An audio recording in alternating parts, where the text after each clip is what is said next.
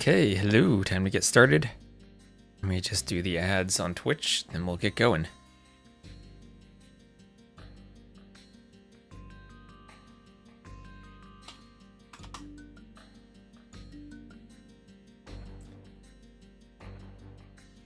Everything opened up here on Twitch. It looks like Jordan's streaming. It looks like Salted Pepper is streaming. Look at that.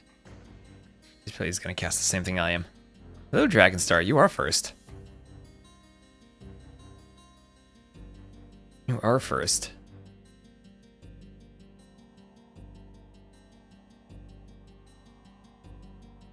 Caster, thank you, thank you.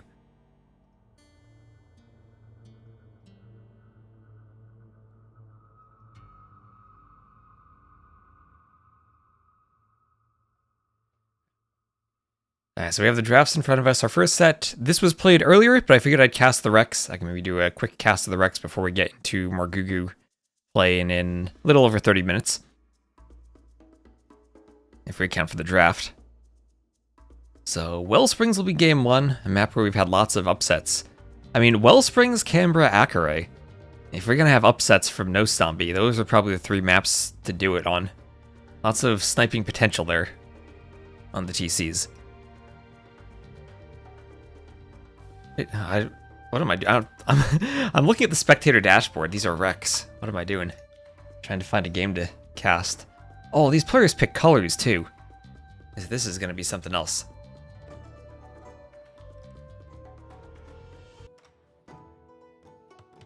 And here we are. So the map is Wellsprings. Let me get OBS on one window so I can see my chat. There we are. We will have Noszombie. He will be playing as the Cyan Portuguese to the northwest. Andy will be playing as the Orange Chinese to the southeast. And they will have a perfectly straight aqueduct. An aqueduct that, as I learned, when it explodes, takes out not only your walls, but also your trees. Now you might be wondering, an aqueduct, why does that explode? I don't know, but it does destroy any one tile. And the entire thing explodes, creating an opening into each of your bases, and also removing all the shorefish that are underneath it. So Andy going to start by taking one sheep, and then head over to those fish. Ooh, look at that sheep doing a little dance there. Thanks, Nilly. And we'll have the Vills all heading over to the mill. Oh, actually, no, we won't. Second sheep being taken. I guess he's the Chinese, so he has to maybe do the build a bit differently to keep the TC running before he goes out to the mill. So only 21 seconds of idle time so far. He's going to be taking a sheep and then doing a house out there. Maybe a bit early on the house. I think he probably would want to maybe wait one more Vill so we can keep the TC running better. We'll see if he has any idle time. If he has no idle time, then it doesn't matter. Okay, now he's moving the sheep away so we can go out to the shorefish. His 3 Vills on the shorefish. That's usually enough to keep your TC running. Especially with the sheep here, if he force drops, should be good. Yeah, there he goes. Alright, no more idle time. Perfect build then from Andy as the Chinese. You start with those 3 extra Vills. And not even 1 Vill worth of idle time making up for it. And he's going to shoot the boar, though. That is interesting. I'm going to hunt the boar instead of just taking the shorefish. Okay. I do like saving the boars for later in case your aqueduct gets destroyed and you lose your fishing eco. Could also just grab the boar from the front, maybe in preference to the one from the back, but no big deal on this map. He's just going to be taking that fish, and as long as he has sheep left over, he'll be fine. We see Noszombie saturating that shorefish, and maybe this is where you really want to be very particular with your pathfinding, and keep some Vills on this side of the shorefish, and don't have them all walking from the backside. Don't want to be in that unfortunate situation where I guess this house Vill came from that side, but still I think you could move them down a bit. Don't want to be in that unfortunate situation where your pathing messes up your build. As we definitely have seen that before. So he's got 6 sheep left, hasn't taken a boar. We'll delete some back walls and go for a lumber camp in the back. Oh, look at that Vill, getting lost in the woods to do that lumber camp. And chop a tree and then build a lumber camp. And then I guess he can go... Oh, actually what he could do so that he doesn't lose too much villager time. He could put 1 Vill on this tree diagonally over there, and then 1 on each of these in the middle. I guess he sent a few too many Vills. Didn't even build the lumber camp. Okay, interesting build there. And triple mill is the way to go. Triple mill. I like the triple mill. I do think it's better when the wall is on the diagonal instead of straight on, because I think you can fit a few more Vills around it. So the aqueduct, of course, does serve as a bit of a break here. I can speed up the Dark Age. We're casting a wreck. Speed up the Dark Age. Ooh, scout fight hill for Noszombie. 5 HP for each of them. As they're up to the feudal age, Andy up a bit faster. He has 300 plus more food collected so far. Here's the second mill for Noszombie. So double mill. Andy's still on 1 mill, but benefiting from being the Chinese, taking both boars actually. Taking both boars. Interesting. I could see taking the sheep early on because you need to keep the TC running as the Chinese, but afterwards, you move out to that shorefish. And we'll have a barracks in the middle from Andy. And it'll be a Winchester-style trush by the looks of it, as Noszombie still's in the Dark Age. And this will be an 18-pop trush. And there he goes, immediately going for the tower. And Noszombie's deciding he's going to send the Vills to fight this. That's... Okay, the downside of towering directly next to the gate, I guess, is that Vills come right out and fight you right away. Maybe he needed to palisade the gate, block that off. Force a delete. But this is a disaster from Andy. The tower goes down, he doesn't get... If he deleted it, he doesn't get all the stone back. He has 127 stone, so at least he can put up another tower. But this is just a full Dark Age Vil fight from Noszombie, and honestly, this is what you have to do when you're an entire uptiming behind and can't do a counter tower sometimes. He has his Vils out there, he's fighting. Gonna try to bring the low HP Vil back. These Vils, they do have Loom. They're getting in, though. That might be a disaster if they get trapped. A couple of spears coming out. This is where now things get a bit tricky for Noszombie. He can bring the numbers and have the Vil advantage. And he can wall this off with a house. Yep. Okay, so he has delayed the tower rush at least enough that it won't be getting in right away. He has opened the gate, though, and the house is much weaker than the gate. Especially if there's a hill bonus. Can't tell if there's a little hill there. And Andy will be doing the tower, but not quite in time with the timing he wanted earlier. Did have to invest a few spears into this. Usually you want to just do archers, and I mean the enemy scout's on 5 HP, or 2 HP, no real point in the spears, but now we'll just have some stone walls going up behind this from Noszombie. He has successfully walled this off. And with all those Vils pulled to fight, doesn't have the food to go for a straightaway fast castle, but maybe in a position where he can do a market, sell some resources, and buy his way up. And good morning, Red Ivy Records, how are you doing? How are you doing? I hope you're having an absolutely lovely day. And I have my coffee here I need to get caught up on drinking. So tower rush there from Andy. Keeps pushing, not quite up yet, and we'll have the defensive tower from Noszombie. So had to pull enough Vils to fight that he can't click up, and we'll have to react to that. Is the shorefish infinite? Essentially, it has 30,000 food on it.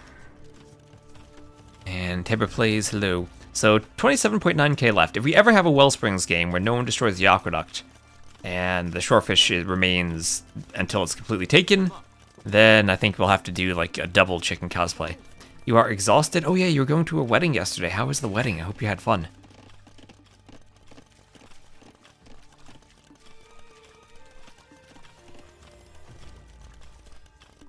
$7:40 a.m. You're still at work. I understand that feeling. When I was in college, I learned the times, and thank you for the follows, that guy with glasses 91. I need to get glasses soon, I can tell my eyesight's going. But back when I was in college, I would learn the time that janitors would start work in different buildings. In the math building, it was 4 a.m. In the computer science complex, it was 5 a.m. Because I would be pulling all-nighters. So Andy using the market to go up. We'll have a defensive workshop and monastery there from Noszombie as he throws up barracks and gets ready to fend off the trush. I'll just keep fast forwarding this just a bit until we feel like we're getting to the action. Oh, you were the photographer too, and the maid of honors.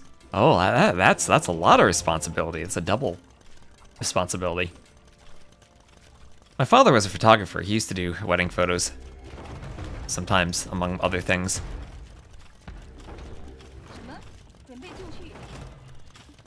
Yeah, Mangonel taking some hits. Andy gonna garrison the tower and fight it off. Archer's just garrisoning there. Should we pronounce this Nos instead of Nas? Instead of Nas?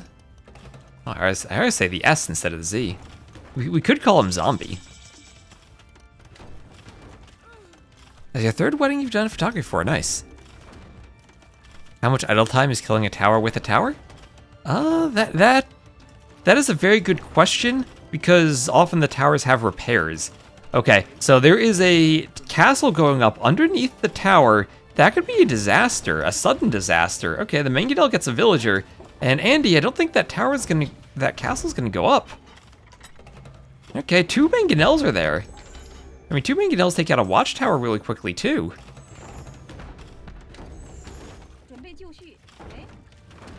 I just need to make sure there are no repairs on the tower. Yeah, take the tower down, then go for the castle, I guess. Monk out, too. Okay, this does not go up. There's no way that goes up. Does Andy have out of the workshop a rocket cart on the way? He's gonna need to get a darn good rocket cart shot. 65 HP on the tower. And the mangonels need to take out that tower before any repairs come in. There's the rocket cart. Now get the rocket cart. They're not even worried about the tower. Just want the rocket cart and they get it. 1 mangonel remains, needs the repairs. Trying to deny that. I think the repairville's still there. Noszombie, hit the tower with something. The mangonel, the Ville, anything. Take it out. There we go. Ville will finish the job. The mangonel's in the minimum range. Another rocket cart will come out, and Noszombie has to make sure he doesn't take an instant hit on the mangonel. Which he slightly does, but he can repair it. More Ville's going over. Spears can go try to fight the rocket cart as the mangonel goes for more Villes. You're drying flowers from the wedding for the bride. You didn't get any rest yet. Oh, that sounds exciting. Okay, conversion on an archer. Repairs on the rocket cart. Archer goes down. This castle's still being mangonelled.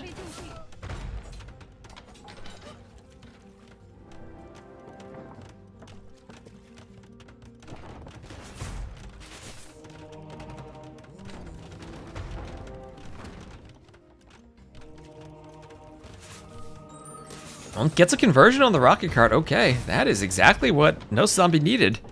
And I think Noszombie's won this game. That is a huge investment from Andy into a castle that does not go up. Here comes another village, and he might make one last-ditch effort to raise the castle. But that's 2 converted rocket carts from the Redemption Portuguese monks. What type of shot can Noszombie get on the villagers? None, he shoots the house. Okay, rocket cart comes from behind, but gets converted. The conversion on the patch where the monks don't even charge correctly. There's the GG from Andy, and Noszombie takes game number 1. And is that 15 to 11 KD? And how many conversions? 6 conversions. Let's go. Starting to pull an upset. Now, usually this map has upsets because of the aqueduct. Here, just because of a castle drop. All right.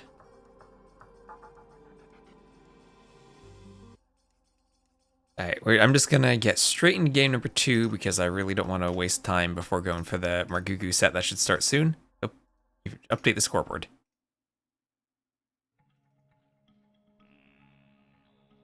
And into game number 2. It shall be on Akare. And again, we will just speed the Dark Age up just a bit. Just a bit. What's the ELO difference? Andy is usually like 2K7. Noszombie is like, what, 2K3, 2K4-ish? These aren't live games, so Capture Age won't show it.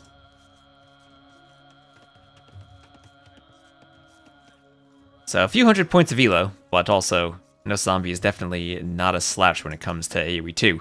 So both players do get their own castles. Also, gotta give them props for picking a wonderful color scheme of cyan versus orange.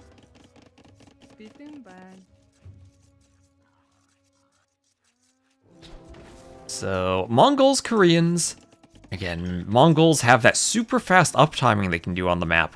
War Wagons, I think, usually do win against Mangudai, although they are more expensive. So we'll have a southern dock from Andy where the fish are big, and a northern dock from Noszombie where the fish are small. And Atomic, hello, hello, hello, hello. How are you doing on this wonderful Sunday? Also, also tomorrow we're gonna do a cooking stream. Cooking stream tomorrow. The flowers reminded me for some reason.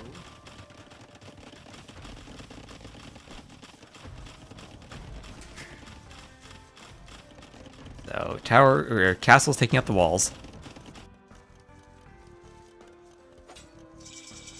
And Andy the first one up as the Mongols market blacksmith. He is up really quickly, going over the gold. And there he goes. So that's 21 vills up. And he's also going over to stone. Now that means he's going to build a castle. And, well, it's sudden death. If you're going to build a castle, the place to build it is forward. Noszombie walling off the front of his TC, so he's going to make sure the castle doesn't come forward. And we'll see how quickly he can get out war wagons to deal with potential Mangudai. Or if there's anything he actually could do to stop the castle. Ooh, who am I cooking? That's the real question. I ordered my HelloFresh food. I grabbed easy ones, so hopefully I can do it without embarrassing myself too much. Okay, so Noszombie wanted the quick gate. Will at the very least... Oh, no. I was going to say at the very least he'd stop the castle from hitting the TC, but he doesn't. The castle can hit it. Especially when Bodkin comes in. He needed that castle 2 tiles back. Oh no, that is a disaster. So much walling and the anti-castle walls. I guess they keep the castle away, but that TC now is in danger. Who else is playing today? Everyone. We have an entire set of games today. We got Margougou and DauT and other people. Too many things on the schedule for me to remember.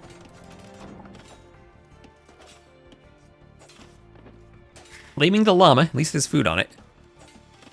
No boar cooking. I did eat a wild boar burger once at a restaurant, but the burger was not a good burger, I have to say. I was not a fan of it.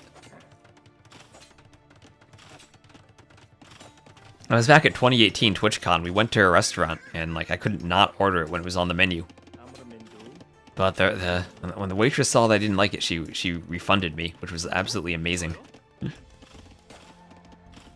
It was not a Chipta burger. I did not eat him. You made strawberry pancakes. Ooh, that sounds lovely, Big Bill. Hello, you sure?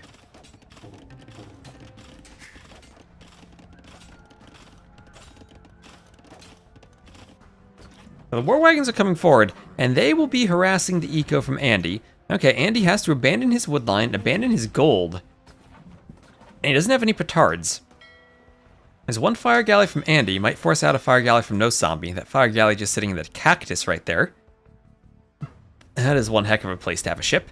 Also, your ships can get a hill bonus. That's lovely. War wagon going to come try to sit in the murder holes range of the castle. And good day to you. Hello everyone on YouTube. Drill Man and VJ.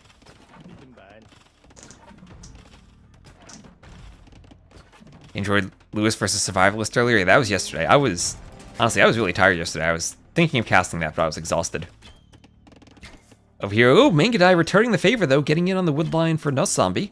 He didn't do a tower on his wood line. He has no stone. He's just trying to pump out war wagons. Remember, war wagons do not have the siege armor class, so no bonus damage against them from Mangudai.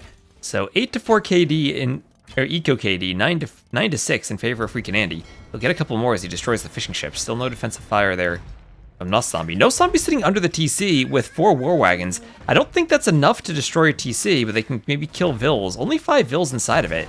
But I don't think Noszombie wants to sit there and lose the war wagons. He is idling a ton of economy, but he could idle the economy by sitting back here. These things do have a lot of pierce armor, but you need more than 3 or 4 to destroy a TC. And now Noszombie, he has to be careful, because if he's taken off a wood, he can't repair his TC. He needs to repair that somehow. And you can't really do a ram push against Mangudai. And hello, Hamphausen, thank you for the follow. War wagons are considered archers. Yes, they are archers, so skirmishers are good against them. Not Mangudai. In terms of their armor classes, it is archer, cav archer, latest melee, pierce, and unique unit. But, importantly, not siege versus the Mangudai. So a ram forward, ram push from Andy, and he's going to push the market. And honestly, it doesn't take much to destroy a TC. That is down to 1,000 hit points. And with how little wood Noszombie has, how little repair vills he has, Andy will just huff and puff and blow that TC down. Right now, no more forward pressure from Noszombie. Did a bit of damage to the TC, but no longer has a war wagon in the back. Vills from Andy are working. And Noszombie doing a rocket cart. So the rocket cart can sit behind the TC and destroy rams if they come forward. TC HP is getting dangerously low.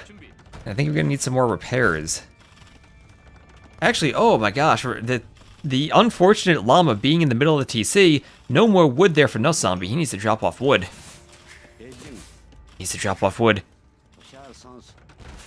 And repair the TC, but it goes down. The ram gets the hit. He was not repairing. Ooh, he could have maybe force dropped and repaired, but yeah, he was in a bad spot. War wagon's still harassing Andy's eco. I mean, the eco KD is close, but I mean, somehow Noszombie has 1,000 more res collected.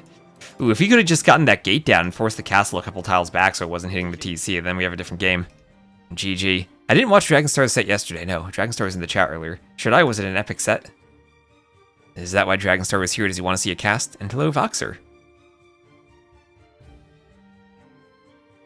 The gate fail was sad. I know the gate was there. It was really close.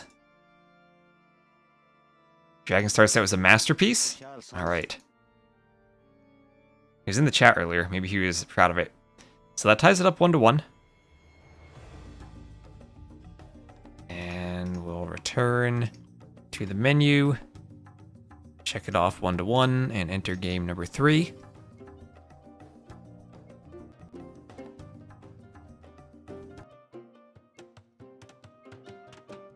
The Korean castle is beautiful. But much better than that F-tier Malay castle, that's for sure. So it will be Byzantines for Noszombie as the cyan player to the west, and Bohemians for Andy as the orange player to the east. And once more, we shall speed up this Dark Age, just to get to the good spot and make sure we're in time to cast the next set. I've really been liking these sudden death games. I think they're a lot of fun. And we have a really interesting map pool for it. None of these fire galleys and small ponds maps. Is Viper playing later today? Is he? I know DauT's playing. Let me check the schedule real quick while we're fast forwarding.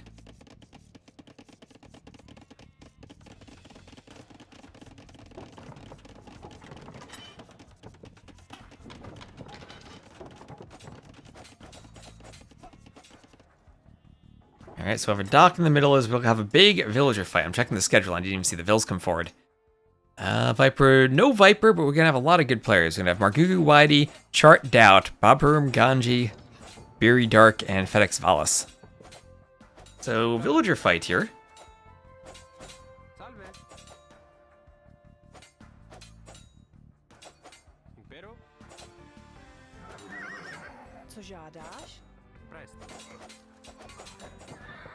Ooh, low HP Vill survives, gets the scout.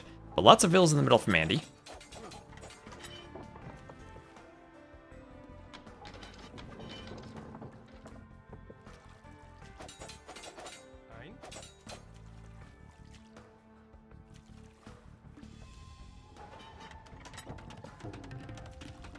And Andy looking to wall. Oh, that house is nice. One wall there, and then one wall over there. And then Noszombie's walled in on this side. Limits the gates from which Noszombie can send Vills forward and backwards. A bit of idle time from Andy. And Noszombie actually now up in eco units since he has the fishing ship out. Another Vill fight. Andy is very adept at Vill fights from all the BF games. I know he's always that Vill fighting player on the flank in Rage Forest. Did a lot of 1TC fast imps there too, so those Vill fight into 1TC gameplay probably does suit his playstyle fairly well.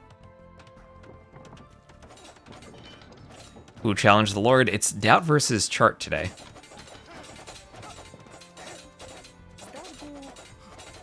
Well, we'll see how much stamina I have for casting. Didn't get too much sleep last night, but that's because I went to bed early and woke up kind of early. And hello, Fartivore. Amongst your favorites? Well, I'm glad you're enjoying it. And it's always one of my favorites, too. I'm glad to be able to co-host it this time.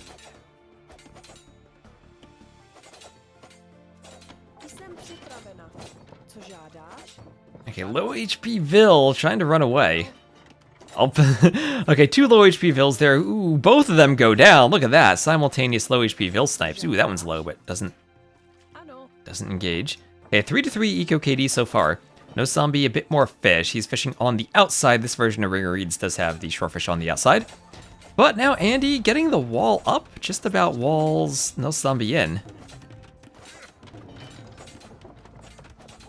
House being attacked.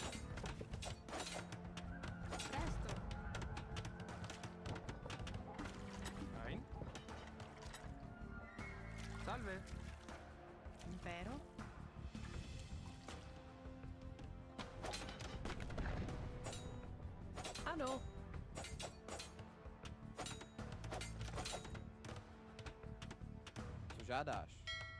Impero? Jsem připraven.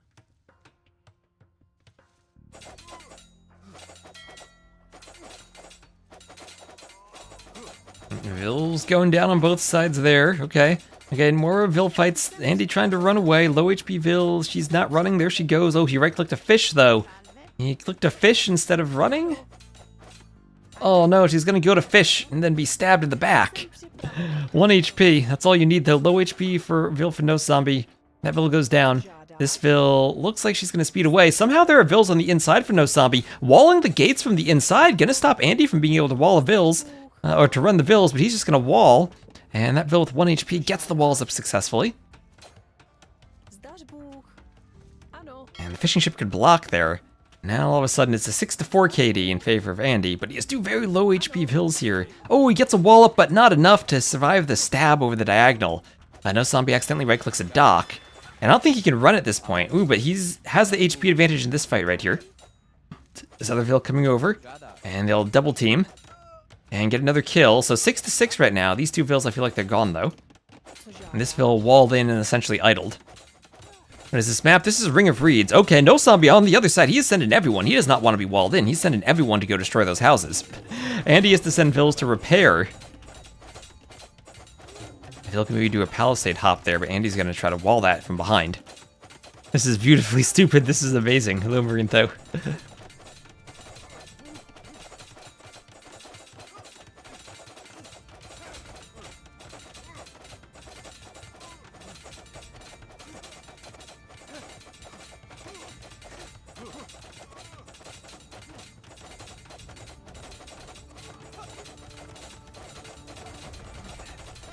These Vils have throwing daggers. These are Kamyuk villagers. Feudal Age. Oh, imagine that. Remember when Incas... Remember the Inca had their blacksmith upgrades in Feudal? Imagine if they had, like, Kamyuk as an upgrade to villagers. Is it more resources effective to attack or repair a Dark Age house? Definitely to repair it. I had experimented with that once, and the answer was by far.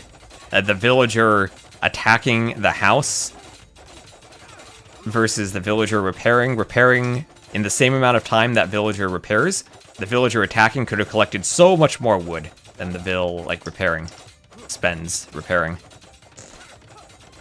So if you're grabbing, like, 2 or 3 Vils and attacking and only 1 Vil's repairing, you are at a huge deficit. Yeah, 10k in prize pool, yes.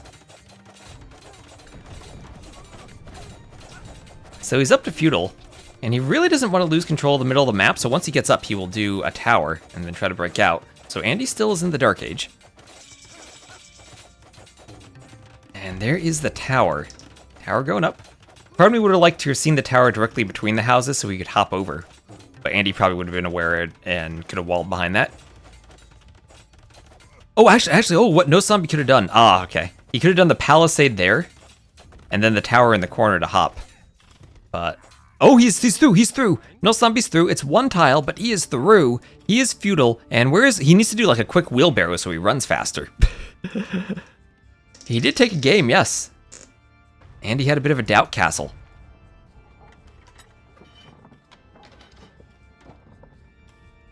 And he's gonna tower in the middle. And behind this, he does still have 7 fishing ships in the back. He is fish booming. He's fish booming. And he's still in the Dark Age somehow. This is a crazy game. There goes a tower. Okay, that tower's not going to go up. And Andy's sending his entire village forward to fight. Somehow... oh, and he's walled. He's walled. Oh gosh, this could be a disaster if these Vils are all trapped in the middle. Andy's still not up to Feudal, but I guess you don't need to be Feudal to fight with Vils. And he's sending everyone, trying to keep these Vils walled out so we can take a big fight in the middle and just have more Vils there.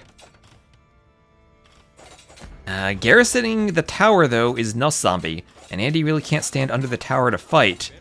He's gonna lose Vils there. And then so is Noszombie. Okay, and he's gonna try to break out again, gonna go for that house. Has to be careful with the low HP Vils he has in the back. Low HP Vil there from Andy. The Vil that was forward here did die. Although Andy's open, if Noszombie gets another Vil forward, he could try to wall off Andy again. I put on a show for the viewer. So there is another tower. Andy just about to click up to Feudal, maybe? He somehow needs to drop that food off. He needs to pathfind to the mill, maybe? As if you click up, there he goes, and get a demo. He gets some epic demos in the middle with all this villager fighting. Still no wheelbarrow for Noszombie. And on the outside, Andy has DauT, so he'll have some food income out there. And maybe it's time to get a fire ship forward for Noszombie, just in case Andy does get up. Or at least Q1 once he sees Andy up.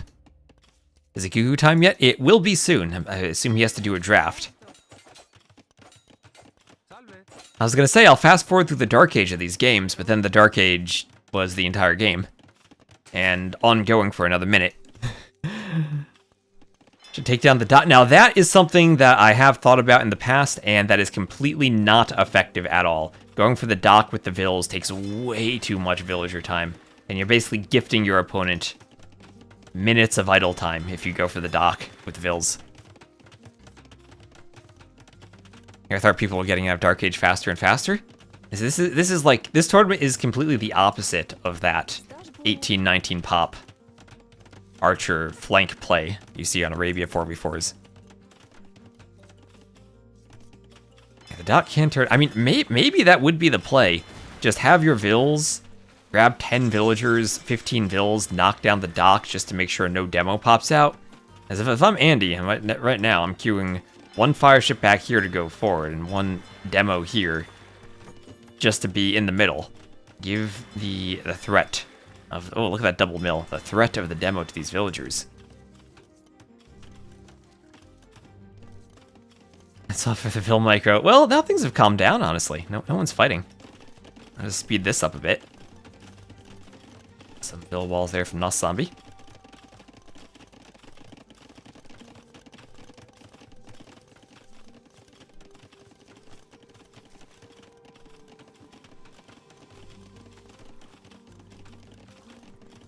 So Andy using the market he's selling. He's going to go up to the Castle Age first. So he was Dark Age long enough that he can just turn this into a, I won't call it a fast castle, but a direct castle. Fishing ship went down. That's what that sound was. I thought it was a demo for a second. So on the other side, we'll have one fire galley coming forward here for Noszombie. Defensive fire there for Andy. And with the repair vills, that shouldn't be a problem for him to deal with. Maybe Noszombie should have done a demo forward here earlier. Now, that would have been sick if he had snuck a demo there to the middle while he was, or to the outside while he was Vill fighting in the middle. And yeah, now a fire galley in the middle for Andy. Why is doing a fire galley instead of a demo? I don't know. He must not like fun.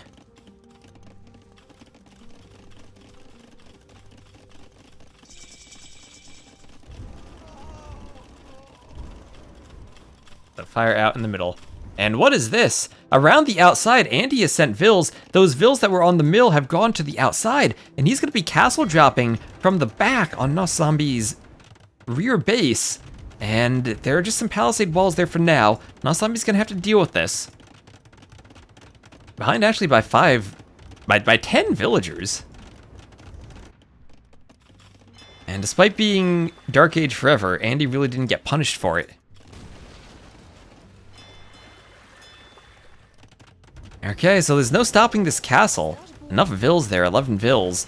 And that's also going to disrupt the fishing eco. Oh, what a beautiful castle. Takes the second gold mine. Stops the dock. And threatens the castle as a ram push comes in. Again, Andy going rams. He's going to have to hope there's a hole behind those palisades. There might not be. I can't tell if there's... I think there is. I think this is actually walled off behind the palisades. So he's going to have to go through the blacksmith first.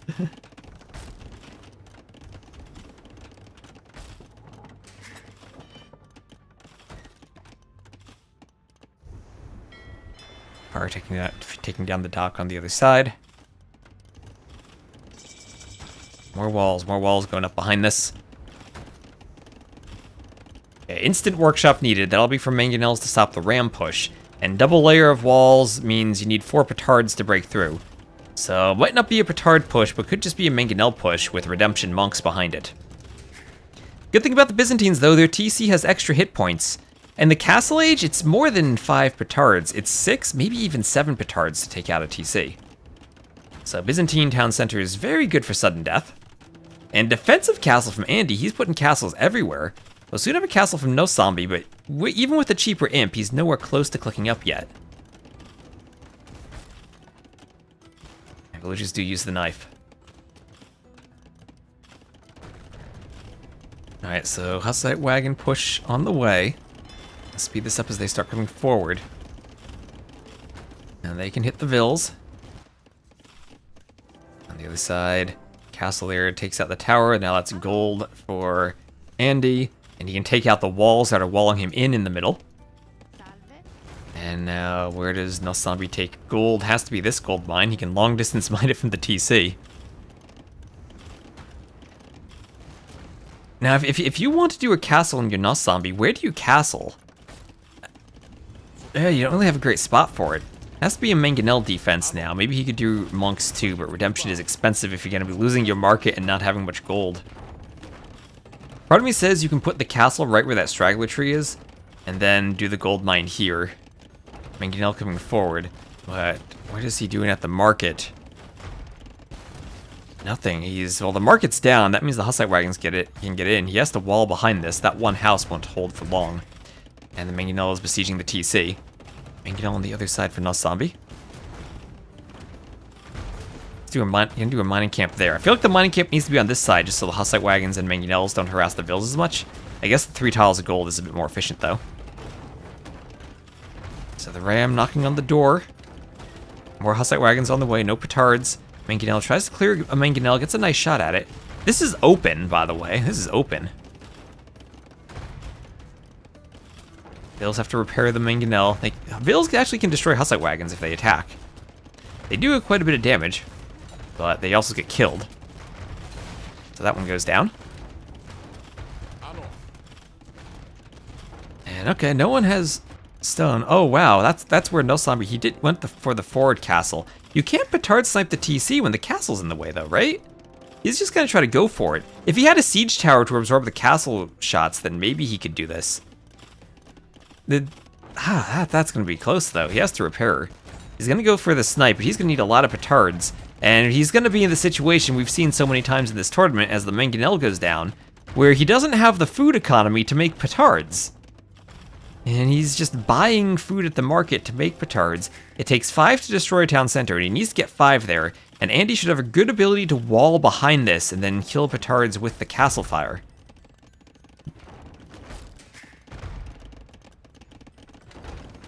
And thank you, Mystreak77 for the follow. Alright, so we need to keep an eye on 2 things. This TC is going down, the ram push is coming in. Only 3 petards, so not enough to go for the snipe yet. The vills have to repair, they also have to destroy the rams, but Mangonels can destroy the vills under the TC. And this TC is going to go down. This TC is going down. Mangonel volleys come in. Under 208 HP. The rams are just being cleaned. The TC is 0 HP. There he goes, and Andy takes it. And he takes a 2-1 lead. And Spooky Speckle, thank you for the follow. And walk in the castle blind spot? What do you mean castle blind spot? Do I cast that set after this? Yes, I will. Yes, I will. I'll have 1 or 2 more games here. We'll try to go through them rather quickly. So these are played earlier today, so they are Rex, and I just need to hop into the new one while I update the scoreboard. Thank you, Johnny, for the follow.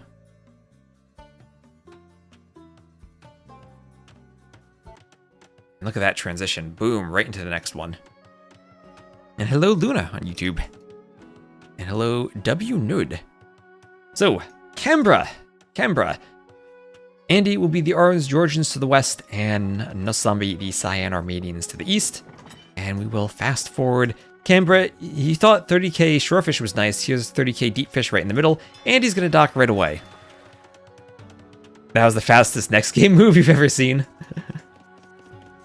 You gotta get to Margougou. There ain't no doors gonna block us off from casting him. Oh, Bullet Chen! Hello, Bullet Chen. Hello, you handsome man. Welcome to the chat. Nice to see you around. Alright, so Boar's under the TC there. We'll have a dock forward from Noszombie. Both players going to be fishing in the middle. So Georgians, Armenians, we might see some epic fortified church battles.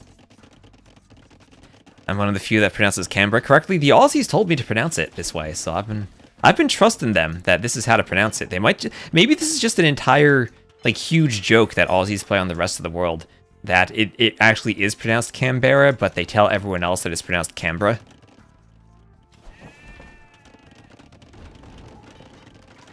I don't know, maybe I'm just a victim of a cruel joke.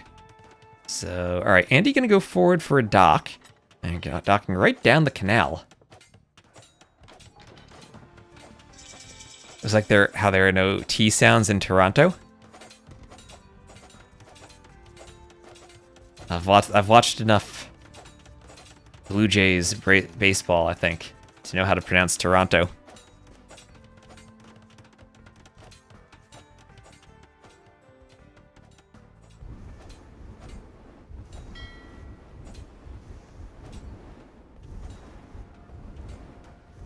Canberra from Google Translate. I've just been told Canberra. No extra at the end. Alright, so Andy hitting the wall with the scout, getting the fires out first, double docks, and still Dark Age for Noszombie, so no defending the fish at this point. But Noszombie does have the eco set up where he's getting ready to go fast castle, so giving up the water there just for the fast castle. Might be able to retake it upon hitting the castle age if he can just get a couple of fire galleys queued in the dock and feudal, then immediately do fire ship when he hits castle. We'll see if he's able to click up. He'll be doing the blacksmith in the market, and only 2 on gold, so he might have a tiny bit of idle time, but he's pretty close to going up. I'm saying it right. T-Ware. Armenian's unique unit is very hard to counter by Georgians. The composite bowmen. Gotta be careful with how you micro them. But yeah, Monospas do a very low HP. So maybe composite bowmen could do well against them. As an Aussie, I do like how similar the map is to Lake Burley, Griffin, and Canberra. 100% correct. Aussies are lazy, all long words get shortened.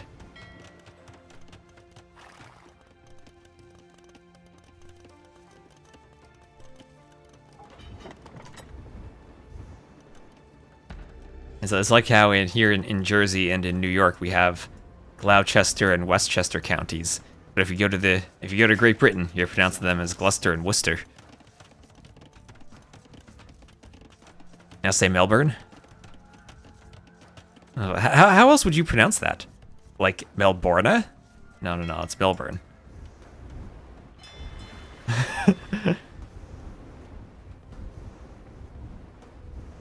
Meb.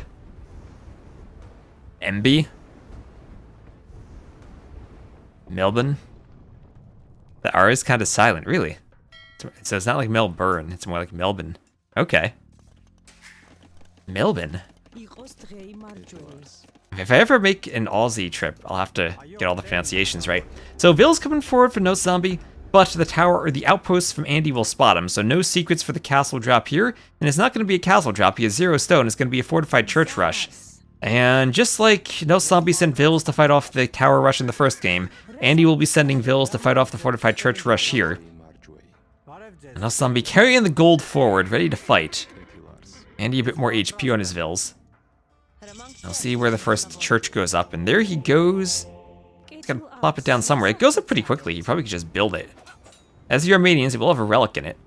Andy enough Vills forward to fight this, 8-7. But Andy has a couple of scouts. So maybe is this just more Vills? Can he grab more Vills and send them forward? I don't know. How many Vills does he have? Well, he has 26 Vills. So since Andy stayed feudal more, I guess he has more Vills. Has a Vill advantage still. Melbourne and Canberra. Perfect.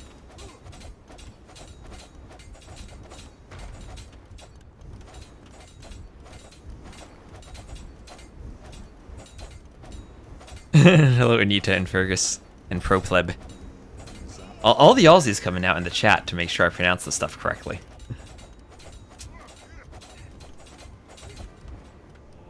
So forward fortified church from Andy. Oh, that's a barracks. I saw a 3x3 foundation and thought it was a church, but no, it's a defensive barracks there from Noszombie. Monks on the way. I guess he can do... Okay, so that's an aggressive church. I guess he can do warrior priests. Are they useful? I don't know. But... Oh wait, that's the defensive church from Noszombie. Okay, defensive church. There's the aggressive church from Andy. So it's time for fortified churches, but I'm sure Andy's more than happy to do this because he is the fish. And having won the water without a redock from Noszombie, Andy's going to have far more res collected because of this fish. Look at that, 6 fishing ships. Fishing away on a deep fish. Time for him to move the galleys and do a second dock so we can surround it properly. Or any break at work and during the games. Hello, Burke. I don't know, so I'm not going to say Melbourne anymore, now that we know it's Melbourne. Oh, thank you, Burke, for sending a gift membership to the chat. Apparently, we've learned on YouTube that you need to, like, turn on the ability to accept gifted memberships. So sometimes we'll have people in the chat, and there'll be no one else in the chat who's actually gone into their settings and turned that on, so they end up gifting a membership to themselves, and they receive their own gift. Which I think is pretty funny. YouTube's kind of crazy like that, though.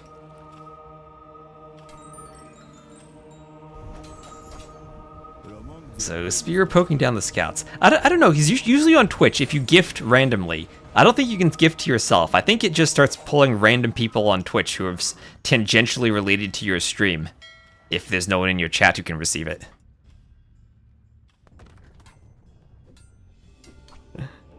Well, thank you very much for the gifty. Yeah, I messed up with the early castle play. Needed more vills in that fight, but a couple of scouts there from Andy helped deter that. Maybe the answer would have been immediately put the church in the middle on the dock, and then you can use the church to fight the water and try to stop the fish. Like this church could have been his first one. Instead of going forward for the church, you go like here for the church, and then you take the water. While maybe trying to dock at home. You know what's also crazy? You wasn't even watching when you just got the membership. Well, I guess you're here now. Hello, Rumia. Did you get like a notification on YouTube that says you received a gift? It might be YouTube searching for the random people to send a gift to.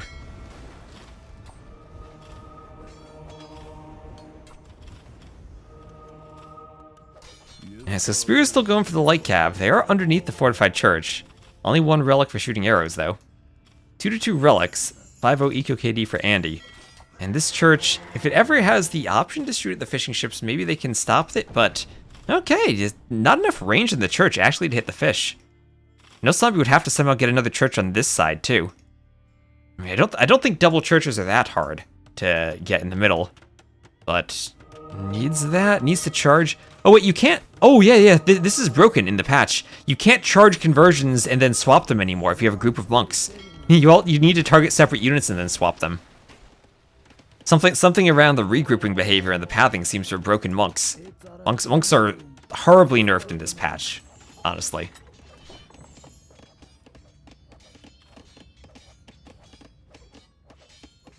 You're here after getting the email for getting the gift. Alright, ram push from Andy, and looks like he's going to go for the TC. Where's the workshop? The workshop's forward still. And he's not that far away from pushing the TC. You really can't mangonel push fortified churches all that well, but you can ram push them. Didn't monks need a nerf? No, don't touch the monks. Monks are perfectly fine. Monks have been nerfed so many times recently, it's insane.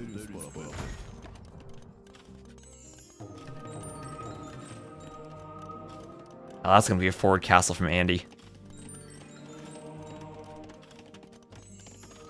Monks were never OP. I feel like the monk rush was always a very balanced strategy. And now it's just been nerfed. Okay, there's the GG from Noszombie. And 3-1 win for Andy. 17-6 KD. Much more res collected. And boom, he will advance. But Noszombie picks up a win there. Nice upset in game number 1 for him. And honestly, a quick gate turns game number 2 completely around if he stops the castle from hitting his TC. Yeah, we just saw monks getting countered by 3 scouts. So we are going to, we'll just quickly give Andy the win. And then we're going to reset the scoreboard. As it's going to be Margougou versus, and who is Margougou playing again? It is Margougou versus Whitey. I never know how to, whether to call him Wide or Whitey, but I'll just put Whitey because that's what it says on the dashboard. And they're probably in game right now, so let me just hop into their game. And then we'll update the drafts afterwards.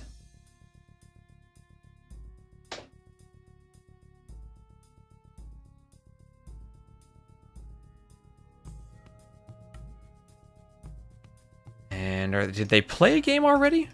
If they did, we'll speedcast it.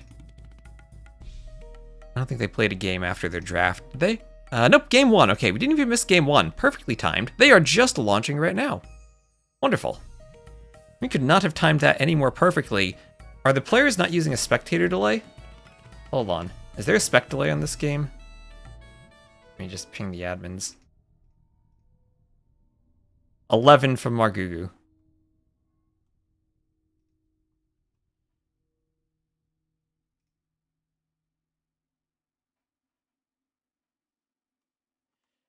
All right.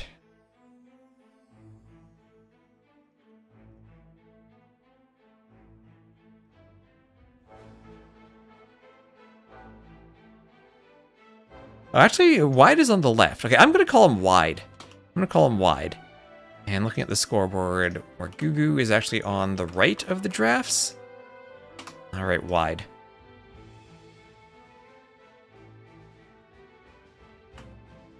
And let me get this set up.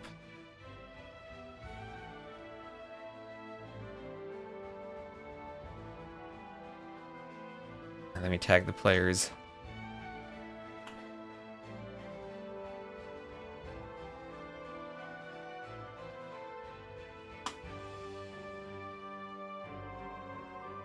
There we are. I don't know what they resigned over, if it wasn't the spec delay, but at least we'll get this fixed.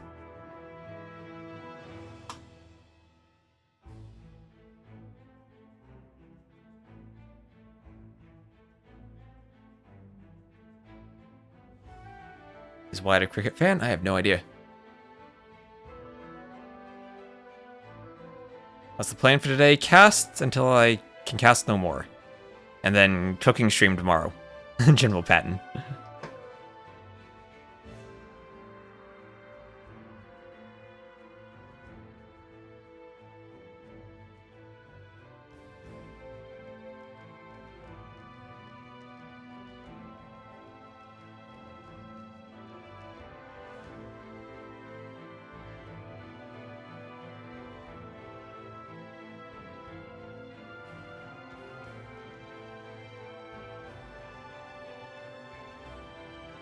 I'll work once I start spectating. All right. Also, let's give a shout out to John Slow, who's co-hosting this event.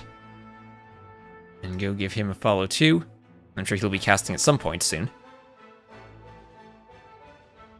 However, last weekend he wasn't casting, so he had to get a root canal at his dentist, which sounds very painful. Has the weather started cooling? Yes, Bailo, I am. It is not even the end of August, and I am cold, and the leaves on the trees are turning already. It is no longer summer. It is full on fall now. Why the dice? That is when someone doesn't pick in time, and the pick gets randomed for them if they don't pick in time. That is what the rotating die means.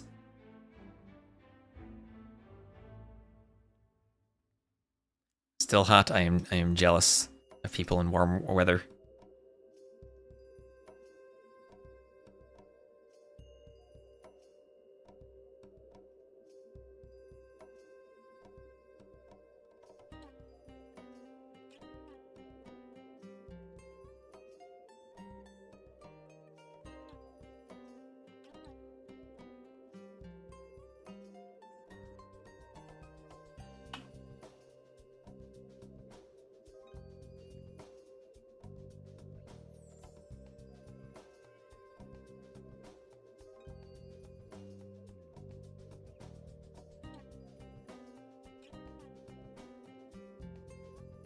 Or am I? I'm in Jersey. I mean, outside it's 68 right now, which isn't that cold, but like overnight and in the mornings when I go for a walk or when I get my coffee in the morning, then it's nice and cold. It's down in the 50s. As much as I like fall weather, it's too early for it. All right, they've launched and get into the game properly this time. Hopefully they have a spec delay.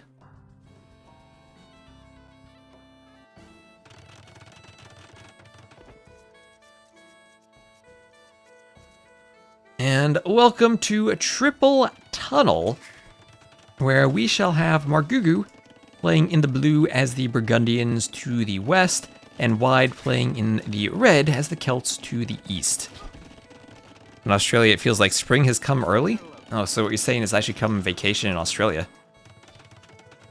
Hello from Athens, Greece. Oh gosh, that sounds warmer than Jersey right now.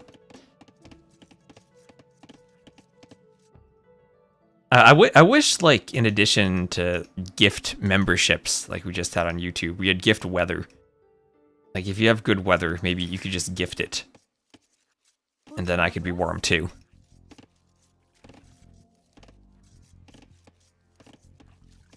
In Italy 2 weeks ago. I'm still deciding if I want to go to the Italy meetup. That's just a lot of traveling for a couple of days. As much as I love meetups. There's a barracks for Wide. And Loom on the way for Wide, Loom on the way for Margougou. He's up. So 20 villager up for Margougou. 20 villager up for Wide. Just a tiny bit more idle TC time. Celts versus Burgundians. Burgundians should have good monks for this matchup. No heresy for them, but they do have redemption. And good bombard cannons for the late game. So if it goes late, I think that could be a bit of a worry for the Celts, but it is sudden death, so it might not go late. And we're already going to have some militia on the way out for Wide. Maybe looking to teach Margougou a lesson with some new men-at-arms as the scout comes around, finds the villain in the back. The magpies you feed every spring have had an early chick, so the animal certainly thinks it's spring in Australia. Okay. Well, TOS definitely thinks it's fall here in Jersey.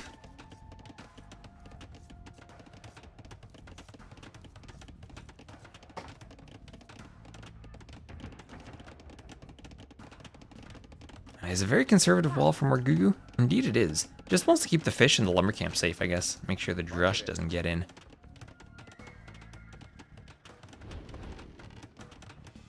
Italy meetup? Yes, there's an Italy meetup. There's like a land thing at some resort in northern Italy at the end of September.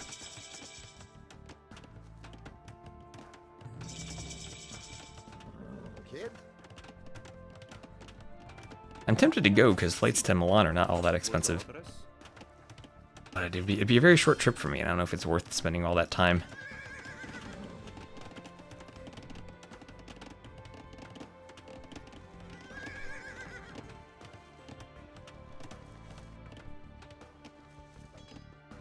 In the country in late September? Yep. I think they want to have things like booked out by the end of the month though, so I guess try to find the Discord. You message me if you want the Discord link after I'm done streaming if you can't find it. So men-at-arms here pushing the wall over here. Raided and destroyed house real quick. Well, I'm also going to be at TwitchCon in October if anyone else is going to be there in San Diego. That'll hopefully be warm, even at the end of October. The scouts fighting each other as the spear comes forward. Ooh, goes down though, goes down. And the wall at least working for Margougou, who's trying to go skirms. This will be the skirm nerf patch where they're created more slowly. We'll see how much that affects Margougou's defense. We'll have a very forward wall here from Wide. We have seen how walls can backfire on this map if sneak vills get on the opposite sides of them. That's with the Dessaster spelling? That's just how John Slow pronounces it, I guess.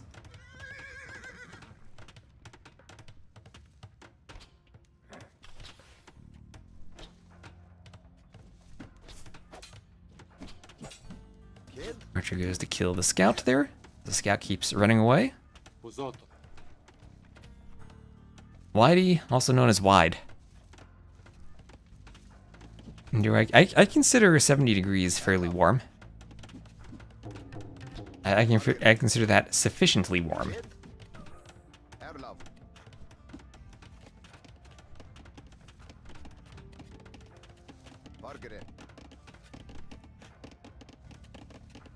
The dashboard calls him Widey. The Y.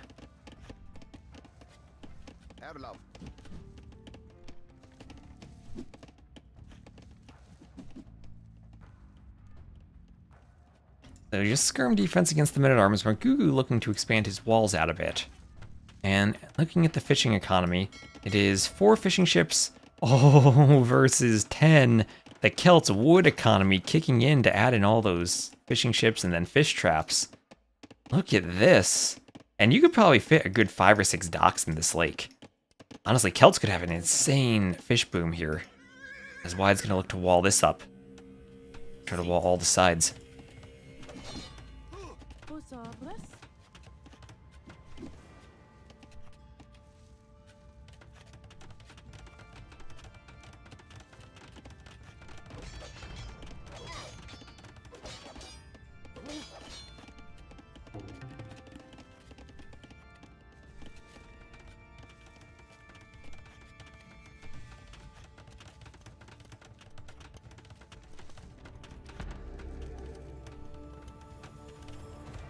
The entire map outside of his base belongs to him. He's going to have all 3 tunnels triple walled.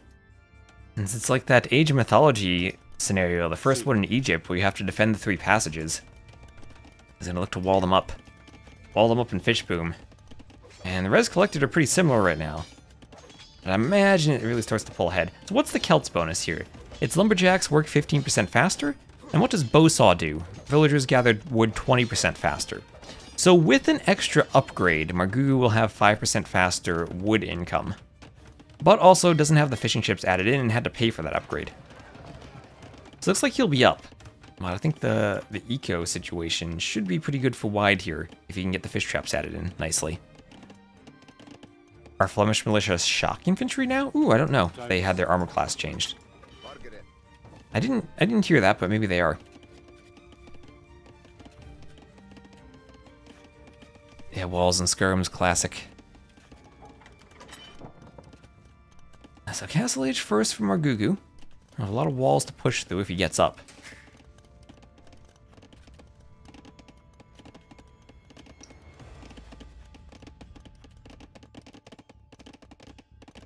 And Wide just going to keep adding in more fish traps. That's 10 already. And add a shorefish now so we can start doing a couple more. Up to the Castle Age. Here's where you can think about gill nets and then even more docks for more fish. On 1 TC, putting a ton of vills on wood and then not being limited by TC space as you can pump fish for docks has to be a good feeling on sudden death.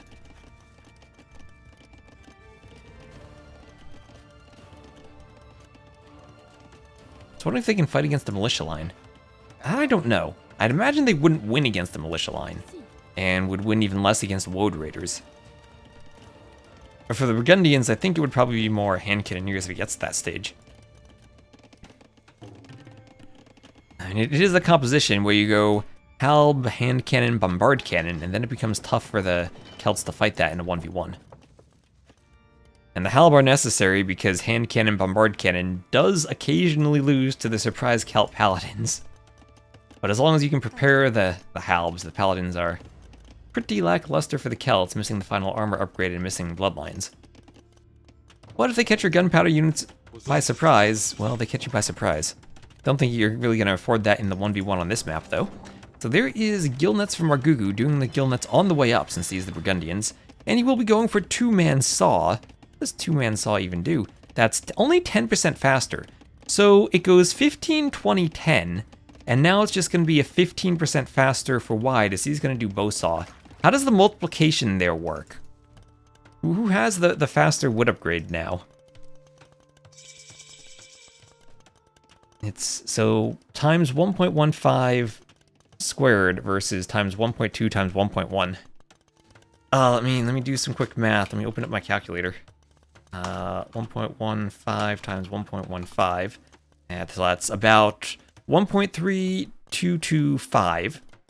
Or exactly that, versus 1.2 times 1.1, which is, okay, ever so slightly by 0.0025 wood per unit of time. The Celts will have the better wood eco. By the slightest of margins. Well, they both have double bit axe, right? They both have double bit axe. I'm talking about once a bow saw comes in. So it's Celt bonus and bow saw versus bow saw and 2-man saw. So Celt bonus is just a bit better. You're gonna use that fact to impress the ladies at parties. It's something similar, like Britons gather from their herdables, their sheep-like animals, ever so slightly faster than they do from hunt. And what is this? All the fishing ships have paid off for Wide as he's able to click Imp directly behind this push to the Castle Age. And he is still walled on all sides, a couple Castilier and Petards coming out, but at least he's going to be walled behind this here. Now, it'd be much better to have another layer of walls out there, but at least he'll stop that from getting into his eco. He sees that it's coming in. There he goes. There's Margougou. And you have to protect the TC. And he's going to give Margougou space to maybe do a castle drop and push. Bills need to get this wall up. That's actually a pretty big wall there. He's going to speed wall it. 0.0025. Well, he doesn't have that until he does Bowsaw. And with how quickly he's clicking up to Imp, you might not even think to click Bowsaw. Which I think he really does need. And he has a lot of fish traps now. 16 fish traps. That's his food eco. Margougou did the second dock, but only 8 fishing ships in total now. Doesn't even have the fish traps working. Can't click it. There you go. Only 6 fish traps. And he's doing farms. So farming eco for Margougou versus fish trap eco for the Celts. One tile wall not up. If that monk can get a conversion, can he get an insta? No, the Castilier run away. The Celts bonus stacked additively? Nope, it's a multiplier. You multiply... all the wood bonuses are multipliers. Unless I'm wrong about that, I'm pretty sure they're all multipliers. Why doesn't my calculation make sense? Let me double check this then. Let me open the Advanced Genie editor.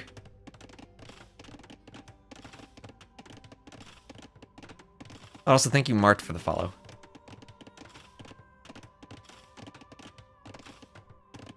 X.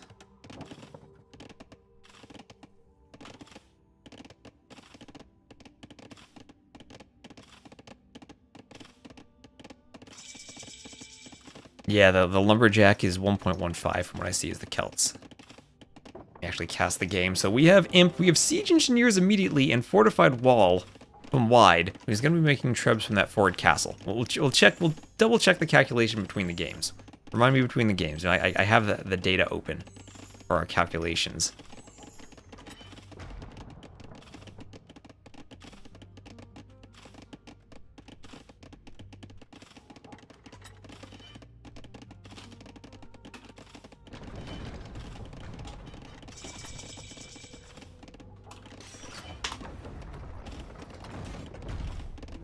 Tyrone is still in the AoE scene. I have no idea who that is. So, Treb pushed on the castle. Chemistry on the way from Margougou. He's going to be looking to get bombard cannons out. So, better eco for Wide so far as the Celts. He did stop the follow-up from the Petard push. Would be lovely if he could get another Vill out to re-wall that, but don't think he can. Well, he could. He could just send one and try. But he doesn't know if Margougou's maybe hoovering around with maybe one Castilier.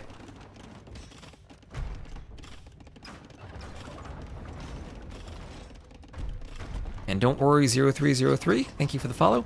First castle goes down, and Celts don't get the last wood upgrade, of course, because they have such a good bonus. So Treb's going for the castle.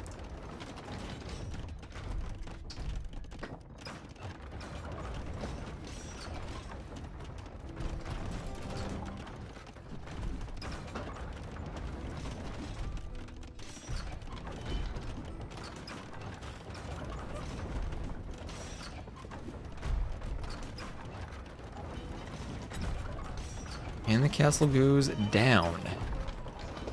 As a gate held open for a moment, the castle will stop that. And now that's 2 castles down. Wide not going to engage in the Treb fight. Actually 3 Trebs versus 2 with more repairs. He probably could have fought that.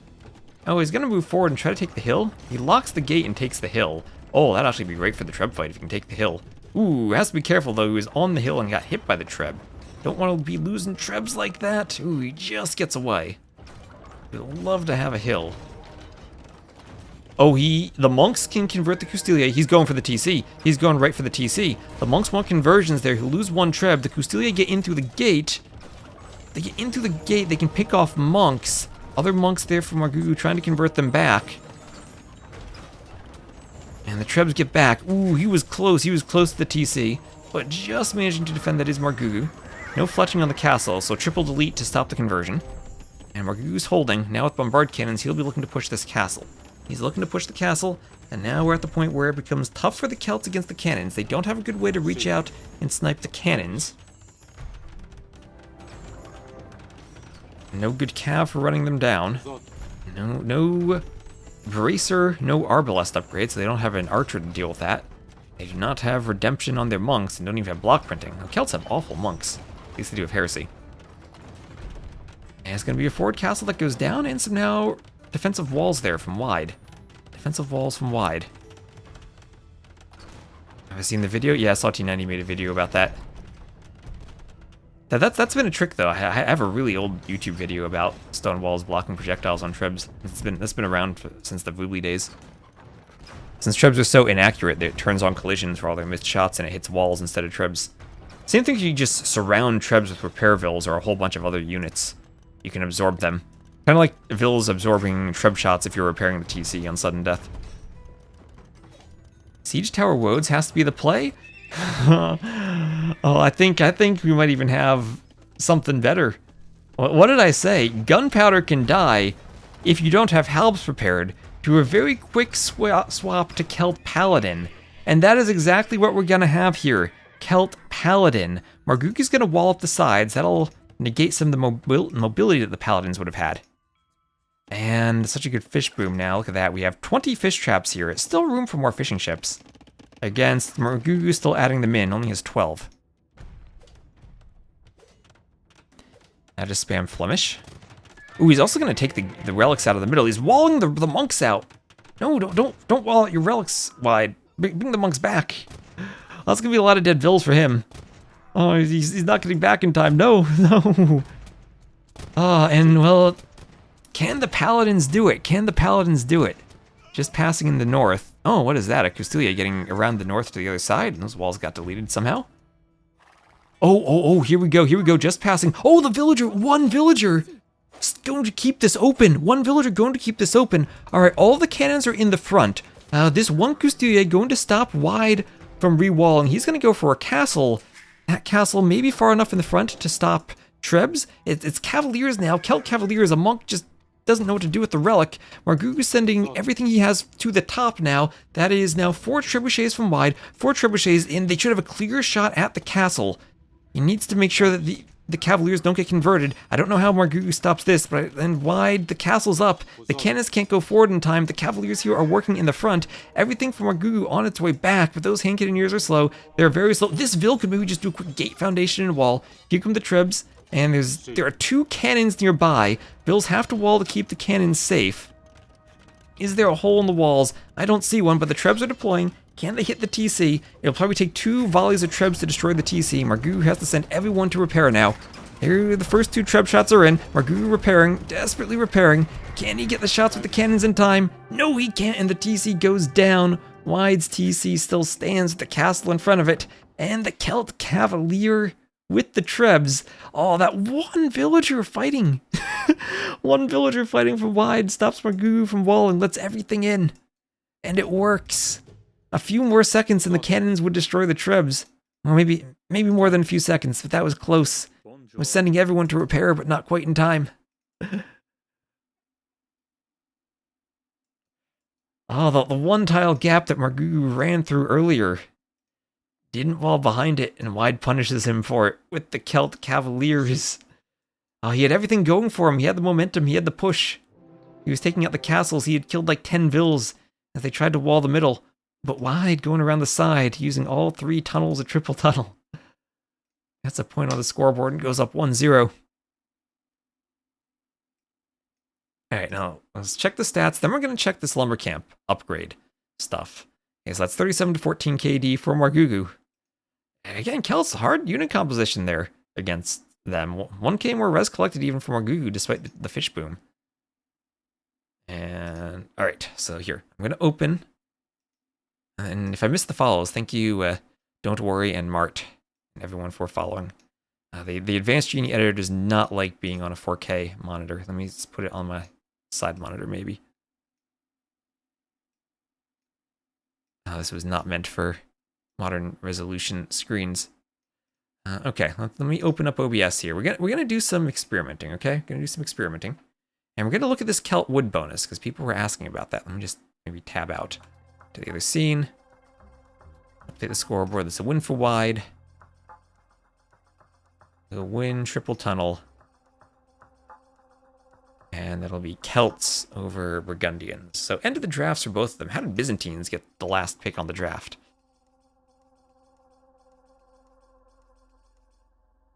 No Celts. You haven't seen 8-pop Chimera Scouts. That is a very fast uptime.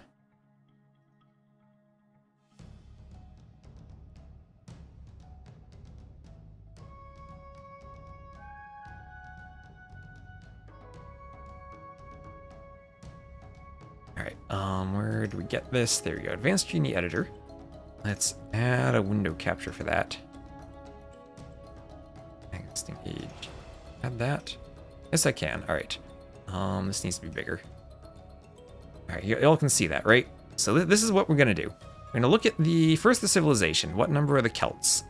Celts are 13. Okay, we go to text, we go C, 13, and we check for civilization. Celts. So bonus lumberjacks 15% faster. That is effect 384 and 384. That is lumberjack, attribute 13. Work rate, types amount 1.15, and multiplier. So it's a 1.15 multiplier. And then we also look at, so they don't have two-man saw. And then we look at, so we go for then two-man saw, which is 1.1. So at the end, all things considered, it is, these are all multipliers, right? Multipliers. So two-man saw, bow saw is 1.2, and double bit axe is 1.2. So it's, they each have 1.2 times 1.2. And then at the end, it's times 1.1 versus times 1.15. So with two-man saw, Celts in the Castle Age will still be ever so slightly faster. Yes. There we are. Exactly, as you type in the chat. Exactly. There. So yeah, 1.2 times 1.2 times 1.1 is 1.58. And Celts 1.2 times 1.2 times 1.15 is 1.66. So fractions of a multiplication there. There we go. I think maybe I was a bit confused when I talked in the game. I said the difference in the multiplier versus the difference in the overall work rate. So that still is the difference in the multiplier. You need to multiply both of those numbers by the base work rate of the lumberjack, and then you'll get the difference.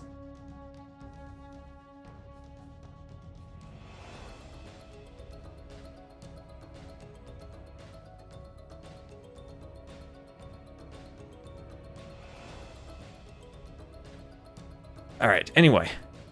That's enough nerding. They're in the next game, and it is Akare. Let's get this going.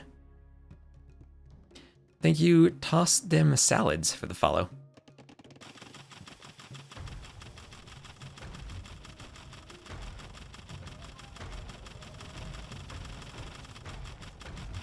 Yeah, Bossal's insane. So we'll have wide as the Berbers to the west and Margougou as the Spanish to the east. And this map goes by so fast, I feel like conquistadors usually are better early on than camel archers. Although once you get ballistics, maybe the camel archers scale faster. You could also see donkeys from Margougou to counter camel archers. Do they counter camel archers? Maybe. Do donkeys? They don't count as cav archers, right? Missionaries don't count as cav archers for their armor classes. I mean, maybe they should. They're ranged on an animal. Armenians are also, oh gosh, don't talk about Armenians. They're mule carts. That's even more math we have to do. Or was it just for faster vills walking to do the forward castle? That could be the play too. That could be the play.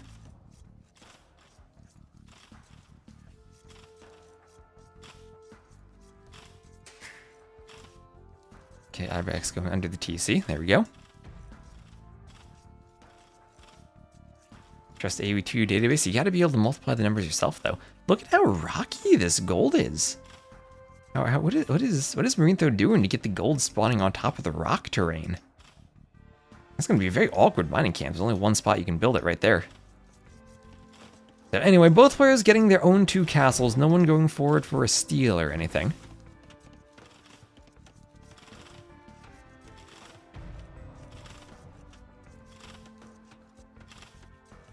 That's my version of thanks, Marintho. No, I'm just genuinely curious because usually resources have like a terrain restriction so they don't spawn on top of the rocks. I've seen this like consistently. They're on top of the rock. I'm wondering what you're doing. Maybe some type of placeholder shenanigans or terrain restriction changes. I mean, there's lots of ways to do it. I'm just surprised that it's happening. Okay, and wide. Finishing off the board with the Vills. FX coming in.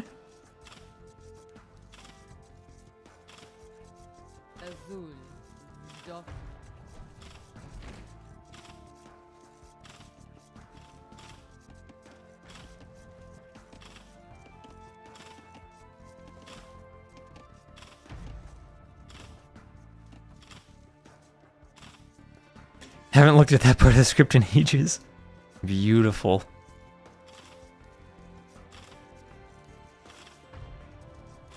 Is there a low elo tournament? Someone's trying to organize a silver league in the event Discord. So if you join the Discord, you can grab that. I think if Marintho, if you have a link to the Discord, you could paste. That'd be great. What patch are they playing? The current patch. What is a Berber unique tech? They have 2 unique techs. They have the castles work 25% faster, and camel units regenerate 15 HP per minute. Oh, actually, castles work 25% faster. Since these are Gaia castles, does that actually apply when they research it? That might not apply to them, or to the starting castles.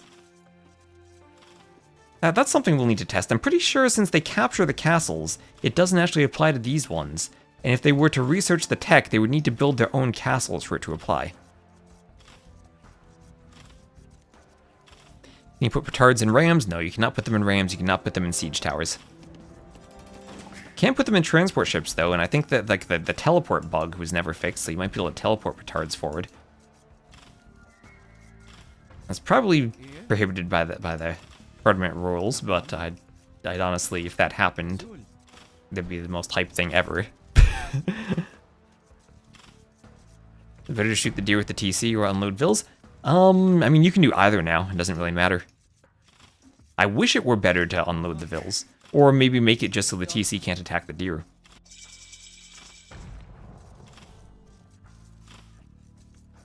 So Camel Archer versus Conch? Probably. Is anyone docking? Yes, we'll have a northern dock from Margougou trying to camouflage himself in the water with that blue color. And he will have access maybe to the relics later on, but does not have any deep fish. All the deep fish are to the south. Hello, Major Blazer. Camel Archers are better. That's an it depends matchup. I feel like early on the Conchs have so much attack they still win. But in the long run, when you get a lot of upgrades and you get a bigger mass going with the extra range and easier to micro, easier to hit stuff with ballistics, Camel Archers scale a bit better. If I go unique units, you can go petards. I think both Conchs and Camel Archers should be pretty adept at sniping off petards if they try to go straight for the TC. We have seen players go straight petard and win that way. But we've also seen, I think Draken did a great job with the Genoese crossbowmen of stopping the petards before they got forward.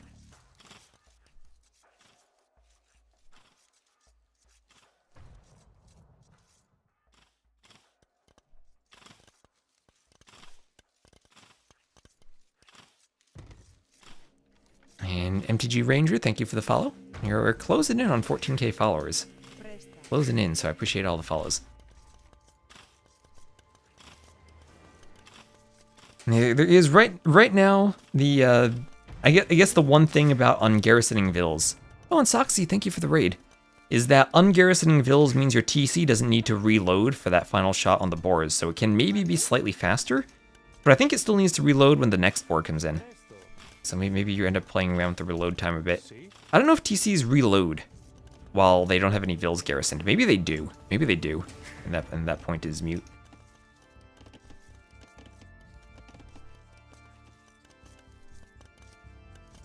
DLC rock is layered over by a land beach terrain.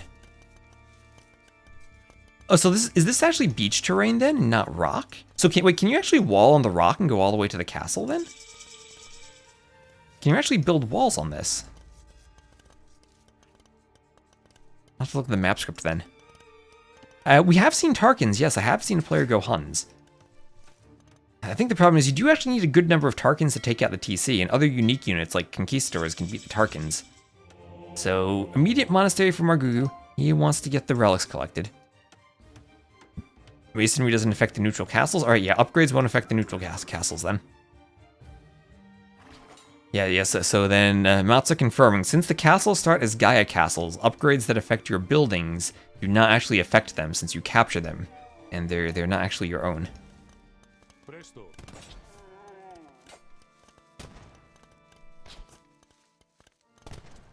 And it definitely is possible to do some hacky stuff in the map script to be able to spawn the castles as your own. But that can definitely take some hacks.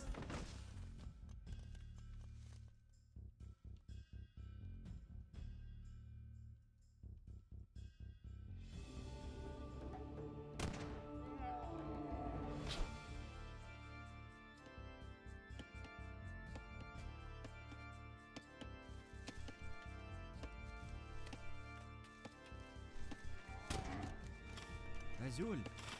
Sí. Y... Dos. Mande. Presto. Konk's gonna run away from the camels. Camels trying to snipe them off. Sí.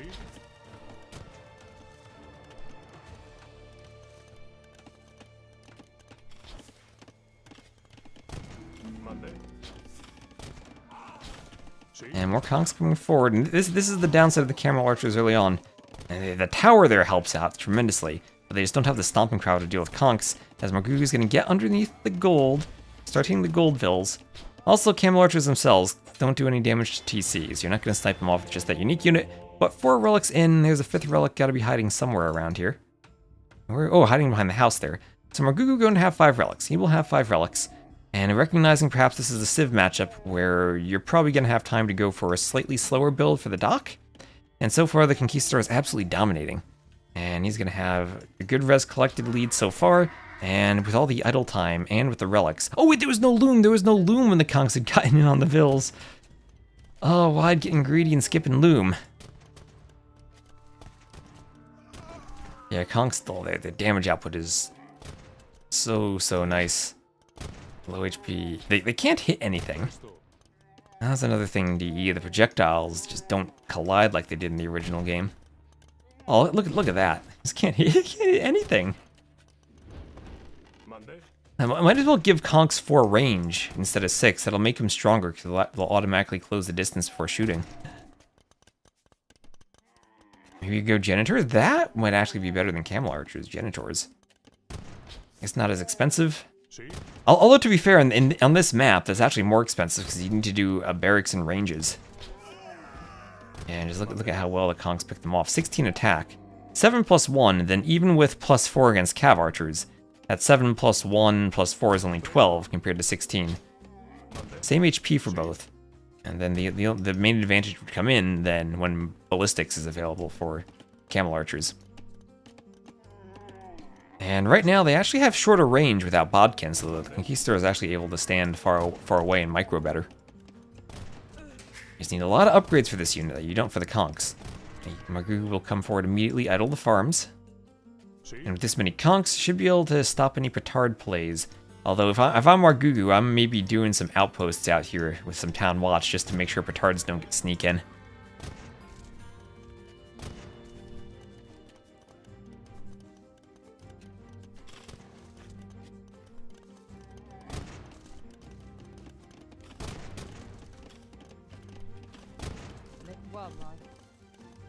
Want to see someone go to stone, both players asking to get castle dropped? Are you really asking to get castle dropped with this many unique units? Maybe if you're then going to be forcing a fight. So there is Ballistics, and now Wide's got to hope that Ballistics turns the tide of this fight. I think he still really needs Bodkin.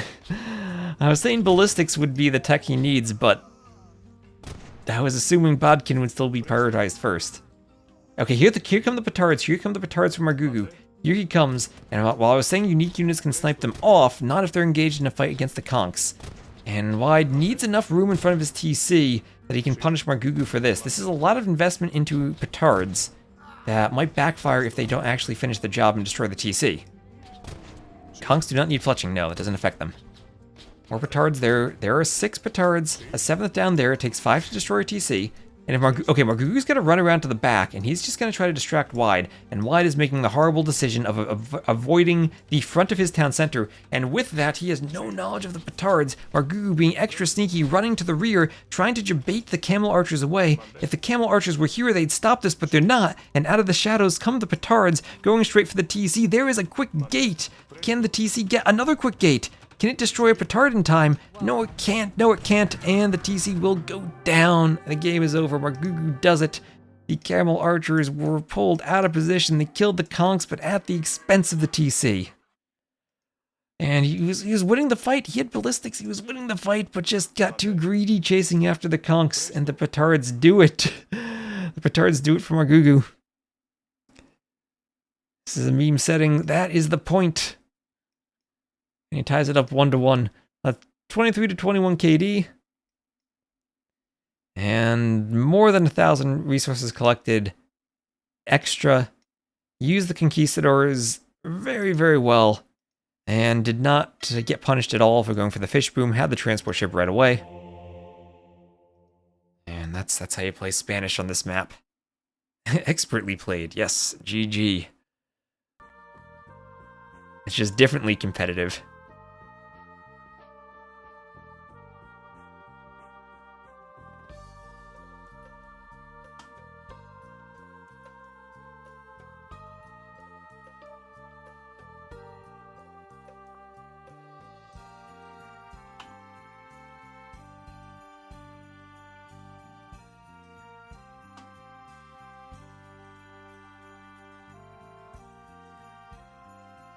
Skirms her skill.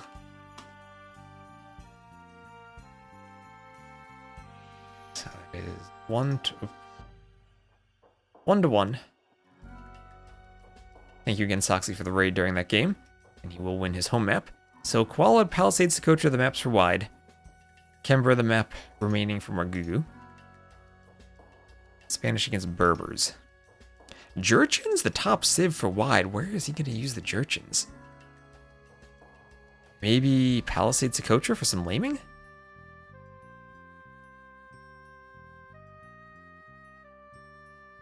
Sudden death. Definitely more explosive. Hello, Glitch Cloud. Over on the YouTube chat. So thank you everyone for watching. It's nice to have between Twitch and YouTube over 500 viewers for this so far. And we're just getting started for the day.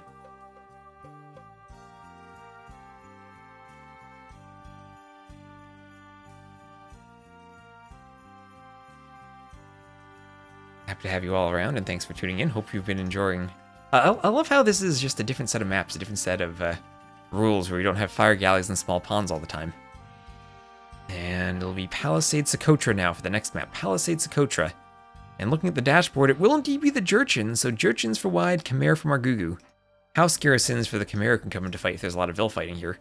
There can definitely be Vil fighting on Palisades Socotra. Ooh, early siege engineers for the rocket carts. 20% bonus damage and 1 extra range against the town center. That actually sounds like it could be a great sudden death civ in the right circumstance. Also Fire Lancers. We all know Fire Lancers are now one of the strongest units in the game. Is there a guide? Well, what terms do you want to know? That's a good question. Maybe that could be a YouTube video I could make. What does the AoE2 terminology mean? T90 has his What is 11 video. Maybe something I could add to my website. Could get more content there. Alright, here we are. We'll have Palisades Socotra, the home map for Wide. As it's tied 1-1, and Wide will be playing as the red Jerchins to the southwest, and Margougou as the blue Khmer to the northeast, and he is immediately luring in that elephant. The graphics of the gate glitched over it. And Margougou going to be benefiting from being able to kill the elephant with the TC, as he doesn't have to worry about garrisoning and losing the hunter, and there he goes. automatically killing the elephant with the TC. If only the doors in his life would open automatically, just like that elephant was killed. So on the other side, we will have Wide luring in his elephant and pushing in the zebras from the front of his base. And Jurchin's bonus is that once their villas start collecting from one of their hunt, it no longer decays, it stops decaying. The meat of hunted and livestock animals doesn't decay, so a nice eco boost for them. What is a hamster? A player who mostly plays Arabia. So he can push all the deer into the TC and leave them there. Nice bonus, particularly for this map where laming is so prevalent. It is just a palisade wall. You can repair that whenever you want. No big deal to send a Vil to repair that. It's a lovely map idea. I have enjoyed it. I also enjoyed the regicides Kocha we saw in Heaven and Hell. Sometimes your wood lines spawn on the side where your resources are and you can get nice walls off, or wall offs to the side. Maybe that's something Margougou could do, walling from this wood line over to here. And then have only 2 tiles of gold, but save gold nevertheless behind a wall. As you're going up from feudal to castle, you might try to put your buildings to transition there. Probably do want to play a bit of an extended feudal age on this map though. And maybe Wide could send a Vil forward to lame, but I guess laming is maybe tricky as the Jurchins. If you kill, this is the question, if you kill the hunt with the Jurchin villager, does it not decay, or does it only stop decaying as soon as you gather from it? I think it's the latter, but it might be the former. It might affect laming then if you can't actually prevent the decay. Margougou could come out here and take it with forward Vils, but it has a lot of walk time for him. Maybe he'd want to go forward and trush anyway. Lots of different ways you could deal with the laming on this map. Yes, indeed. Hello, Estal. Jersey is where we indeed have good pizza. Poor Orlin lives near Chicago. He must have awful pizza out there. It decays again once another player starts taking it? Yes. I think the Vil has to walk over and begin taking it. You can't just right-click from across the map and make it decay.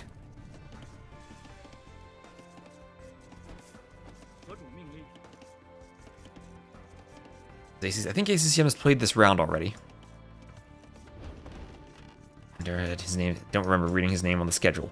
We'll have DauT though coming up for the next round that'll start in about 50 minutes right after this set.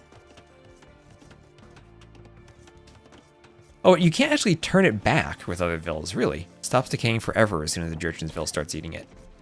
I'll need to experiment. I never actually activated the content creator code I had for this DLC, so I've never actually played with the Civ. I'll need to do some testing.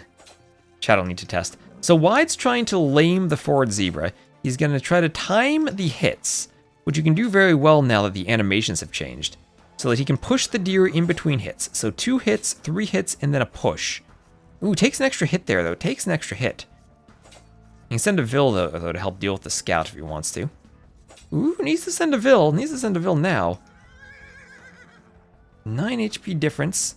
And needs to send a Vil. Loses the scout. Got greedy trying to lame, gets punished for it. Loses the scout. Is them inventing the fridge historically accurate? I have no idea. I have no idea. Hello, Epic Sea Dragon. And forward house for Wide. Hope you're having an epic day. And Margougou going out to this gold. As I said, this gold feels safer. I guess he'll mining camp on this side because the relic blocks the other side. And then likely, in all likelihood, he'll look to wall in front of it.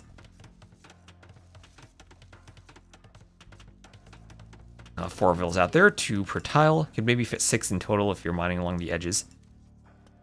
Losing maybe a bit of efficiency there. Oh, he's even walling farther out than I had suggested. Could even go out there. Has he scouted everything? Not much to scout on Socotra, so he has some pretty good scouting. And Brigadin, thank you for the follow. Welcome on Twitch. Welcome, welcome. We're also at just about, as I said, we're heading to 15K on Twitch, at about 30K on YouTube.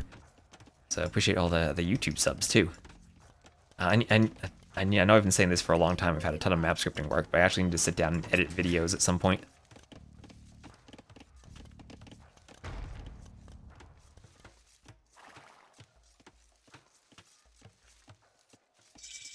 Hi, YouTube. Hello, the best little sub. Wide with 300 more res collected resources.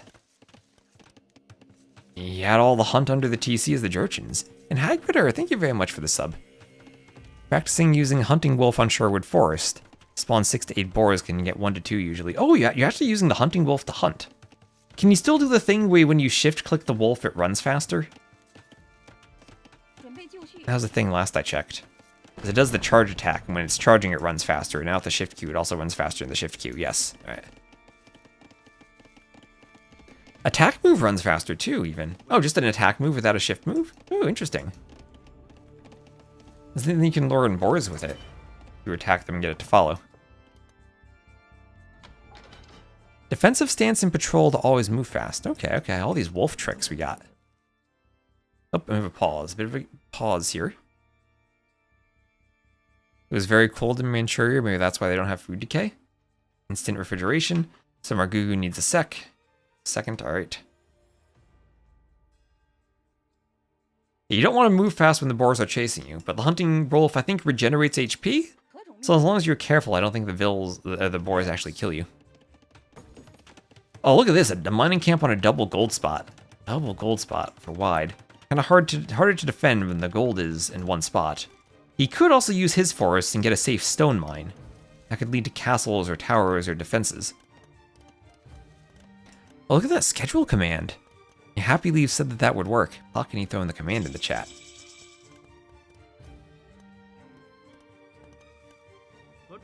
No loom. Castle Age with no loom for wide.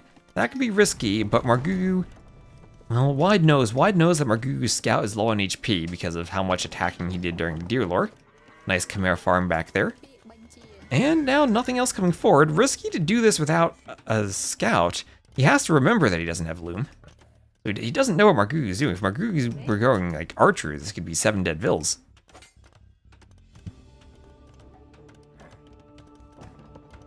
And it'll be 2 minutes faster to the Castle Age than Margougou is. So what do you do now if you're the Jurchins? Do you go Grenadiers? Do you go Fire Lancers? I mean, Chimera should have a lot of trouble dealing with Fire Lancers. And the economy looks like it's wood and gold, so that is set up for Fire Lancers. Because they do cost only wood and gold. Oh, it's Elite Fire. I can't see the unit cost on Capture Age, but it is only wood and gold, I think. There's Loom, there are more Vills, and there is the Fire Lancer. So you do Fire Lancers, maybe a workshop then, you go for that rocket cart push with the early Siege Engineers on the TC like someone suggested. Monks added in for good measure. Civ, what's their monk tech tree? No Redemption, but they do have Atonement. So they could go Atonement, Devotion, Fervor against a monk defense. Ooh, the Fire Lancer used his charge attack at the start, so 3 HP left on the scout. Mirascorp's bad versus Lancers? I mean, they would be bad against Siege Engineers' rocket carts, I'd think. It could be double Workshop Scorpions from Margougou with a very quick breakout before the Siege comes in. I imagine the Chimera Scorpions would be decent against Fire Lancers. But yeah, good and low eco. Wood and gold cost. And correct me if I'm wrong about that, I'm pretty sure it is just wood and gold. They're not a trash unit, but yeah, there's the workshop. There's the line going for the Vill, but the Loom did come in. Fire Lance will be there to help him defend. Can you counter them with elephants? I guess they don't have the same attack against elephants that Halbs do, only +5, or that pikemen do. But I still think that Fire Lancers maybe are decent versus elephants. I don't think you'd want to go elephants against this.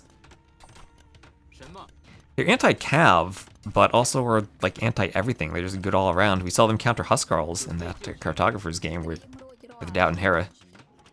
So defensive workshop, that could be denied by the Fire Lancers. Remember, they can shoot over quick walls when their attack is charged. They're through. And okay, this looks bad for Margougou. Conversion coming in on the knight. And oh, he's hopping in the houses, the Chimera. Chimera bonus OP. Can the Fire Lancers attack the Vill and stop the workshop? Knight comes over. And I think they really do want to stop the workshop. Monk wants a conversion. Monk walled out for now. Vill goes down. And the monk really wants that conversion. Has to get inside the wall somehow.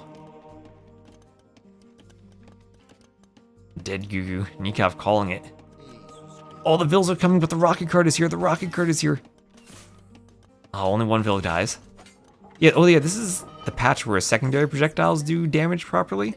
So I guess attack grounds are better. I don't know if that ever was broken for rocket carts like it was for mangonels. Maybe all of them did damage. I'll need to review the mechanics of this and see how it actually works. The conversion's coming in. One on the Fire Lancer.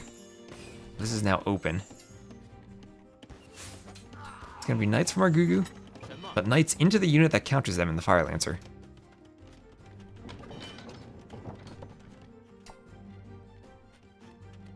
How much is it against? Against the Knights, it is +4 or +5 versus Cav. It would be an additional +5 against War Elephants, were Margougou to make them as the Khmer. The Battle Elephants. There's the Mangonel. Gets a monk. Will it get the trade on the rocket cart? No, it won't. It goes down, but Knights might be able to finish that. One conversion in, though. More Fire Lancers on their way forward. The cart goes down, and he'll get a nice attack in on those Knights.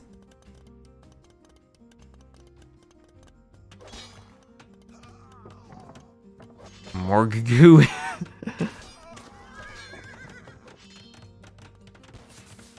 Punishment for the auto cue suggestions.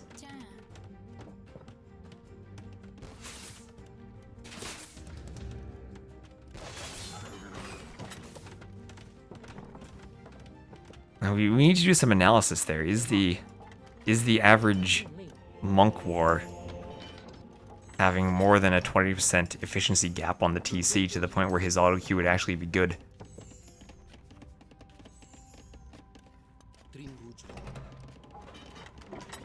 Yeah, rocket cart getting stuck with the knight there. Gonna bounce back and forth a bit as the conversion comes in. Remember, you can't multi-charge and then swap monks in this patch. The regrouping behavior seems to have broken that.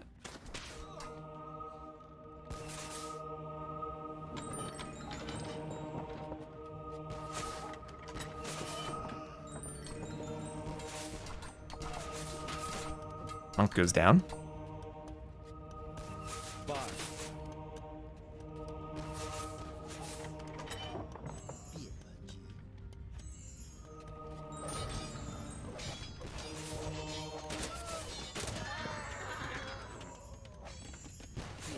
And Margougou trying to wall.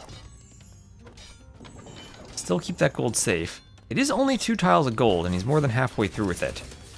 Maybe rocket carts just push the workshop. And then Margougou, no gold over here and wide. I love that. 1 Fire Lancer in case Margougou sneaks out. But he has missed. He has completely missed that Margougou has snuck to this gold in the middle of the map. If wide scouts that, and maybe he has the awareness to send the knight, which he does. And Margougou is pretty dead. Margougou going to wall this up with a house. He's the Chimera, so he can do the house and hide inside of it. As the workshop goes down. And don't rocket cart your own rocket carts there. Okay, they didn't take damage, that's fine. Don't rocket cart anything. Okay, the attack round is stopped.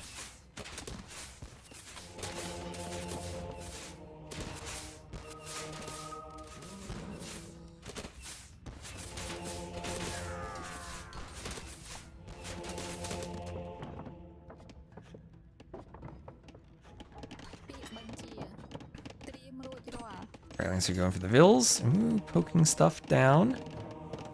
And deleted Fire Lancer. Not going to try to get the Vill. So another workshop for Margougou, but he's going to have to do rocket carts without gold. He has 1 Vill on gold now. Stop from the gold in the middle.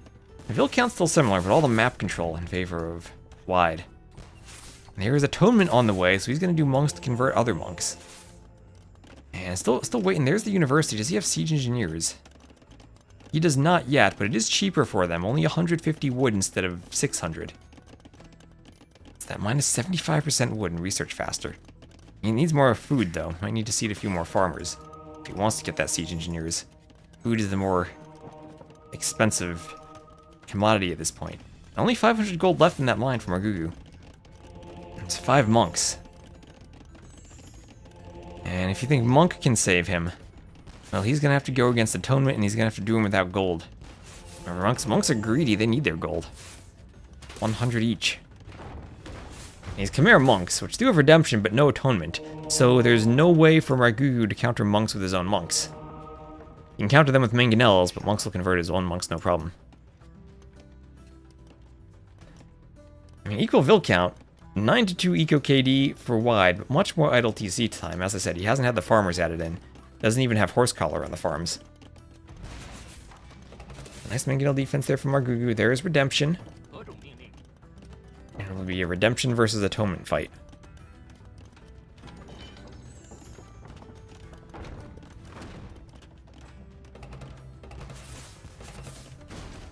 Yep, mangonel goes down. Zville's in the back have to run around.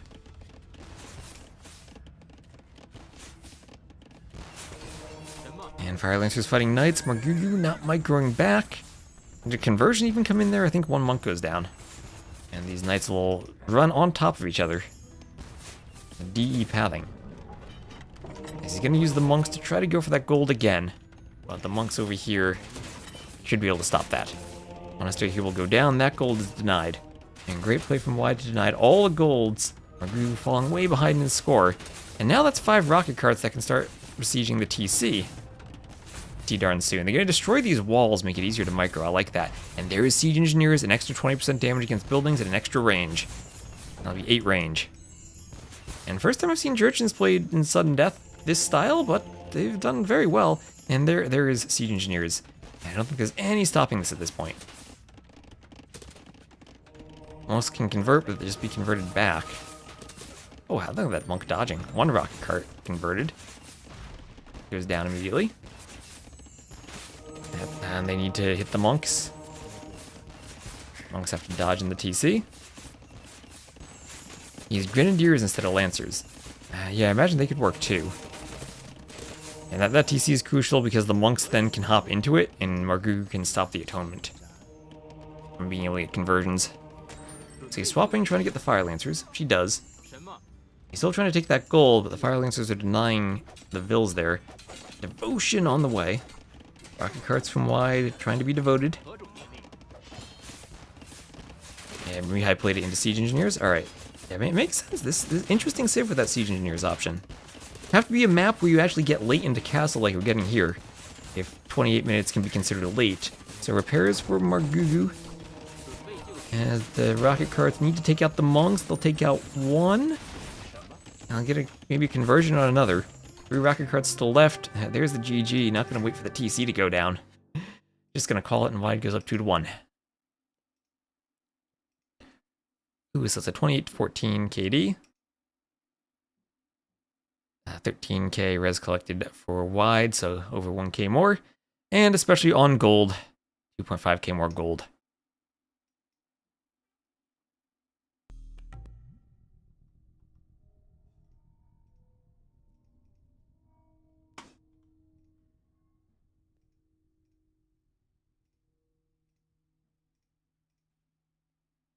So winning his home map is wide. Puts him 1 win away from advancing. Jurchens were a very high pick though. And Margougou random Ethiopians, I guess. Didn't need a pick. Yes, then putting them aside, Bengalis and Burmese left. Against Bohemians, Portuguese, and Byzantines. Ooh, I love those saves for wide.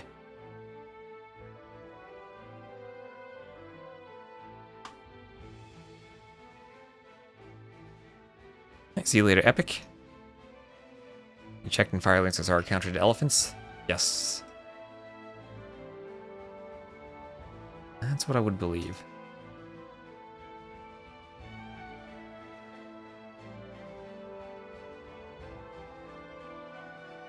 And it will be Koala as the next map. Koala, Bohemians for wide, and Margougou using his random pick. He'll be using the Ethiopians here. He'll be using his random pick.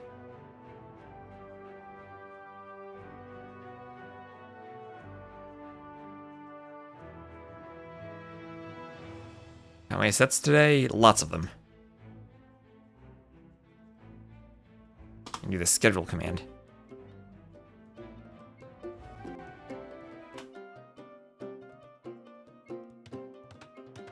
So see what my stamina is for casting all that.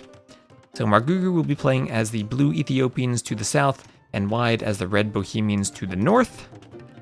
And Bohemians on this map, interesting. Castle Age chemistry for the Skirm War. That could be something. Ethiopians, foot archers attack 18% faster. Remind me, that does not apply to skirms, if I recall. Bohemians don't actually have a skirm bonus other than maybe the blacksmith are cheaper if you want to get fletching. University is cheaper for ballistics. And then, of course, Castle Age chemistry. So nothing directly affecting skirms, but a couple of tangential bonuses that really do benefit him, maybe.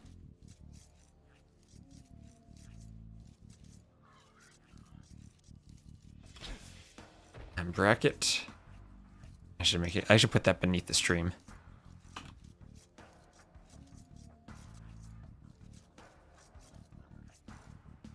I can paste it into the chat.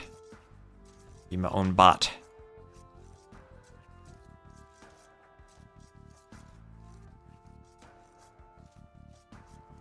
Full Shotel Warrior. Now that is a play. Maybe a play that would get shut down by Castle Age Hand Cannoneers, but I guess Hand Cannoneers are late castle. With the koala, this is maybe a sad koala. Oh, and there's Wide killing the boar at the TC. Oh, I hate that you can do that.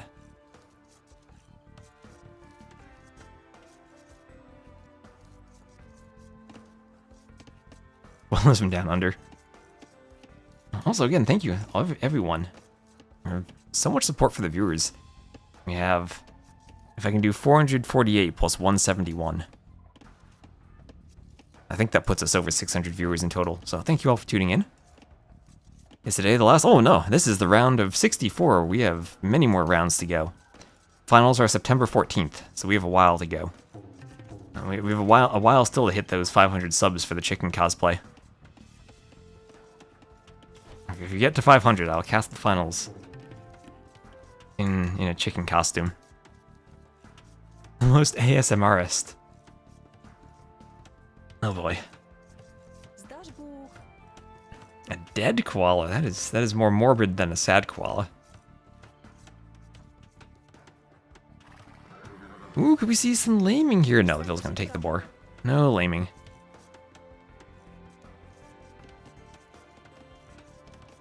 Ville's on the berries. He did pick his random civ, indeed.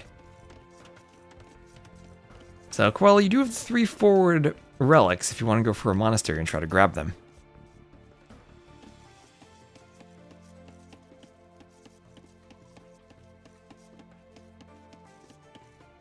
At the September we have your prime sub. Well, thank you.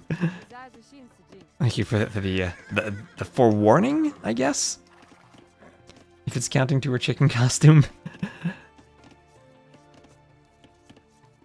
Well, I mean, this is just a hamster map, right? This is probably the most hamster of all the maps we have, and Ethiopians can be a hamster civ. They have a great siege with torsion engines if it goes late, but I don't think this tournament goes that late.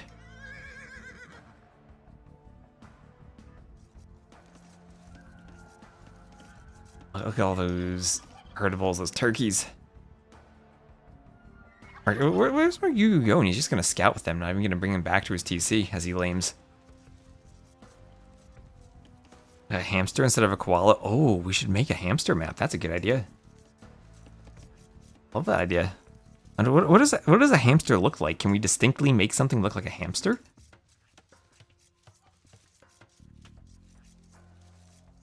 FC Double Workshop? I guess so. I mean, you would get 200 gold and 200 food for that.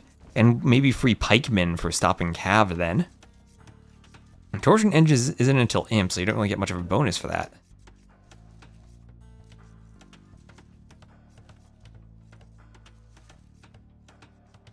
And if it goes Imp, Ethiopians have Arb plus decent cannons of their own. I'd imagine that Half needs to still win against Torsion Engine cannons, but maybe the Torsion Engine cannons are still pretty good. I mean, more splash damage and more range versus Half needs to plus... I guess they don't have more range, the same range. But more splash damage versus more speed plus some Half needs to stats. So Militia here for Margougou, he's going to look to go for Men-at-Arms, it would seem. We'll have the defensive barracks up for Wide, as Wide has already gotten a nice wide wall across the front of his base, keeping himself safe, as Margougou hoovers with the scout in the back. It can be a tricky drush if the scout isn't a part of it, as Wide will have scouted the barracks and is looking to wall himself up. It might just be a skirm defense from him then. And yeah, gold in the back. Arabia Real World is the native habitat of hamsters. Those have big teeth. Big teeth of gold for hamster. It needs to be open, though. How can we make a hamster open?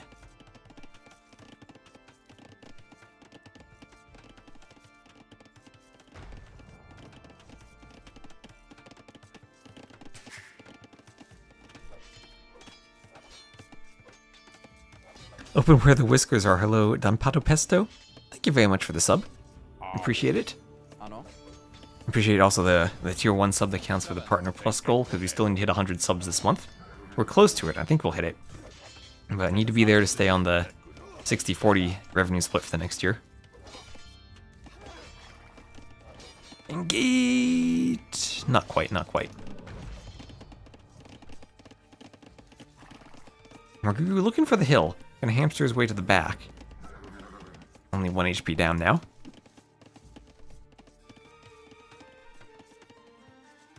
It wasn't called koala, you wouldn't associate with it. I guess you could probably come up with any animal and name it after them. Lines of skirms for each player. Připraven.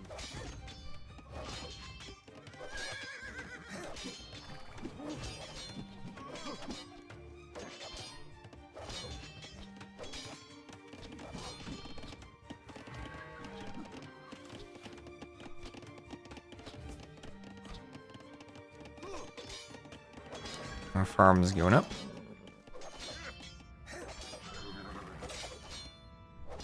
And Smooth Crim 420, thank you very much for the sub.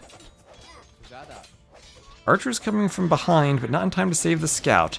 And they will, though, help the men-at-arms break through, but they don't have fletching for the moment, so they can't hit the Repairville. Don't know if they were on the hill there. There was a hill right next to them. And good old skirms. Skirm defense from wide. And again, this is the patch where the skirm production time was nerfed by 4 seconds from 22 to 26 seconds. And we'll see how big of a difference that makes. As the skirm's ready to chase down the archers, nice split from Margougou. As they try to come around from the back with the men-at-arms. Ano. And jump the skirms with the archers, try to get within their min range. And split on the way out. That was some good micro there. Oh, that was some good micro. So Blacksmith on the way up for wide. Wide will need fletching for the extra range himself. He comes back around, he could maybe make a turn for the archers, but he's just going to run away. So 0.96 speed for every single unit in this engagement. So they're all the same speed, and the skirms can run if they have to. And forage bushes, some of them not taken. That one rather low. Wide has to make sure he doesn't over-forage and open up the front of his base.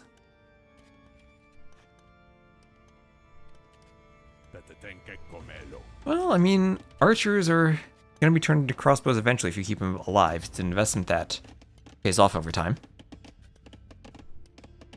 I don't think it matters that much. I have no idea how much it matters. My thought was you increase their minimum range slightly, so they're less effective against melee units. But maybe that's not a good change to make if they're still making changes to pathfinding. Because you never know how the pathfinding will change the balance. I'd rather get... I really don't like the idea of making balance changes to adjust for bugs in the game, rather than addressing the bugs. Showtails are really good at sniping TCs, that's true, that's true. They do a lot of damage really quickly. What is going on? He's not making skirms. You can have armor actually on the skirms before fletching for wide. In a straight up fight, armor does matter more than fletching, but then fletching with micro gives you the more range. So I think I usually still prefer fletching, but I guess the armor is 50 gold cheaper. And skirms are skirming now. Around the back of the back, the men-at-arms are chasing these skirmishers. They'll chase them right around. Margougou could get with the fletching archers and stand behind the wood line. A bit more chopping, and that'll be vulnerable for wide.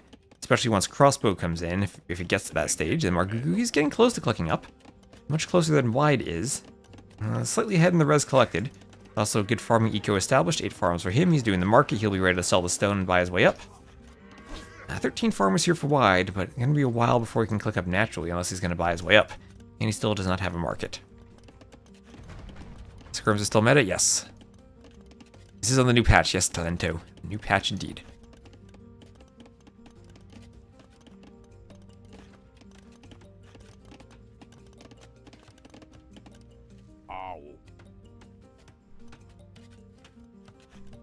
Quicker up because no food for archers?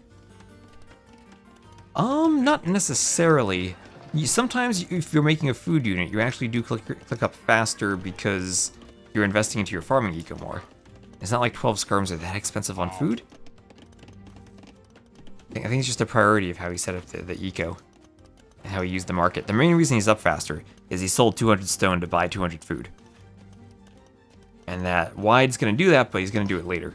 And still not quite able to click up. And if you look at the idle eco times, because Margougou, since he was forward, causing a bit of disruption, not all that much, but he took Wide off of the berries. And not having the berries creates a gap where even though he has more farms, he doesn't actually have the stronger food eco because he wasn't taking the berries. Margougou, if you look at that mill, he's finished all the berries and can add more farms if he wants to. Send vills forward if he wants to.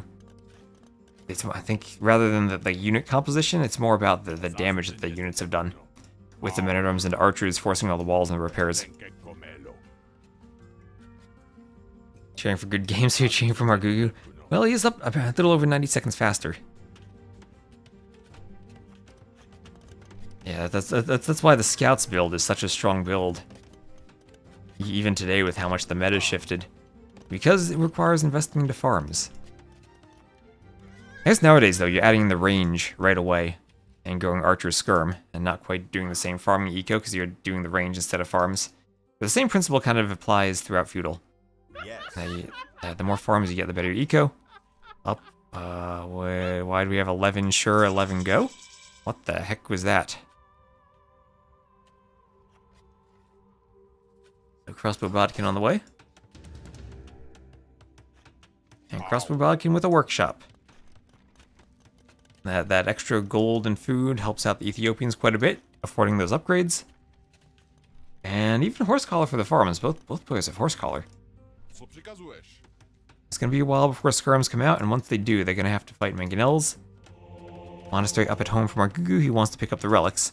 So Wide thinking he's going to come forward with the skirmishers, and while Margougou's going for the forward, maybe use the skirms to stop monks on the relics, but don't think he's going to have the timing for that. Didn't actually scout the buildings there. He has a lot of, look at that, 15 skirms. Oh, and Haydengo, thank you for gifting out 5 subs. And thank you, Discreet, also for the raid. Oh, that'll help us get to our chicken cosplay goal. And what type of mangonel shot do we have? A great mangonel shot. Gets a couple skirms, lands on them to split as the skirms have to run away. Alright, the skirms were kind of split up there, but that's about as good a shot as Margougou could have hoped for. Gets another mangonel shot. Okay, the timing there working out well for him. Look at those dodge emotes people are using for the gifties. And get gifts on YouTube and on Twitch today. So University going up in the back for Wide.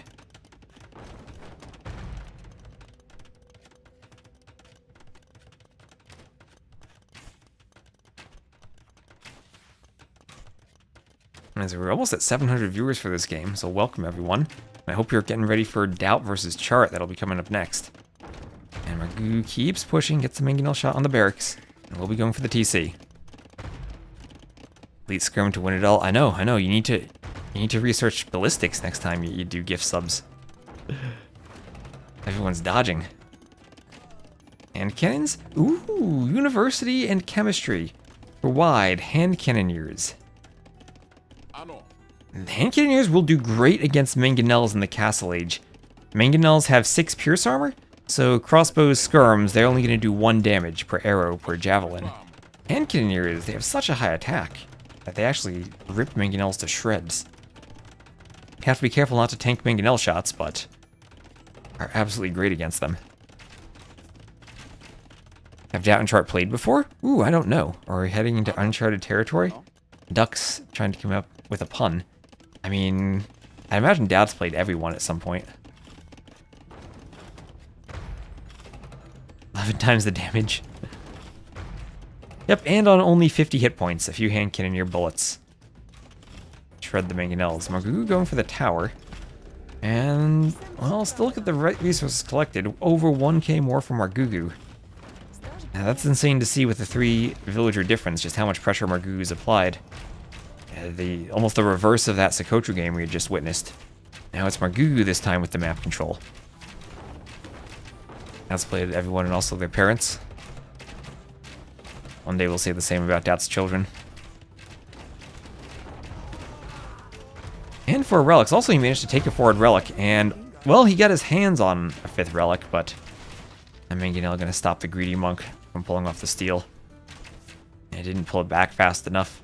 Margougou is gonna need auto shift Q when you pick up a relic. Next time it automatically walks back to the monastery without your commanding it. Co przykazujesz? Waszym służbom. And he's denying the 2 relics from wide.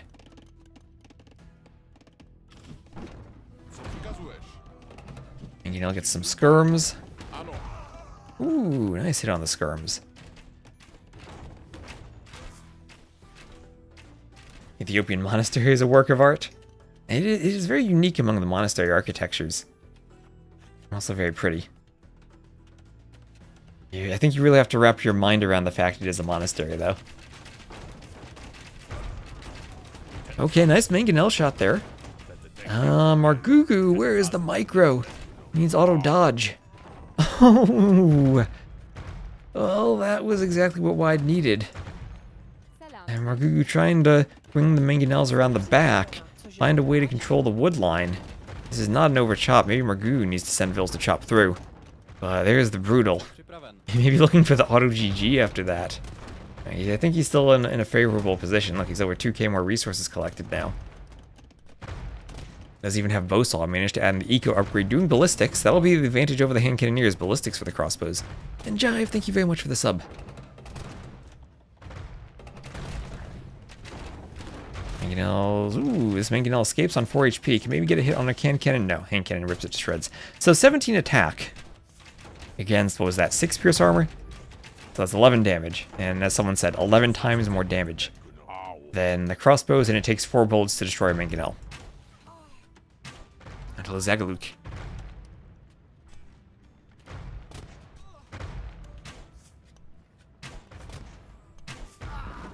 The fact it's shaped like a cross helps. Does a cross have anything to do with that religion? I don't actually know. I don't know. I guess the monastery is shaped like it. The shape has to, I guess. Waszym służbom. Jestem przyprawiona. And Vils coming forward for Wide. Wide, the problem is he's out of gold in the back, and now Margougou around the back can deny the gold. He has to come forward. Wide has to come forward. And what can these hand cannoneers... Oh, those hand cannoneers, they just need to dodge. Ooh, not enough hits, but down it goes, and you could lose a Vil there.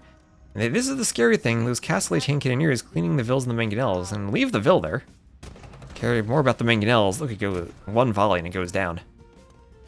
It has one of the oldest Christian sects. Okay, variant with the facts in the chat. Žádáš. A religion called Christianity? I didn't know if it was actually Christianity.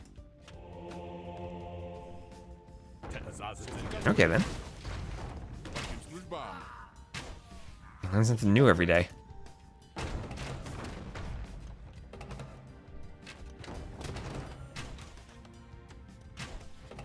Ano.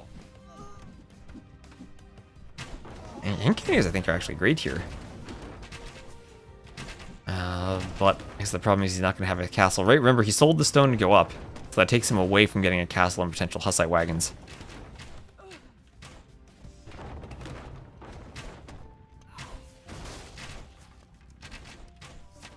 All goes down, hand cannons go down. Right now, 20 Vil difference in favor of Margougou. Wide will just call the GG, and we're heading to a game number 5. We're heading to game number 5. As Margougou once again ties it up. It'll be a 57 to 42 KD. Economy 19,694 res collected. Huge eco boost for Margougou. And his random pick of the Ethiopians ends up working out for him. Are those Vils going forward? Didn't see exactly when you wrote that, but probably was just for that gold there. Wanting to do something to secure the gold because the one in the back was besieged by the Mangonels. Margougou needs more random picks. He does need more random picks. That ties it 2-2. And that will mean, as Wide loses Koala, that Margougou's home map of Canberra will be the final map. A loss with the Bohemians, a win with the Ethiopians, and it'll be Portuguese or Byzantines against Burmese or Bengalis.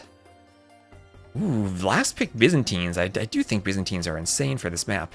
Thank you everyone for watching. We're at 500 plus viewers on Twitch and 200 plus on YouTube. So we're at just about 750 people watching this game on this channel. Thank you all for tuning in. And we'll have game number 5 on Canberra. 30 seconds and they're going. And it will be Portuguese for wide. Not going with the Byzantines, going for the Portuguese. Maybe a better early game eco, and still very good fire ships against the Bengalis from Margougou. So Margougou not going to end up using his very first picked Burmese. We'll end up going Bengalis instead. What was the civ that was sniped off there? The Shu. So, Shu on Margougou's other foot as he can't actually play them due to the ban.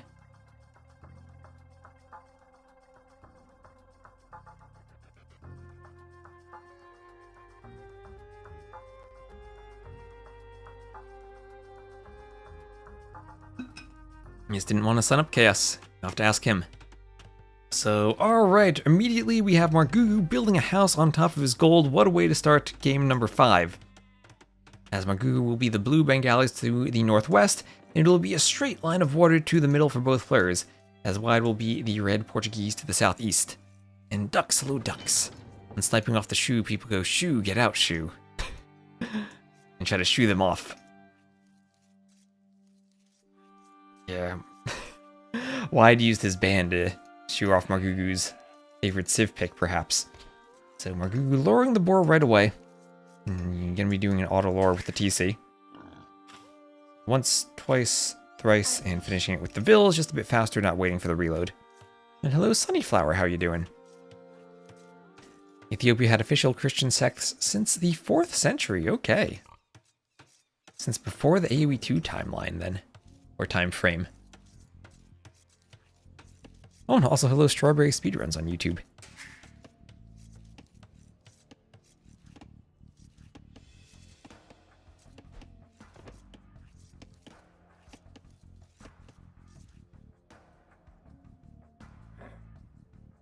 Scout running around.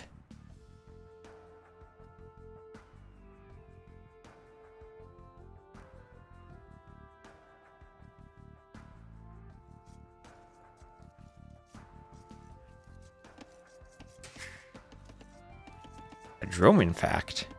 There are no Dromans in this game. It's Portuguese Bengalis, Potkane. We need the Byzantines instead of the Portuguese if you want to see Dromans. You can build monasteries in the Dark Age. Now that would be a bonus. And you can be like Star Wars Galactic Battlegrounds and build your monasteries in the Feudal Age.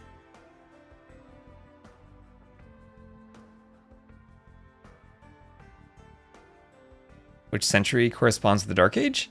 I'd say 580. AoE 2 generally runs from about 500 to the 1500s. Or at least originally it did. Conquerors kind of pushed it a bit earlier with the Huns and the Attila campaign. And the Three Kingdoms has done who knows what with it. Estou pronto.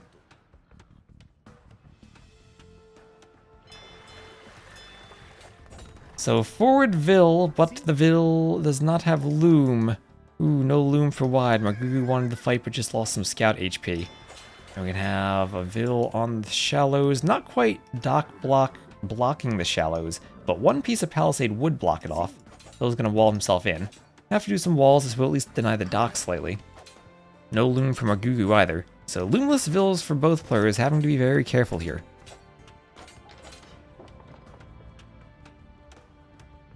Is that the corresponding for the Wonder Timer? 1 year? Or 5 in-game minutes equals 1 year? No, I got that back. One in-game minute is 12 years. Yep, okay. And I was dividing 60 by 5 for some reason to get 12. Well, that was not the math to do in that situation. I was up way too late last night to be doing math in my head. I was like, how many years is that? I was like, how many minutes is that per year? Or yeah. 1 over 12. Which is very much not 5.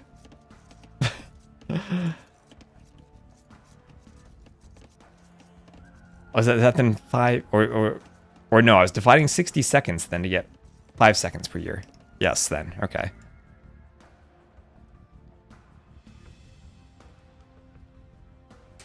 Anyway, don't listen to me. I've had no sleep. I was working on tournament handbooks overnight.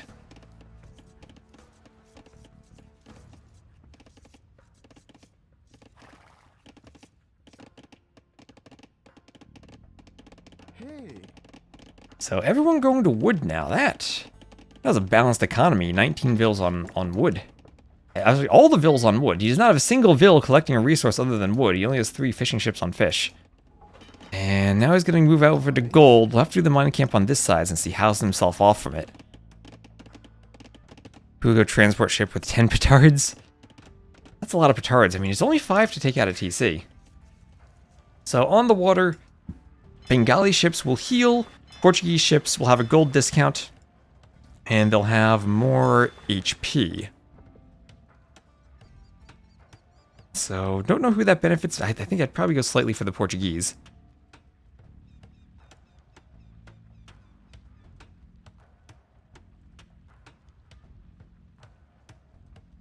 Back to the Jurchen's Decay question. I just messed around. The editor and the sheep would take on the characteristics of the last civ to take meat from it. Alright, so that answers the question then. You can make them decayable again by swapping over. Having another civ take them.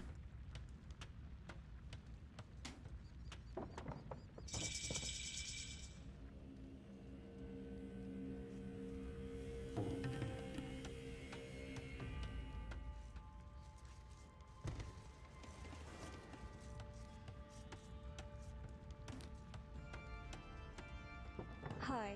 Yeah, as Sim was talking about in the chat, years have the characteristic that 365 days is almost a perfect 360 degrees with 1 degree per day.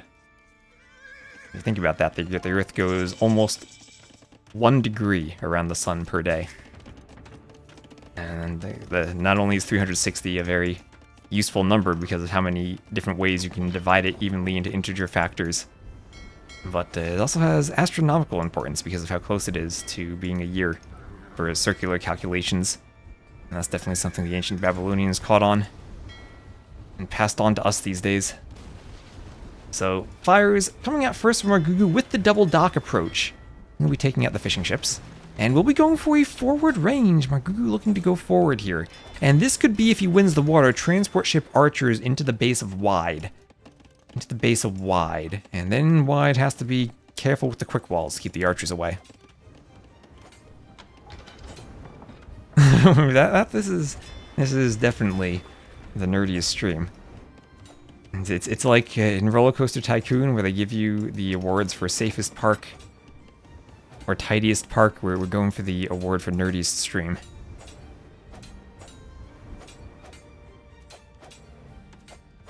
There's a perch there, although a tuna would be great to have a ton of tuna. Maybe we could change the fish all the time. Are perch native to Canberra? All the Aussies got to answer this question for me. Maybe they've all gone to bed now. It's getting late for them.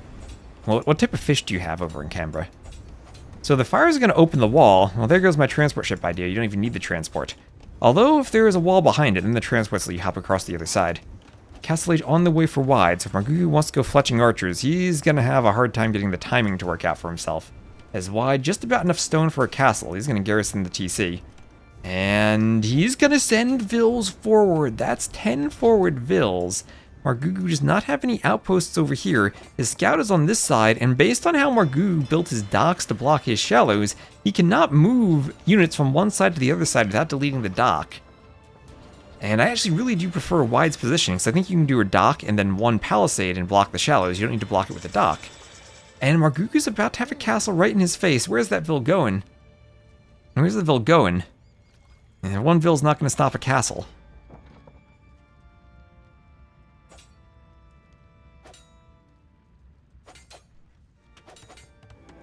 AB2 Trivia Mechanics, yeah, that's what our YouTube channel, my YouTube channel is. And I need to find time for more videos. There goes the vill, killed by the scout. And that's going to be a castle drop so far forward, it won't be able to destroy the walls. But with that castle, oh my gosh, actually, Margougou has to be very careful here. He has won the water, but he won't be able to come back underneath the castle. This could actually be a dock and then a transport ship for petards, depending on how Margougou walls this off. It doesn't actually have to be a straightforward push. And Margougou close to clicking up himself, but he's going to be really far behind in the timing. He has a lot of fishing ships, 5 fishing ships working. And what do we have for the Portuguese? Organ guns. One organ gun could come and disrupt the fish. And then what do we have behind this? Maybe a monastery and you can convert the fish? Margougou just about ready to go up using the market. Oh, you can make the transport from this dock now. You can transport from that dock. Doesn't even need a second dock. One organ gun. So he's opening with the organ guns. Try to disrupt the fish, not straight going for the petards. And we'll have a tower for Margougou behind the market just to help deter any type of eventual pressure. A preemptive tower. Don't know if the tower will end up doing much for him, though. But yeah, now the fish are disrupted. Demo coming out to try to deal with the organ gun. But I think organ guns are cheaper than demos, so if it's one demo for one organ gun, the organ gun's getting some idle time there. I think that's a win still for wide. No petards yet, just one organ. 10 vil difference, 5 of which are fishing ships. There's the demo, there's the monastery. Litamata, yeah, 0 on food, fair enough. Can the demo hit the organ gun? He's saving it. He's not saving it, the organ's running away. Can't quite kill the demo. How many demos does it take to destroy a castle? I don't think that's practical. We can look at the stats, though. That's 180 building attack and 90 melee attack. So at least 20. Right, so you're looking at, like... Well, not quite. That's 270 attack, but the castle has some armor. So let's say, like, 250.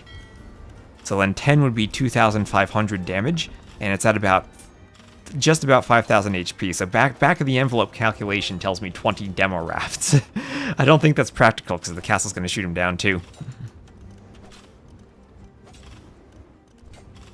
FC Armenian demos cannot range the TC. Oh, you tried with Cilician Fleet? That would be hilarious. So Monk wants conversions here. We'll have a defensive monastery from Margougou. And how did he get an outpost over here? Wait a minute. Well, however he got a Vil inside and built an outpost, the Vil was killed. Alright. Well, that demo's still patrolling. Oh, a fishing ship. Look at that. A fishing ship from wide. Just deciding to fish. Why not? Oh, actually, no. He's just converted one. He converted one. I'll drop off the fish before the dock goes down.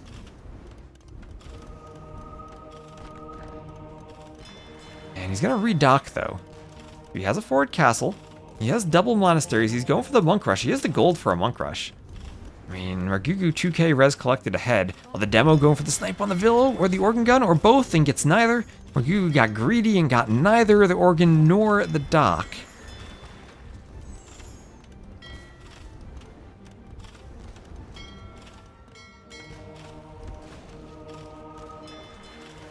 And there's the dock again.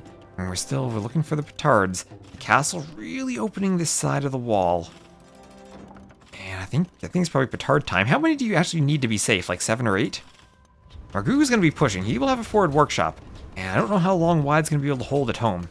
Maybe he needs more stone for another castle at home just to buy himself some time? Hello, Mr. Fluffy Bunny. Should be able to load petard onto a trap. There he goes, there he goes. There are the petards. He's going for it. Where's the transport? The transport is in the dock. He's getting ready for it. He's revealing the transport, though, so Margougou's going to know what's happening here. And probably no surprise, though.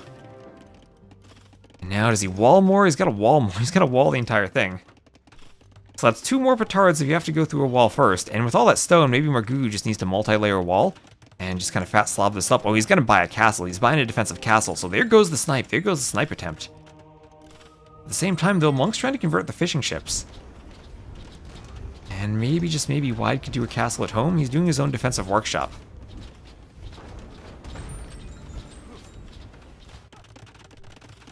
Now it's walled up. Now it's walled up. And it has a castle behind it. So the castle will snipe off petards too on the way in. Now the only option for Wide is to go imp. Man, maybe there's still an option for him to use petards to snipe off the dock and retake the middle control. That might actually be a cute play. Snipe off the dock with petards. A couple of relics too. Margougou picking up 2 of them in the south. Despite the monks, no relics for Wide yet. Even though there's one right next. Oh my gosh, he built the monastery in a way that he partially obscures the relic, so he can't pick it up. His monks are right there and could grab it. Meanwhile, defensive Mangonel as this push is coming forward. Wide in danger of losing his market too. Transport petards from the other side? What do you mean from the other side?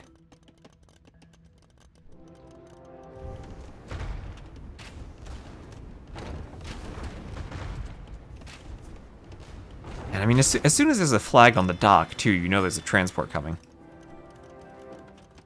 This is not like this is surprising. So Margougou might have eventually just done this anyway.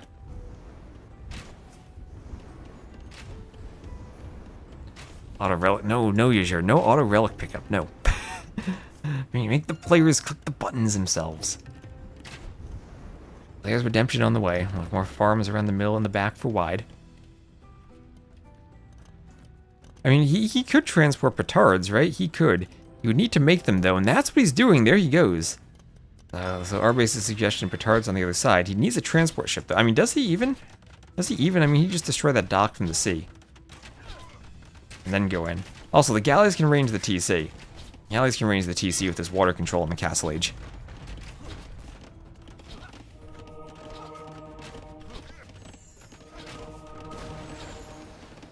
And deleted everything so the monks don't get conversions.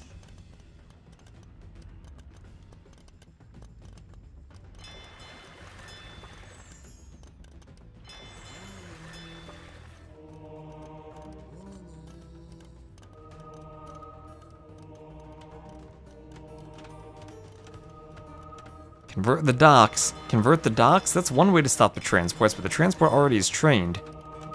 Although it will be ejected when the dock is converted, so there's the transport. Margougou, nowhere else to keep the transport. That's 2 docks now. He has 5 petards. That is enough to snipe a TC if all of them hit. Oh, is it enough to snipe a masonry TC though? The TC is masonry. And those galleys that were doing damage to the TC now are destroyed, and it'll be Wide's turn to wall off the water to stop the transport. Mangonel push on the way. So both players seeing the transport. Mangonel can go onto the transport. I have a dock going up from Margougou.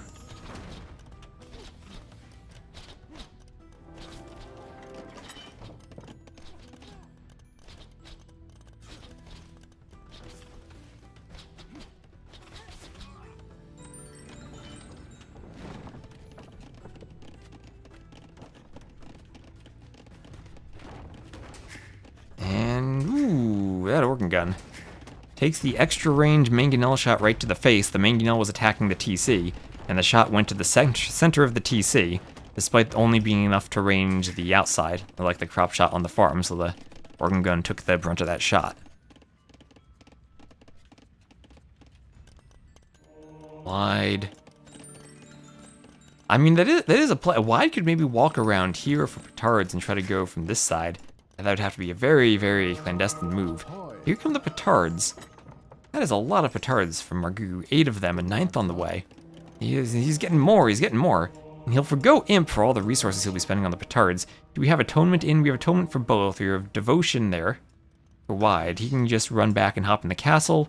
And there is no Devotion for Margougou. So he should win the conversion war. Ooh, Margougou wants to convert the workshop, and he does. He converts the workshop. Oh, that's nasty to have double workshops forward now. There's a demo. Here come the petards. Here come the petards. And we have walling from Wide. He needs to wall in front of the TC with stone walls. Stone walls are the only thing that can really stop this. And Margougou might need to use petards on the houses. The stone walls have to come in. The farms need to be deleted. The house going up. The house going up. Stone walls behind the house. The petards are in. The petards are in. There's only 4. There's only 4 petards, and that's not going to destroy the TC. Oh, and it just survives. Just barely survives. Now down to about 100 hit points. Can the Mangonel finish it off? No, it can't. And that's a lot of resources Margougou has spent on petards that just failed. He needed to delete the workshop, but there were walls behind that even too. Then the quick walling from Wide just saves the TC. Mangonel gonna get some vills. Wide not even paying attention to those vills now. He's down by about 15 vills. So his eco is nowhere in the shape it needs to be. But he still has the transport, he still has the castle, and he still has a couple petards. Margougou gonna start running out of gold maybe soon, but I guess there's lots of gold to the side he can sneak out to. We see Wide doing that to the other side. And did he bring all of them? There are 4 more left in the back. He could go for another attempt. That TC is repaired to full HP though. And we can have another defensive workshop for Wide. He needs more Mangonels. That's 3 Mangonels for Margougou. Doing more Mangonels. Maybe he could think of a ram too. I don't know if Wide can keep this up for much longer though. He's staved off 1 snipe. Now can he stave off another one? Mangonel's going for the vills. Ooh, another nice Mangonel shot. And as much as I'm sure Margougou likes the double workshop production, it'd be so much easier for him to micro were he to delete that. He wasted several on a single house. Yeah, that's also important when you go for the petards. Don't waste all of them at once. Make sure you send them one at a time, which does kind of slow you down, so it's always awkward. The micro is really tough in these situations. One tiny misclick can cost you. That's what's fun about sudden death. I mean, even if he does clear the path, he still has to go through 1 and probably 2 layers of stone wall, so it might even be 2 or 3 petards after that.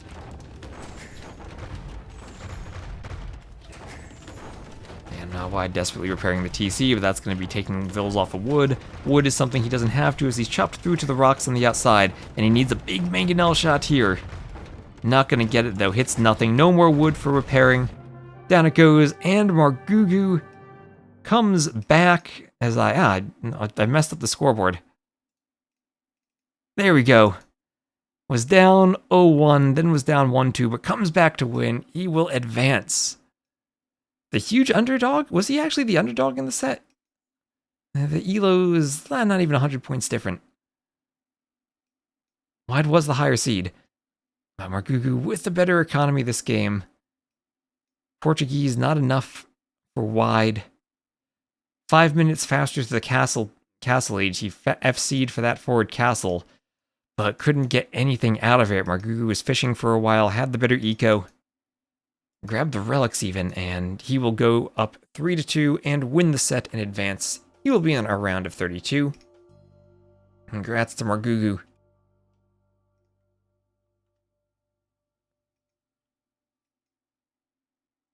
And now don't go anywhere because we have DauT versus Chart coming up next.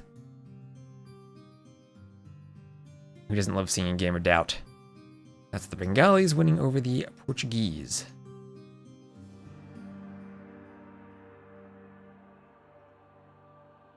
Alright, let me update titles.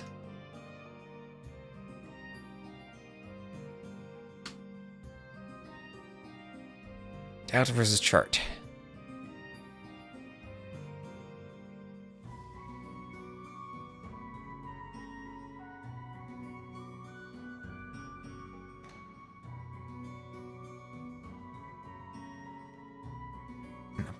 Update the scoreboard then. And see if these players have drafts. How does Chart spell his name? With a capital C or a lowercase c? I think I usually see it with a lowercase c. It has a capital C on the dashboard.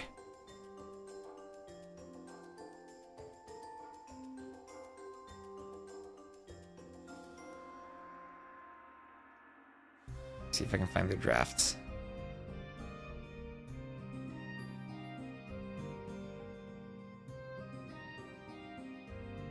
Yes, I can. DauT on the left.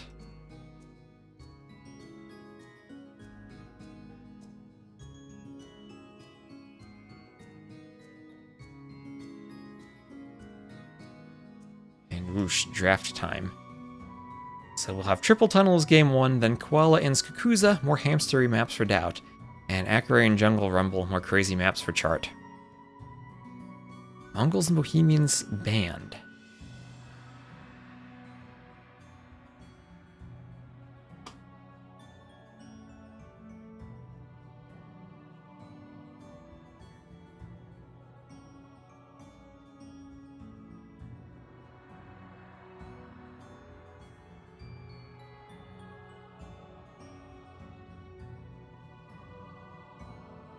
Who is Chart? Chart is, I guess, the best player from Japan.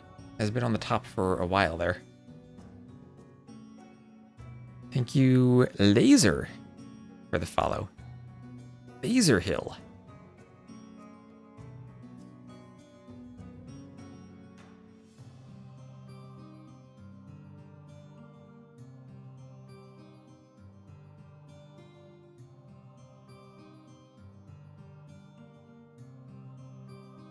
All right, and they are just starting right now. So here we are, DauT versus Chart.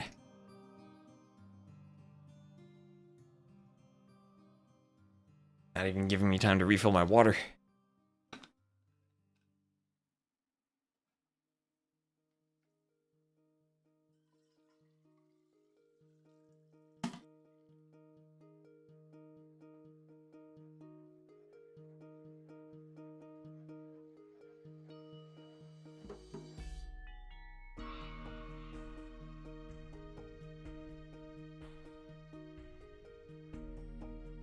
Oh no, never mind. I failed to download match content. Everyone get your thanks DEs in the chat. Let me restart the game. Failed to download match content, my worst nightmare. I don't think Chart did any home civ picking, but as an American, I don't really have an AoE2 civ, so I can't really comment on that. Yeah, with the hamster maps.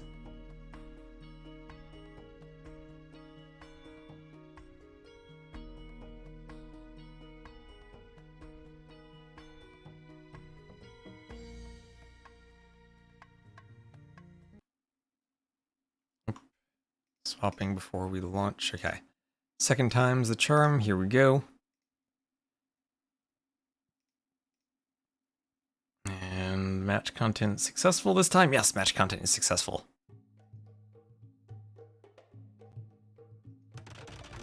Yep, I already swapped. I need to swap again. Alright, so Chart will be playing in the greens to the west as the Japanese, and this is why he picked the Civ, because he wants to fish boom on this map. 5 shorefish in that pond for him in the back. Then to the east we'll have DauT playing as the blue Malay. He'll be fish booming too. Both Civs gonna fish boom away. Japanese with the faster working fishing ships, Malay with the cheaper fish traps. Which is better for this map? Maybe the Malay bonus, because there's so few fish, you really want to rely on the fish traps. But you can get so aggressive on this map that sometimes you don't even get to the castle age to the point where you're doing that. Oh, look at DauT. I almost still lost the Ville to the boar, even though we can garrison it.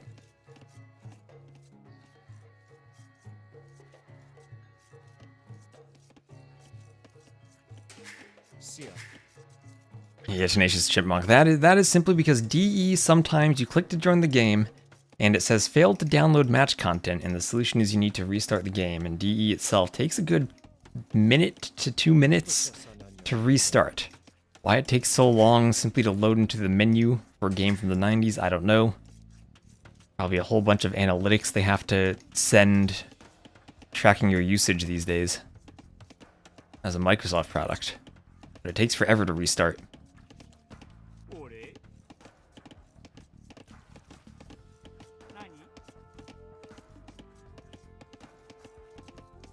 I guess the Slavs would be the closest for a DauT Civ. So no loom on the Ville.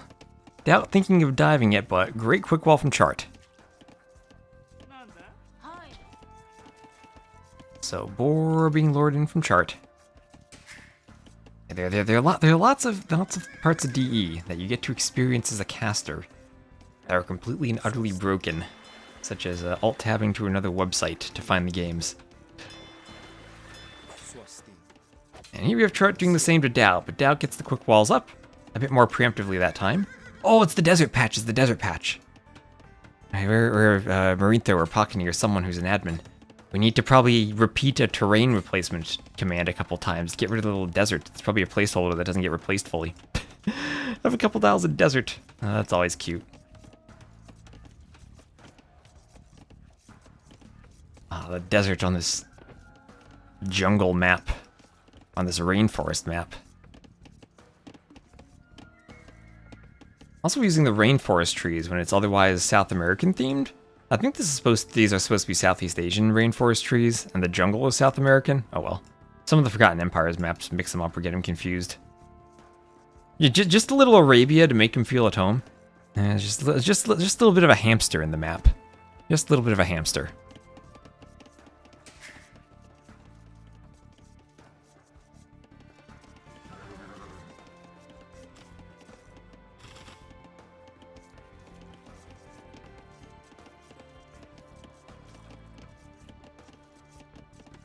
Just a very hot and sandy beach area? I guess so.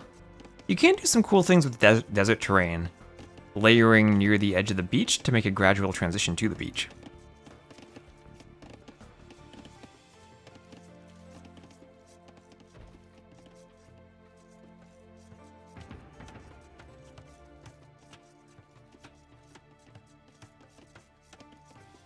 So loom on the way for DauT. They can sunbathe on it after work. We need a rug terrain on the desert. The other option is, instead of fixing this, we can just spawn rug terrains on the desert.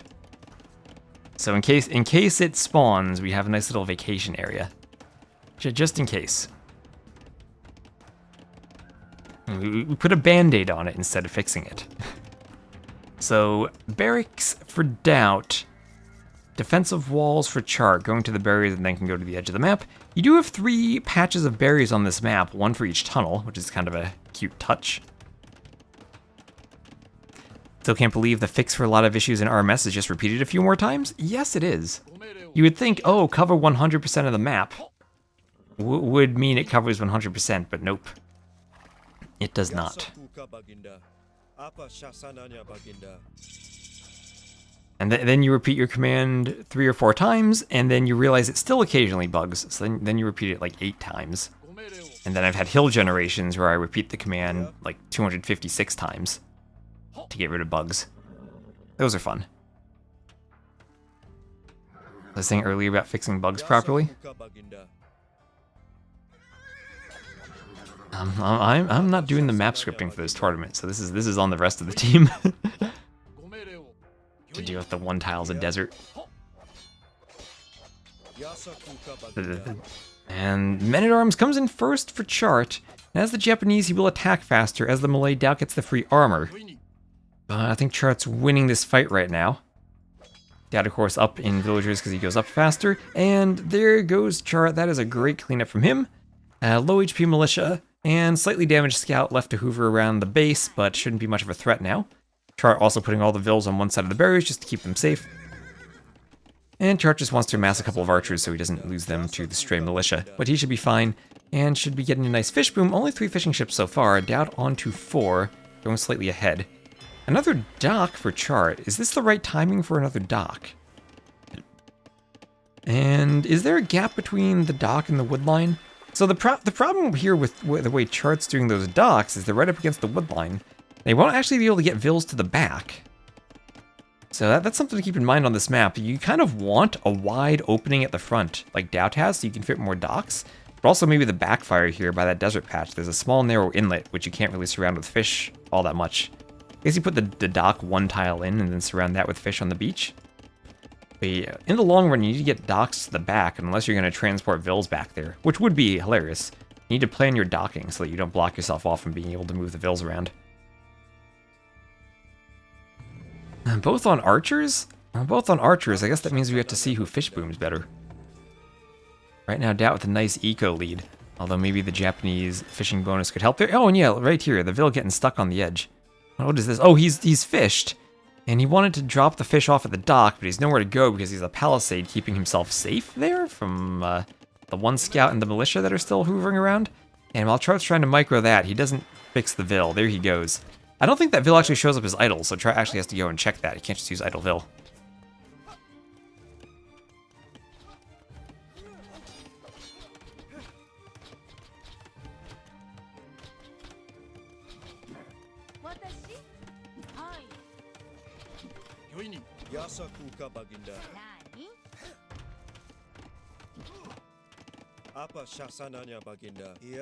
So 3 HP militia wandering into a lumber camp. And Chart will just stab him. Down he goes. Now, Chart wanting some forward walls, and he's going skirmishers. And we all know skirmishers are still the best unit in the game, despite the nerfs. Well, maybe second best only to monks. And he'll be pushing up the middle with the skirms.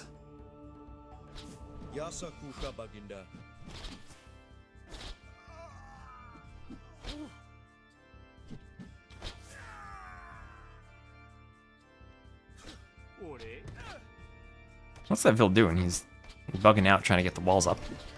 There he goes. Needs to get more HP on the gate. Gate will lock out the skirm, though. That's not that great for this fight. More archers for DauT, and he's going to probably clear some men-at-arms there. Has another archer coming forward.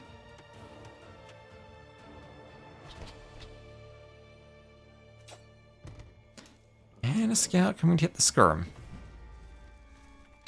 Oh, that's true. With monks being broken, maybe skirms actually do take the place as best. Oh, thank you, Dyrick, for the 500. I don't even know what currency that is, but whatever that donation was, thank you. I gotta Google what the currency is. Oh, I can't copy and paste. Oh, there you go. YouTube changing the UI when I hover over.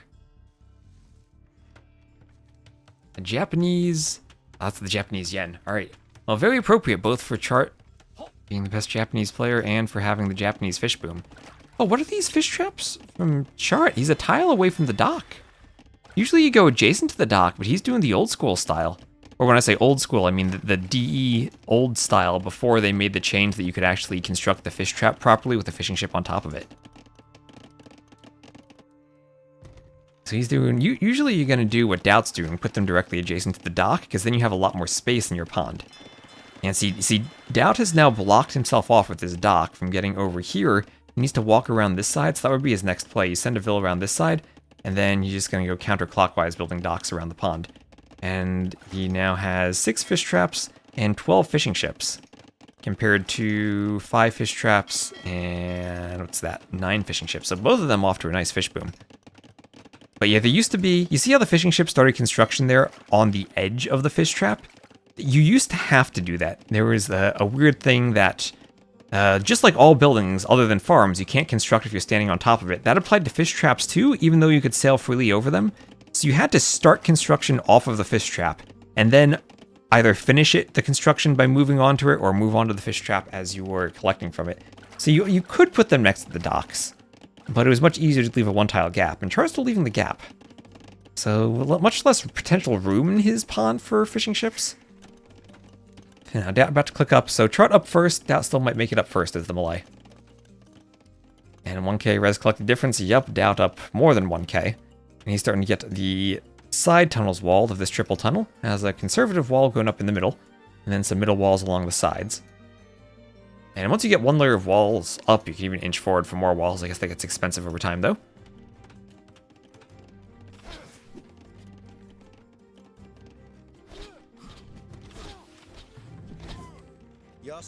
Archers still around the front. 9 archers there. Needs wood upgrades. Both players have a double bit axe.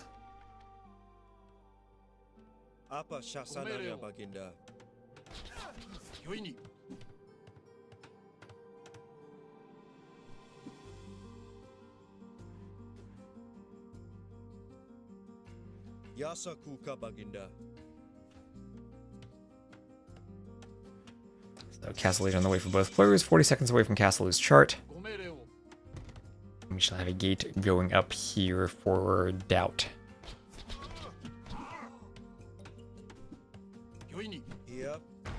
Why is DauT not being more liberal with his walls? Well, he wants to make sure he gets them up and doesn't get surprised. I'm gonna guess he actually did finish a wall over there if the archers came in. There's a gate. Yeah, oh, maybe he didn't. Skirms just decided not to run through, and I guess they'd be trapped if they did with the Vil there. DauT now can come forward through the gate. Malay, well, I guess Japanese do too, right? But the Malay, so smooth. Look at this fish boom. Yeah, now DauT, exactly what I said. Going counterclockwise around there for the extra docks. Chart can't do that. He's blocked himself off. Actually, he could chop through the wood line and then do more docks. That's something I didn't think of. You chop through the wood line into your pond for more docks. DauT a little ways away from doing that, and won't be able to do it on that side, of course. So you can fit, what, 1, 2, 3, I guess 4 more docks in this pond, can DauT.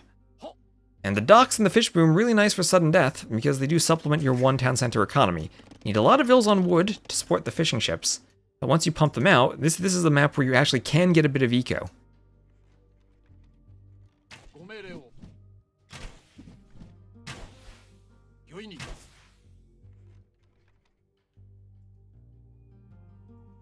Officially a boom game. Hello, Ash.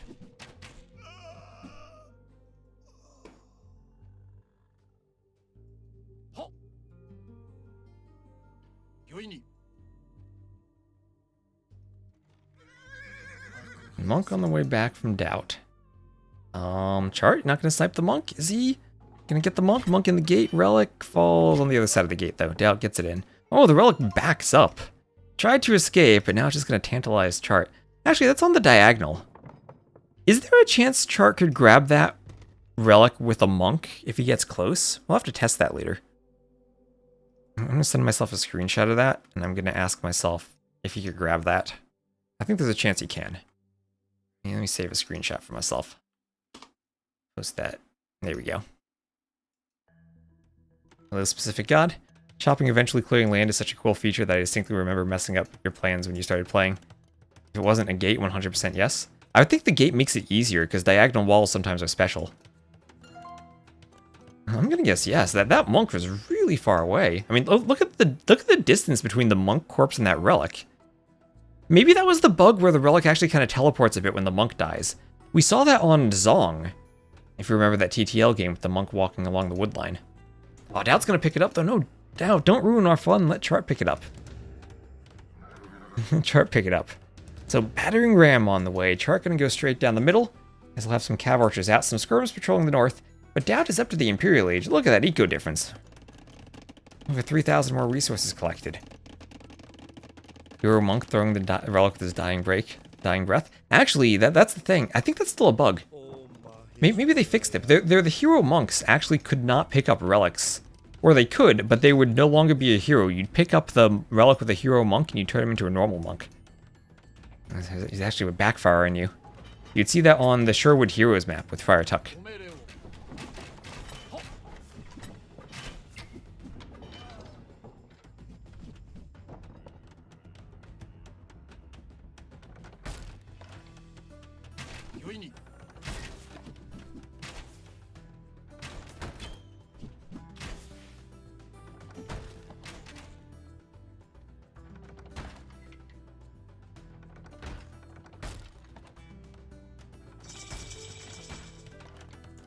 Trying to start us in the wrong direction, like those blind lame priests from AoE 1 that you could use to heal yourself in the first Yamato scenario.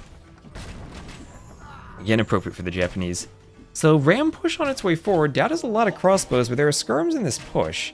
Crossbow's about to get Bracer. Cav Archer is not really the greatest for this fight, though, especially once Bracer comes in. It's going to be a lot of extra range for the crossbows, and they do have ballistics.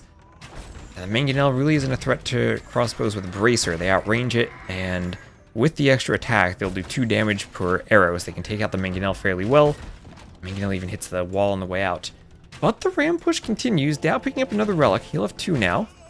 Chart making some progress. I just feel like it's not going to be enough, especially now with the defensive Mangonel from DauT, to hit the rams as they're pushing through the house.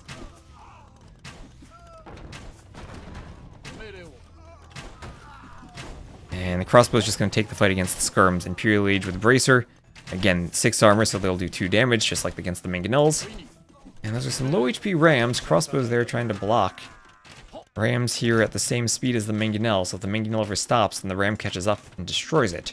That's exactly how siege works. Mangonel gets the other ram at least. Crossbow trying to save the Mangonel, but it needs 28 arrows. Bills have to avoid blocking the Mangonel. No! Nilly, he did DauT dirty there with the pathing. That's DauT's fault, though. He ran the Vills in the wrong area. You need to block with the Vill to get space for the ram, then repair and hit the ram. So Imperial Age on the way for Chart. Down by 20 eco units. And look at this beautiful Malay fish boom as DauT's about to chop through his dock. 28 fish traps to 14. So which civ is the better fish boom? Looks like the Malay so far in this game. Maybe it's just based on the eco management though.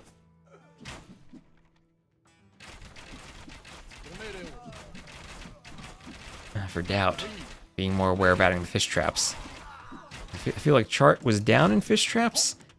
And of course they are cheaper for the Malay. And maybe just the wood discount is better than the food bonus for the Japanese, as far as this map is concerned. It's bonus upon bonus for the Malay. Yep.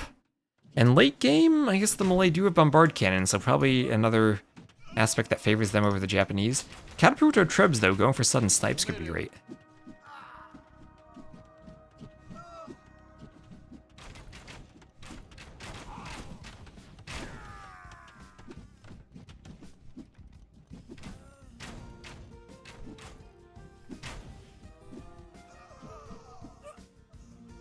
Skirms are all forward there, keeping these skirms back.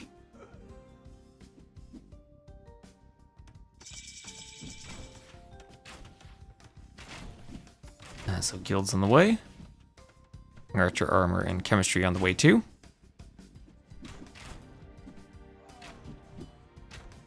Needs to research harbors and sneak one into the opponent's lake. I mean, with fish traps having only 50 hit points, I guess harbors would take them out pretty well. Not as good against the fishing ships, I guess, but the fish traps go down really quickly. Elefanto time? I mean, if there's one thing that's good against Malay battle elephants, it's gotta be Japanese halbs, right? But I guess there's no way Chart affords that right now. Look at how much smaller that fishing eco is. Got 37 fishing ships for DauT, 35 fish traps.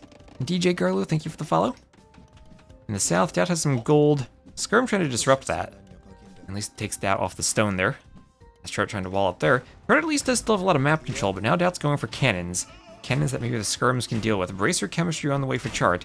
And is still fighting with mostly skirms. I guess the skirms for everyone now. Skirms for everyone.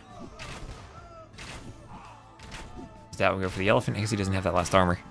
Eyesight's failing me. I can't see up. It's because it was in front of the stable, maybe?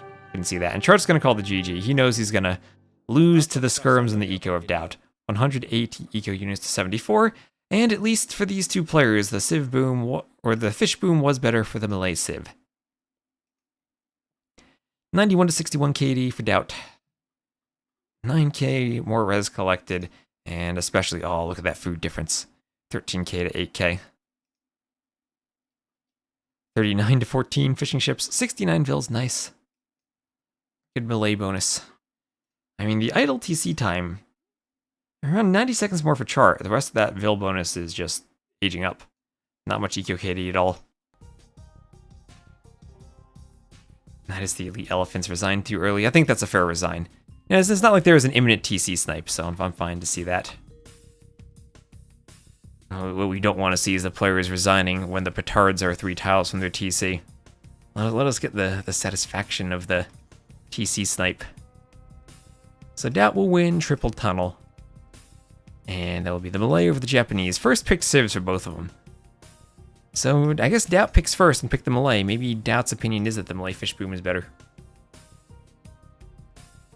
And the next map will be Skakuza.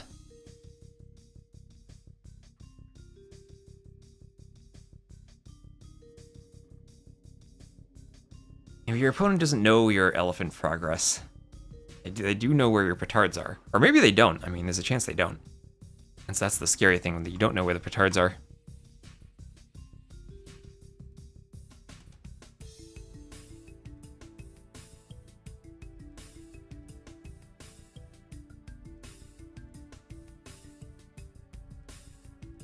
Yeah, of course on this map, usually, unless you somehow get a forward dock, the armor doesn't really matter. Well, it can if like archers sneak into the back. For the most part, it is that bonuses. There are tons of sets. I don't know how much stamina I'm going to have to cast, but there are tons of sets today. They're going on until like 19 GMT. For the start time.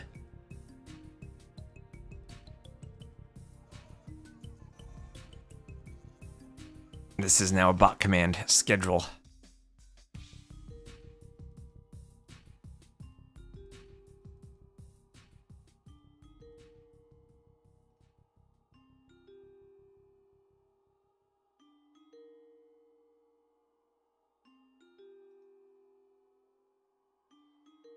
We've already been streaming for 3 hours. This is now what, our third set we've casted today. I guess that's still a total of potentially 4 more. Bring it back. If I ever get proper sleep and I'm not exhausted while casting. So, Skakuza, DauT will be the blue Portuguese to the west. Chart, the green Khmer to the east. Portuguese Khmer, not a Civ matchup I've seen here. Khmer houses for garrisoning in the middle could be cool. Don't know what DauT's going to do with the Portuguese. I mean, you're not going to take the berries on this map, you're going to take the hunt. And you're probably going to go... I mean, I do see lots of skirms on this map usually. Maybe the gold bonus isn't that useful here. Slightly faster loom. I mean, that's a small eco bonus early on. The ship HP won't matter. Doubtful you'll get to imp for Pretorias here. Very doubtful of that.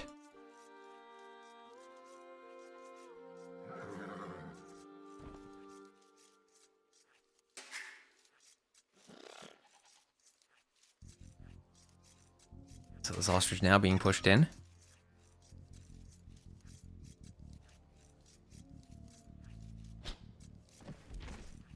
Taken by the Vills. Get a war among Twitch chat. That sounds dangerous.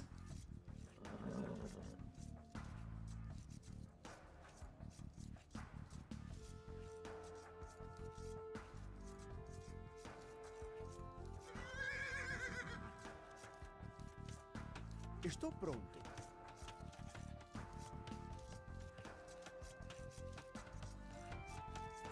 Credible food is not lost when switching to Dira board. Not anymore. It was in the original game, but not anymore. That was one of the very early fixes in the user patch. So early that it even made it into the HD edition. Yeah, back in AOC, you had to drop off your food or garrison your vills in your TC before moving them from the sheep to the boar. If you just grabbed your shepherds and right-clicked, like DauT might do here, let's see if he does or if he garrisons. Yeah, if you had done this in AOC, all that food would have been lost when they swapped. On Ash showing up to Twitch, hello. Just in time for the bot spam. Yeah, I will be doing a cooking stream tomorrow morning.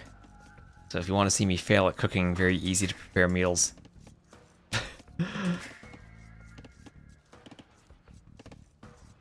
I should do that in the chicken suit. So, DauT, I still don't really see what the Portuguese are. I guess if he wants to go maybe militia men-at-arms, he could do it. He's taking berries. I just feel like milling this is so inefficient compared to the hunt. The Portuguese do collect wood from the berries. It doesn't tell us how much. I forget how much. I don't think you also asked for following on Twitch. Cooking? Yes, cooking.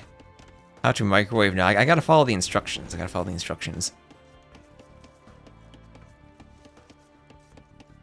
don't think you ever had to convert mangonels from close range. You have to convert rams from close range. Even in the Age of Kings, I think Redemption gave you mangonels from range conversions.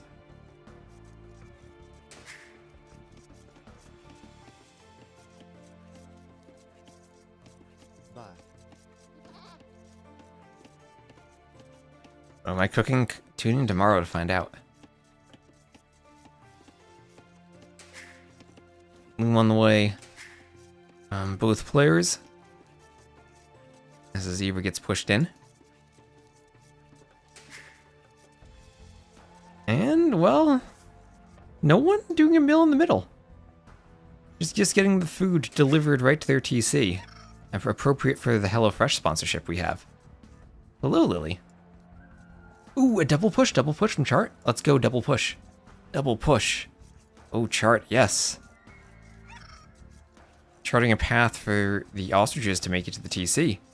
Double push on the way, double push on the way.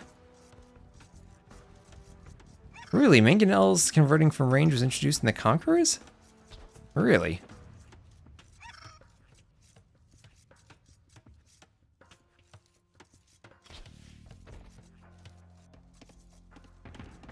I have to look up the changelog for that. Cooking stream tomorrow in the morning sometime. Whenever I can get up. T West John Slow cooking co-stream.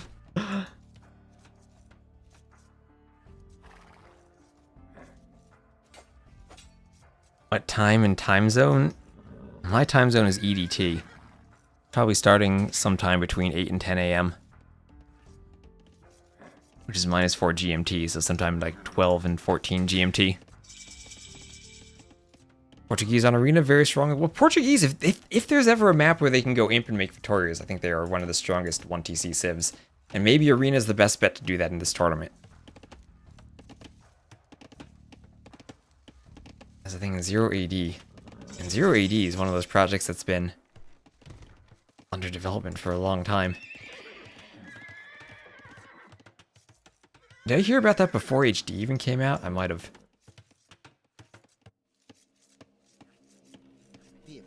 It's like open age.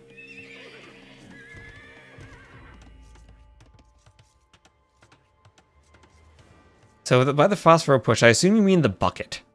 which is like if you have one villain, one scout. Phosphoro, he should have had a video showing this with chickens, but you basically grab them and push them in with like the villain on one side and the scout on the other, and they basically bounce back and forth between the villain and the scout and kind of run in one direction over time. So you can actually grab a whole bunch of them and push them into the TC at once. If you do that, it's a lot of walk time for the Vil, but then you get 5 or 6 zebras all in at once. And if you can do that, that could actually be scary. We'll need to see if someone can pull it off on this map. So there's a lot of tricky micro, but maybe worth it if it's consistent. Aftori is really that good? They're great for 1 TC, because you're not limited by your TCs for your eco. And yeah, it takes time to pay off, but it's payoff that your opponent just can't match, no matter what they do. If you watch a lot of Rage Forest, you'll see them on the flank go for it. I think Andy did it a ton in one of the previous Rage Forest tournaments. Sherwood, do they run away from the wolf on Sherwood Forest? I actually don't know that.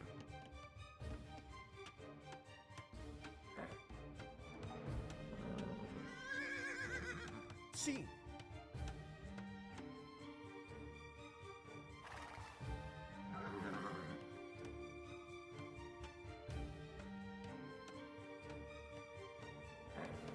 Quais são as vossas ordens?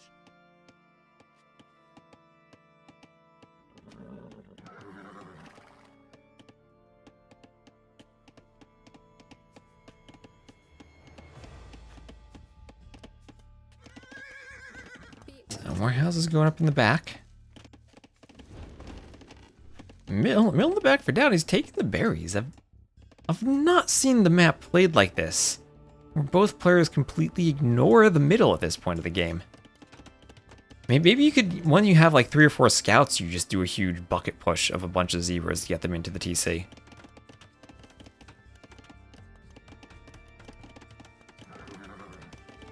Imagine that, you take a big scout fight, you have 5 or 6 left over, and then you use that to push the hunt in.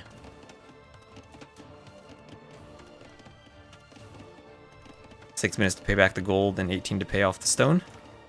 Well, that honestly isn't that much.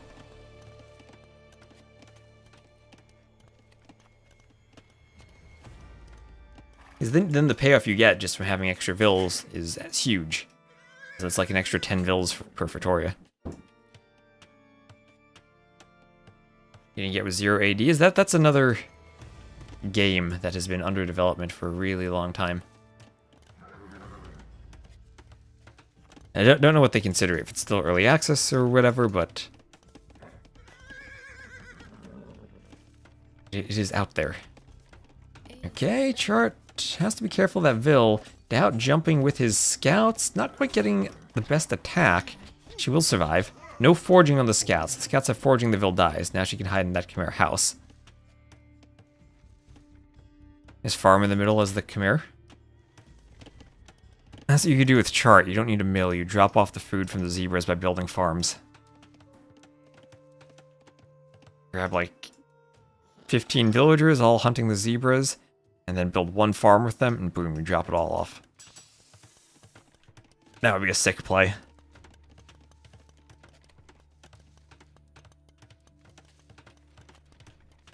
Is there a mill?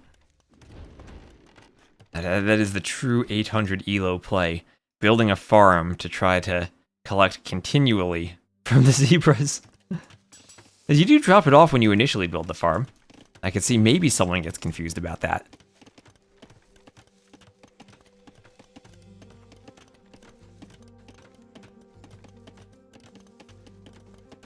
But isso,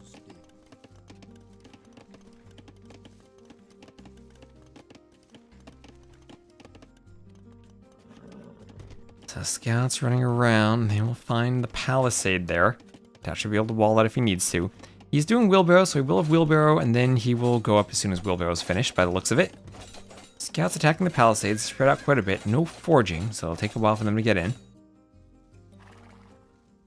And DauT still hoovering ground with the scouts on the other side. no bobrania. And there's Castle Age on the way for chart.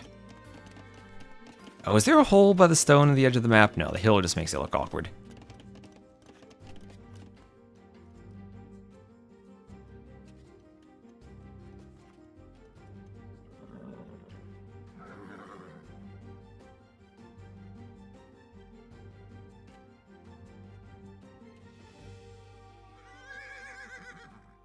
9 scouts to 7.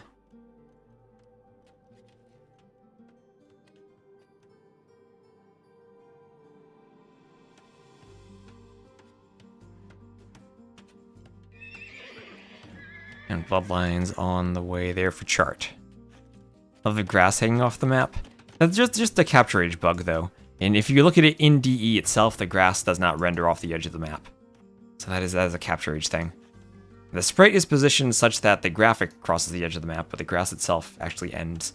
I'll have to do that someday. Just put a whole bunch of big scenery grass objects on the edge of the map. Just to bug out capture age for the fun of it. So that's a big mass of archers there. 8 scouts, 10 archers versus full scouts from DauT. DauT doing armor, and he's going to have to go double stable knights when he gets up. He has 2 gold mines within his walls, so if he needs to abandon that one to the archers, he'll still be okay. He still has gold in the back.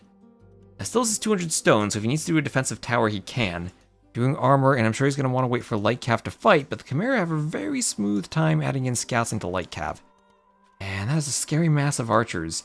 DauT has more res collected, but now very far behind on the army numbers. And chart even with the timing advantage, there is crossbow, there is bodkin. DauT's just going to try to fight and use as much of his army as well as he can before the upgrades come in. But it won't be long before crossbow and bodkin come in. 20 more seconds. Even if DauT initially wins the fight, he won't be able to continue it, as he's going to lose a lot of HP on those scouts, and he's going to do armor and light cav right away. And we still might need to see light cav for chart, and maybe an opportunity to do light cav and attack. So Vil goes down on the tower. First Vil kill of the game on Skakuza, on the most hamster map. So what could be more hamster than a do-it-yourself arena into wherever scouts play and crossbows. So there is the first knight for DauT. DauT still rushing the tower, going double stables for the knight production, finally using the Portuguese gold discount on one of his military units. 150 elo player. Now that is an elo, not the lowest I've seen. Your elo can go negative. So DauT leading the walls. He has a lot of light cav, just continually pumping double stable light cav with those farms of his. Crossbows moving forward. Maybe they just want to pick Vils now. That's 1 Vil down. They can't quite get the hits. The knights chasing them. That's 2 half HP Vils. All in all, that's 3 dead Vils, maybe a 4th. Crossbows need to get closer, maybe. Vil dancing. Nope, she does go down. So 4 dead Vils and a lot of idle time there on DauT's economy. But overall, much better fight in terms of the KD for DauT. A couple of knights forward also for chart, but he's going to have to run back. Doesn't want to lose the knights this early. And DauT now, he has the military advantage, 14 to 5. And it's going to be cav archers now. Chimera cav archers, they are something we see every now and then. Does not end at 0. You can go below 0. You can be negative. Negative numbers are just as good as any other number as far as plugging into an elo formula. The husbandry on the way for chart, absolutely necessary for cav archers. DauT has it already. So both plays with husbandry now. And hello, Sniper Timo on YouTube. I'm doing well. How are you? Archery range for chart.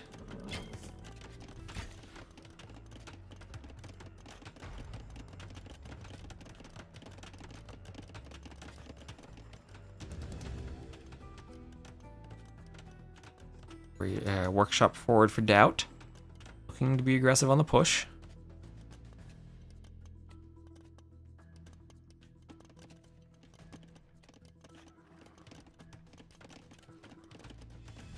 It does work in AoE too. I've seen it negative before by elo. I've seen negative elos. He must have hit exactly 0.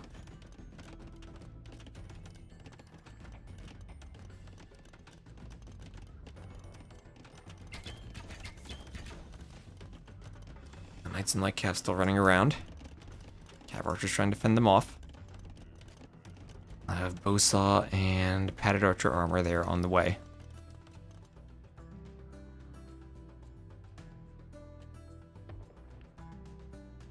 Watching live and chilling. Well, hope you're having a great Sunday. The cav archers will go forward and a gate will go up behind them. Elon Musk had to hurt when he was climbing back. I guess so. You can exchange at most 32 points if you lose to someone who is far below you. And so, sometimes the pros at the top of the ladder will see that if they match against someone far below them, and like their game drops and they happen to lose. Actually, it's rather scary to get one of those matchups because then an internet outage means you're losing a ton of points. So DauT still with the overwhelming numbers of cav, but these Khmer cav archers from Chart just gonna hit and run and try to stay alive as long as they can. Where are these vills going? A clandestine mining camp in the north for Chart. Gonna try to grab more gold access. He's finished the gold in his base, or just about finished it by the looks of it. Has more gold to the back, he could wall that off fairly easily. More gold over there he could run to, but he's gonna go for the clandestine mining camp approach and just hope that DauT never scouts up there. Luckily, DE never crashes for no reason. Luckily. Hope you have a wonderful Sunday as well, man. Well, thank you. And a couple of mangonels forward there for DauT. Yeah, they are very well aware of the fact they just need to destroy the TC. Especially since they can't build any more themselves.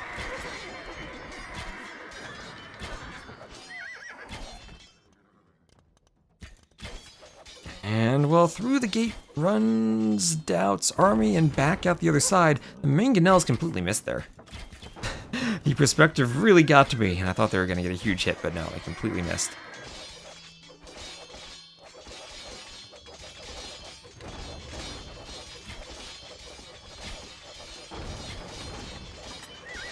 Mangonels in the cav archers as they have to run back.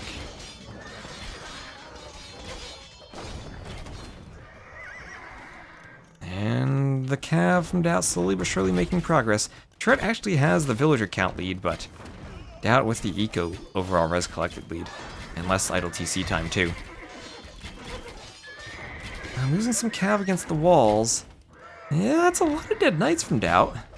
Mangonel's still there, scary. No repair vills. Cav Archer's gonna pick off one of the mangonels. Could go for the next one. Still getting some kills.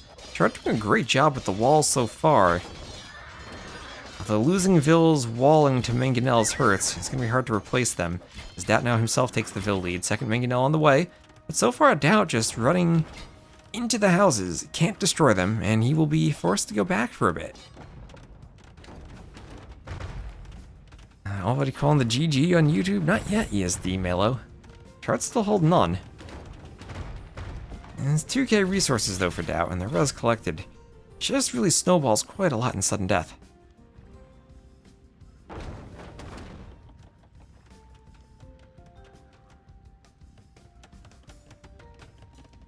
Time for skirms, maybe for DauT. What is this, 5 range cav archers? If you can maintain production, you're getting a lot of cav archers. This is finally open. Only 5 vills in the TC, so repairs would be hard. But still, I think that's enough cav archers that DauT can't actually run in. And as long as the walls are there, that'll make the pathing for the mangonels awkward. Where are the cav archers gonna go? DauT trying to find an engagement. Chart's gonna dive under some mangonel fire. 4 mangonels now. That is a lot of mangonels.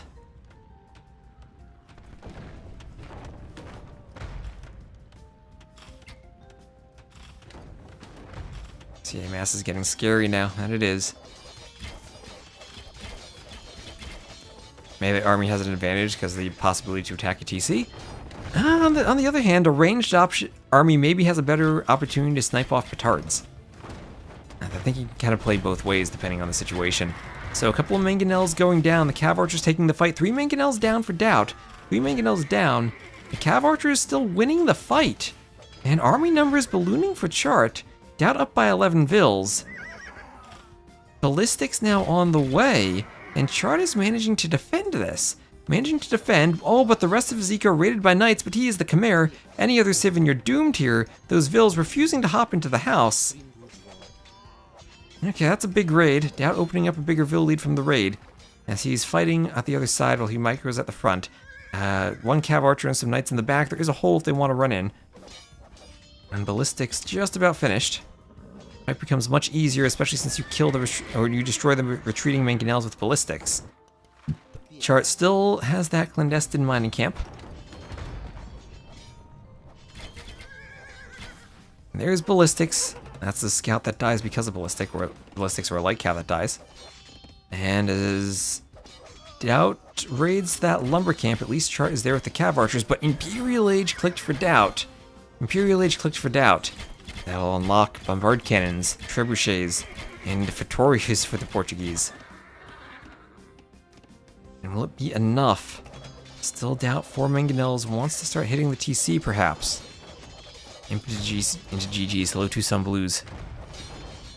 Amazing DE pathing. He could lose mangonels.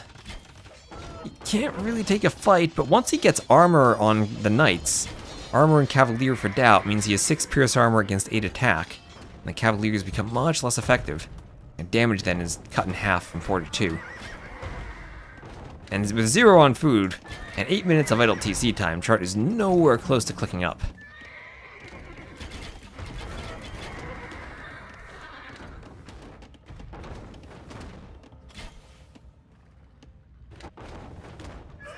Mangonels, get some cav archers.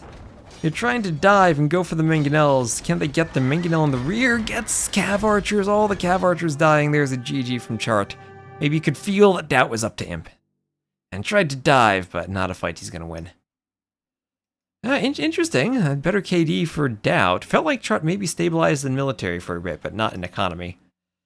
As DauT just opened up a huge lead.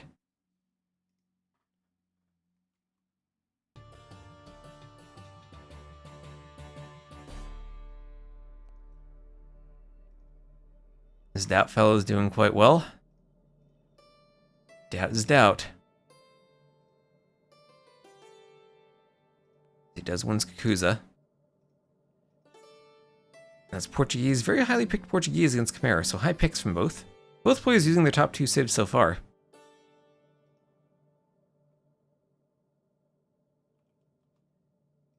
Yeah, sudden plummet of army numbers at the end. And GG DauT. It looks like Jungle Rumble shall be the next map. Jungle Rumble, our 2 TC start.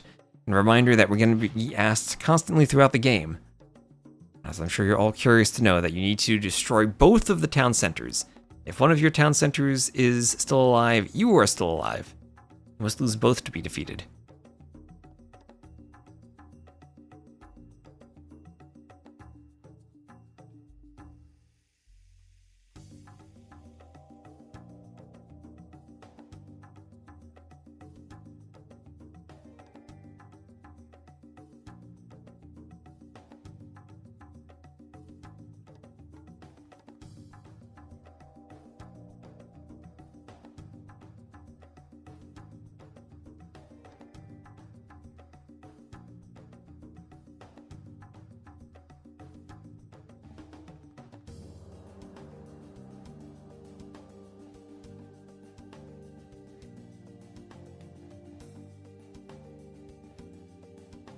It cannot be rebuilt, no. Not be rebuilt.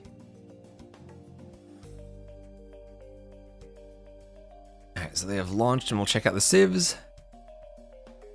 Civs shall be Byzantines for Chart and Bengalis for DauT. Byzantines for fast time trub wars on this map are very, very nice. Although we have seen some aggressive feudal pushes around the sides pay off. As much as the map is almost Michi, the 2 places you have to wall are so far apart, it's very difficult to wall both of them. Hello Flapjack, DauT must be an AU2 newcomer. Oh, he's young compared to people who are older than he is.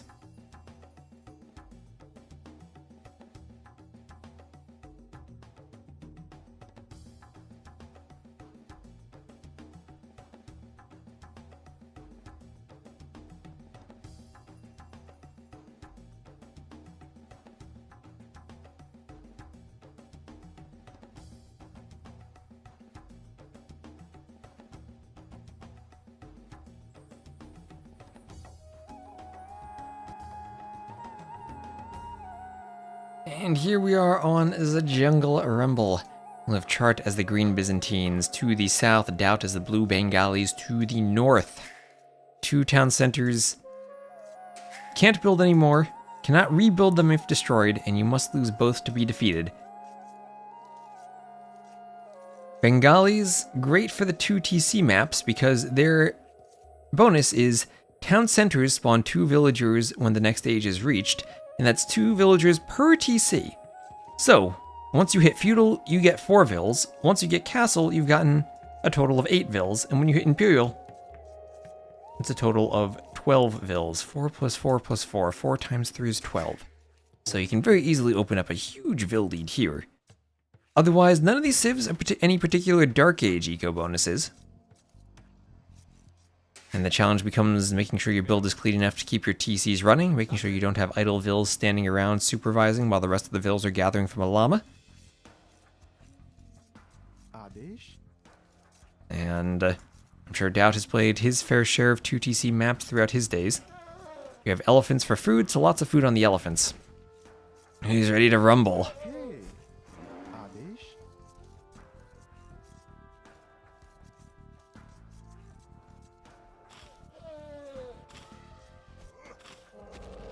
And DauT killing the elephant with his TC, you can do that these days. Isn't it just as good with 1 TC? Well, if it's only 1 TC, you only get 2 vills. You don't get 4.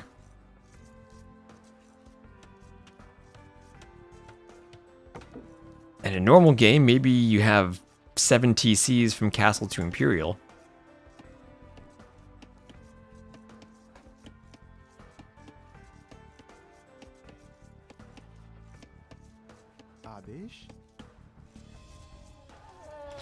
Elephant on the way in.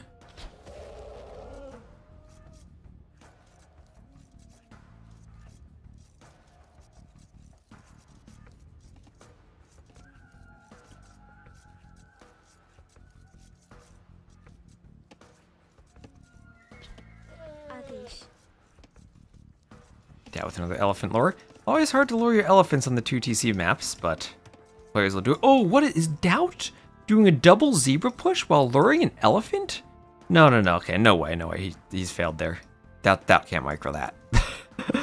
Oh, I was gonna be really impressed by DauT for a second.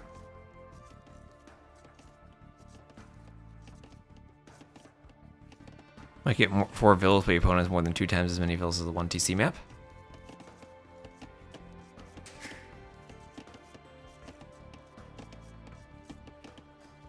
I guess percentage-wise, it's the same.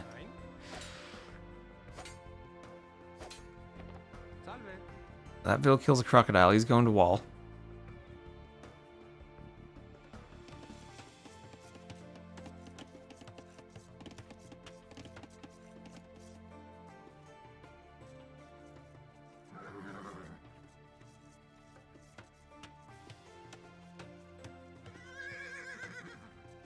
Because you can also build villas while going up. Yeah, that's a good point. Maybe it's even less because you have more vills than normal. Because you're adding in villas while going up. Even though it is more an absolute number.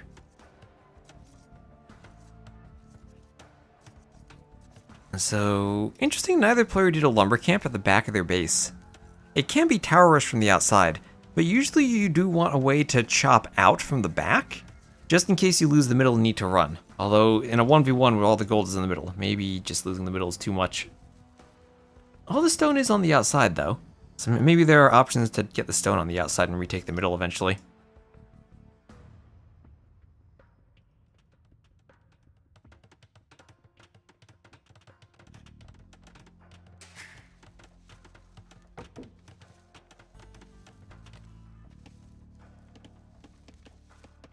So another lumber camp on the back of the wood line.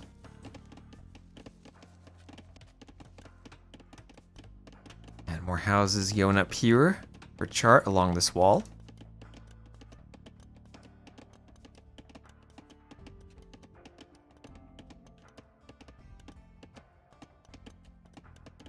Realistically, someone wins middle. Imagine, I feel like Chart needed to tile a palisade in front of that relic just for the fun of it. Imagine DauT breaks through that palisade, steals the relic, and then runs a huge army down that one tile gap now. I'm hoping for that. Hoping for that.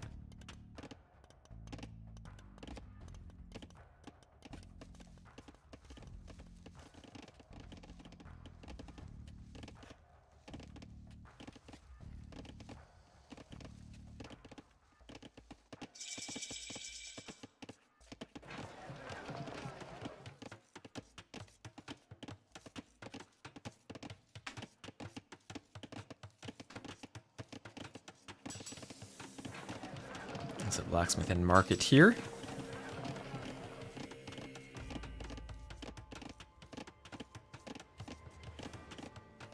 Byzantine Imp Treb Rush seems to be a really strong strategy on this map. Absolutely agreed with you there. Byzantines with their cheaper Imperial Age, and Chart being up so much later than DauT is definitely going for it. 48 Vils on the way up. It's kind of slow for 2 TCs, but it does let you go straight to Imp. So DauT's going to know that's happening, and I wonder if he would ever think to do an archery range in the middle, just for purposes of making sure that when Chart goes for the castle drop, the castle is not on his face, but actually has to be farther back.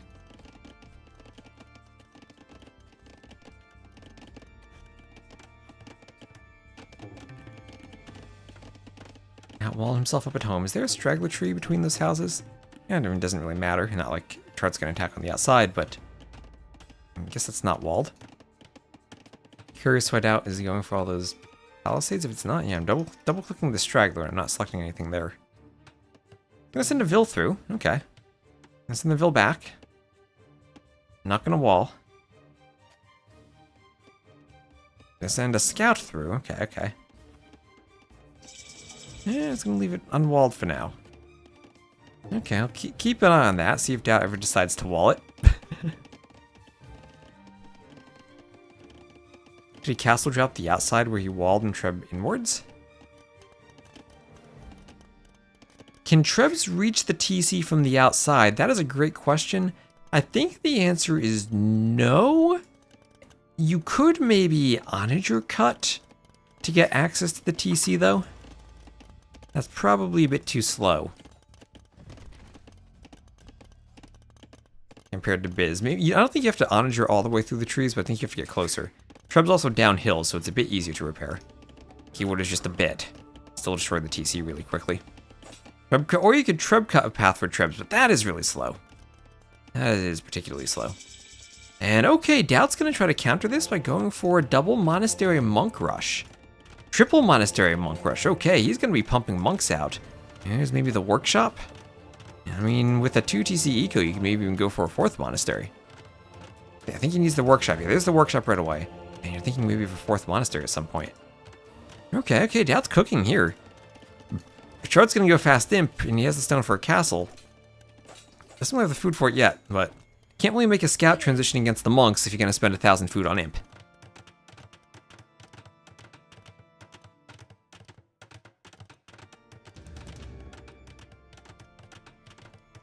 Guess it depends on the civ. Maybe Japanese could Catapruto Treb cut.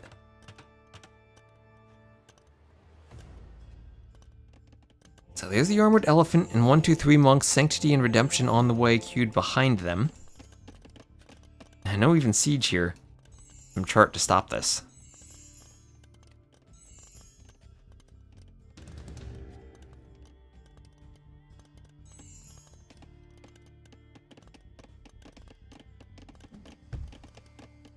Elephant going for the gate.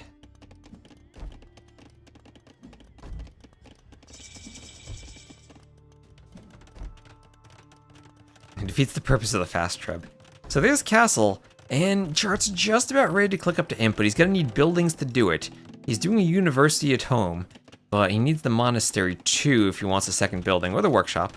Oh, there's the workshop in the back, so those will be his 2 buildings, along with the castle. Castle will get him up too. And I guess he puts Imp, does he put Imp in this TC? Let's look what's up first, the castle or the university? It looks like the castle. And which TC do you use for Imp, the inside one or the outside one? Maybe he's using the inside one. Alright, so castle there to defend the ram push. It's monks and elephant rams for DauT. Remember, the monks can heal the elephants. And if you walk the monks in right behind the elephants, the castle will hit the elephants and they'll shield the monks. Is DauT going to walk around the castle and hit the TC from behind? So double monastery defense from Chart. And DauT doing exactly what he wanted against the straight fast imp, getting map control so the castle and the Trebs are not right on his face.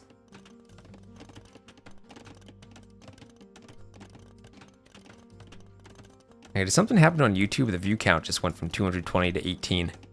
Hopefully it's okay on the YouTube stream. If someone's in the YouTube chat, let me know that is okay still.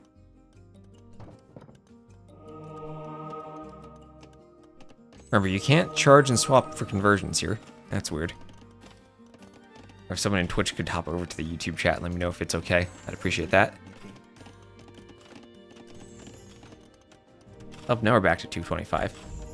Looks like we might have had a small internet drop on my end. Works, we're still there? Okay, we're still there. No, usually YouTube gives me like a, oh, you're not receiving data thing. Looks good, nothing happened? Alright. Thank you, YouTube.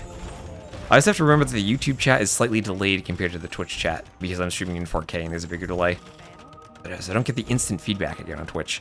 So this monastery will be elephant rammed down. The elephant rams have the peculiar property that monks can heal them. And if you thought villagers repairing rams was strong, wait until you see monks from a distance repairing the elephants. So that'll be one monastery down. And remember, this is the Imp TC. As much as you don't want to lose any TCs, you especially don't want to lose your Imp TC. And DauT himself is up to Imp 2. No more elephants in the workshop, though. I have a few monks on the inside of that castle. And that TC just so far underneath. More HP now for the Byzantine TCs in Imp. 3,360 compared to 2,400. So getting almost 1,000. 960 extra hit points on the castle is really nice. Mangonel from the workshop is out. So DauT does have redemption should he want to convert it. An atonement for more monks than the Byzantines. Remember, the Byzantines get the full monk tech tree aside from herbal medicine. But their monks heal faster, so they don't really need the herbal medicine. What do we have here? Atonement is in 2, so that'll be ready for defensive monks. Stop going away menu. And also the option for devotion and or heresy if he wants it. Don't think heresy can be afforded, but with 34 on gold, who knows what this economy will produce.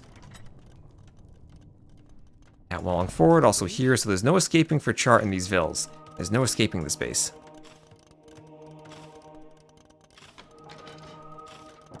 It is basically over. Probably, but we have seen some comebacks, though. 1 TC versus 2.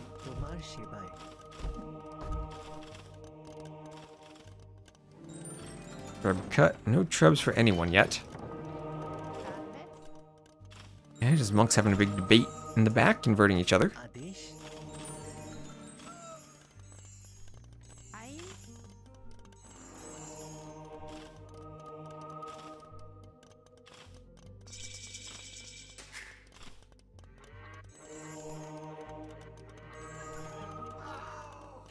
Nope, all the monks go down.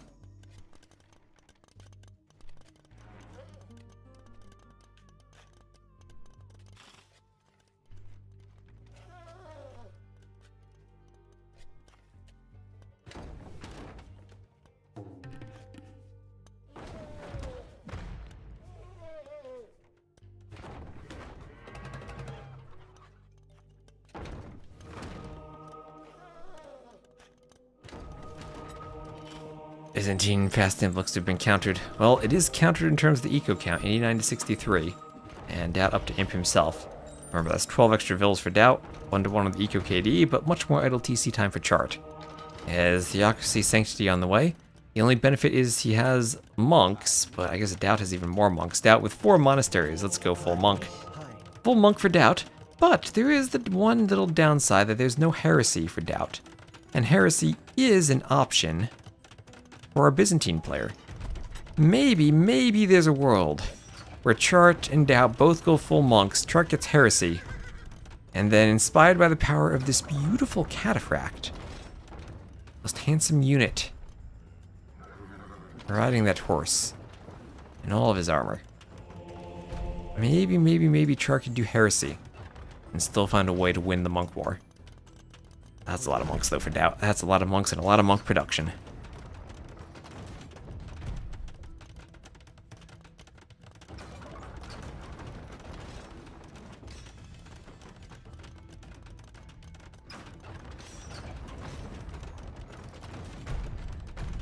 The Chart trying to wall. I don't know if walls really matter. He has double castles behind it and it's just going to be a monk war. He has Bodkin, so a bit more range on the castle. He's probably have to go back and garrison to break the conversion charge. See where that castle goes up. It can't hit some monks. This is where, if you can afford it, Bracer's nice for keeping the monks farther away, but that's a big if. Has Treb's only on 67 vills. And maybe a Treb cut is just Treb's destroying the gate. Treb's going for the castle. At least the Byzantine castle has a lot of hit points. The monastery goes down.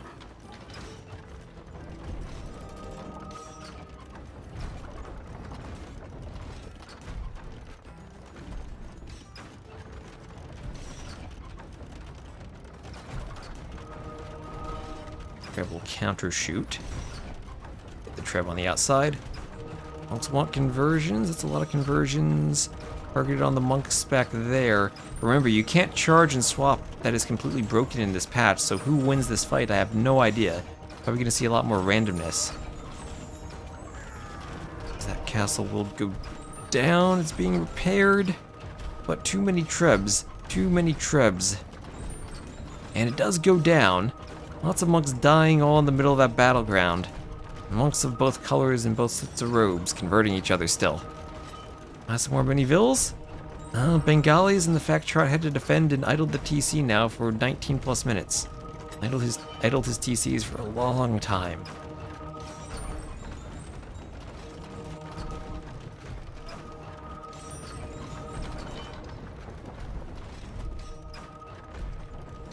You don't like blue and green as colors?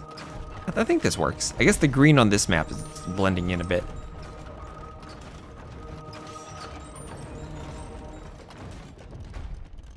You start with 2, Tiger Lord. You start with 2. On this map. And feels like DauT's winning this. 17 monks to 4. He is definitely winning this. Oh, and the Trebs are packed. If they get hit, they get destroyed by an accurate shot. Okay, they'll unpack. Try to fend this off still. No paradox. I did really enjoy that Noszombie Andy set earlier. The cyan versus orange. DauT managed to snag Faith too. He did snag Faith. He has all of his monk upgrades other than herbal medicine. That chart still no heresy. But yes, calling the GG's. DauT wins 3-0. He will advance to the round of 32. And clean win for DauT. So that's 21 to 12 KD for chart. Better eco for DauT. Up timings for DauT to the Castle Age. Better for chart to Imp, but the Monk Rush stymied the Byzantine Fast Imp. And what's that total unit trained? 42 monks to 57 monks. DauT monking more.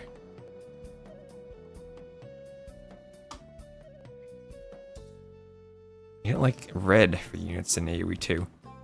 Red is something that I think is very well visible, at least in Age 2. I'll be chart, lost Jungle Rumble, and we'll just get the civs there. Sadly, the Byzantines lost, but both players using their top 3 picks. Alright, next is Ganji's set. Is he playing already? Babaorum Ganji, they are 9 minutes into Koala, so we'll catch up to that and then do the overlays right after. So this is Ganji versus... How do I spell Babaorum? B-A-B-O... Or B-A-B... A-O-R-U-M.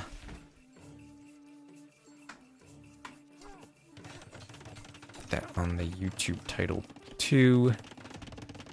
Edit and end stream both start with E, and that is a very scary button accidentally to mispress. Alright, so the next map is Koala. This will be Ganji versus Babaorum, game number 1. They have just started their set, and we will be catching up to this as quickly as we can. Feudal Age on the way for Babaorum. Ganji doing his Dark Age as the Chinese. Chinese versus Maya. A classic AOC type of matchup here. Both good economies, both good archers. Chinese no longer have camels, but they do have fire lancers. What do eagles do against fire lancers? I think nothing. I guess the Maya do have plumes against them. So we're caught up about 12 minutes into the game here. As Ganji is fully walled, he is adding in a market, and looking at that food, he is going to go for a fast castle. So Fast Castle might need to buy 1 round of food, but he will be A-okay to go up once the market and the blacksmith are finished. So Fast Castle with the Chinese against the Maya. What do you Fast Castle into? Chuko News, maybe? Fast Castle into Fire Lancers? Fast Castle into Skirms? Interesting play there. More standard on this map. Babaorum going for the feudal play. Adding 1 range, using those cheaper Maya archers. We'll see if he has that single-minded avoidance of Maya skirmishers this game. After this game, I'll update the scoreboard and get everything set up outside the game, but in the middle here, we'll go with Ganji and Babaorum just getting started. And very aggressive here, but the aggression hasn't really stopped Ganji from taking the berries. It was taking them pretty heavily from the get-go, it looks like, and only 80 food left.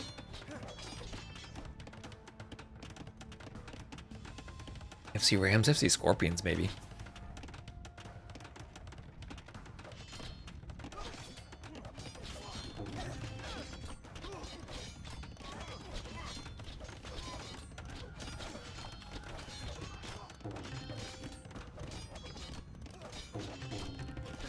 So houses and a wall going up.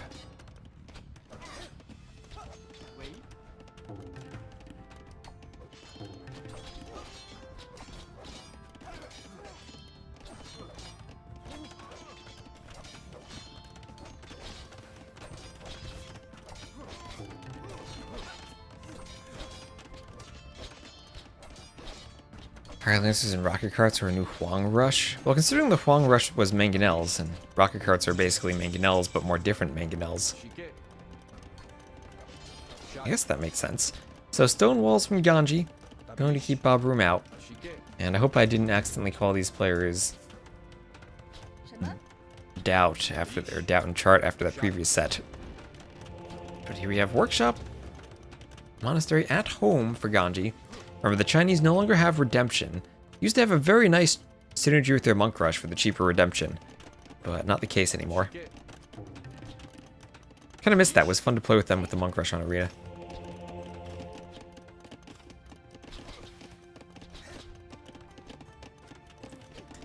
Also, Elos, Ganji right now 2374. I feel like he's been higher than that though. Babaorum 2519.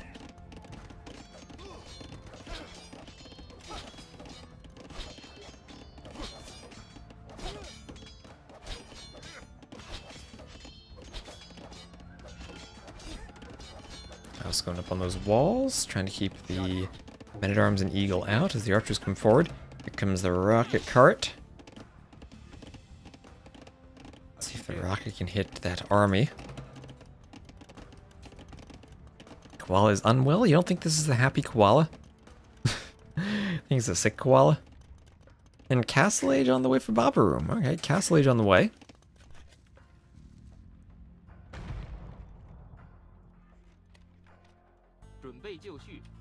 But Ganji's up already, sending the Fire Lancers forward. And 400 more res collected for Babaorum. Eagle goes down.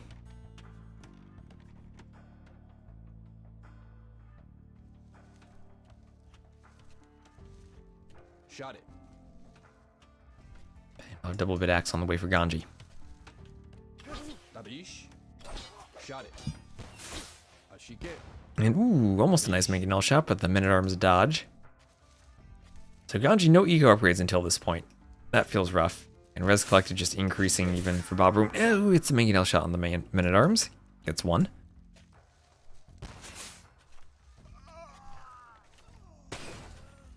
Tabish. Our Fire Lancers. Ashike. One of the scariest units there is right now, the Fire Lancer. Rocket Cart trying to chase down the... Or Rocket Cart trying to chase down the archers. Not going to get there. And that's do crossbows counter this? I mean, crossbows then get countered by the rocket carts. Maybe plumes have to be the answer here, but the stone not being taken from Babaorum. And he's going to try to go triple barracks eagles, but that should be massacred by Fire Lancers, right? They do have...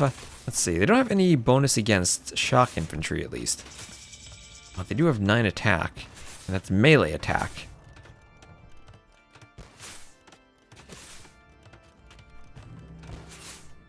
Crossbow on the range is being besieged. We'll see if that comes in. Defensive Scorpions for Ganji. Even though Babaorum still has a score lead, I feel like he's in a tricky spot. The Eagles need to find value, but that'll be hard with the Fire Lancers out. And Ganji coming forward to steal relics. He'll make away with 2 of them right away. Crossbows coming over. And again, the rocket cart's there. More deletion of the walls for the Eagles to come forward and try to take the fight. Rocket cart just getting an attack around to just fend them off. Fire Lancers shouldn't be that strong against infantry. The problem is they are. 65 hit points is a lot of hit points for an infantry unit at this point. And 9 attack is nothing to shake your fist at.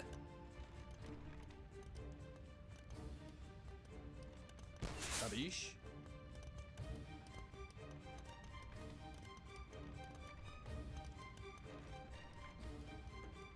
We have Wheelbarrow on the way for Ganji.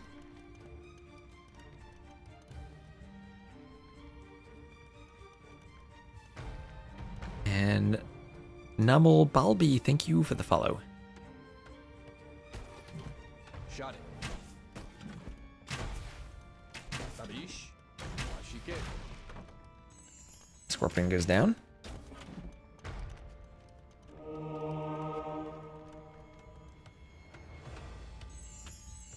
We haven't seen the Fire Lancers lose yet.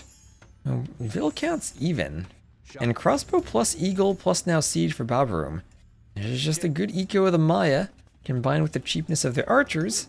Now let Babaorum at least save one of his relics, and not let Ganji get an overwhelmingly strong push. And now this is a bit tricky. Shot it. He's gonna send 3 crossbows. I was gonna say the entire army there probably gets isolated and picked off if he sends the entire army behind the wood line. But 3 crossbows should be a good annoyance to Ganji and his ability to collect wood. A couple of weak vills there were ballistics in, and the crossbows might be able to pick some vills. Ganji runs though, with the way DE projectiles work, he should still keep everything safe.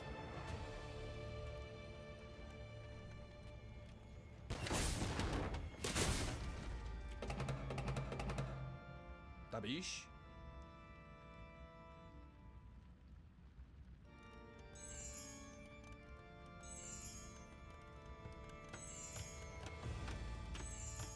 Shot it.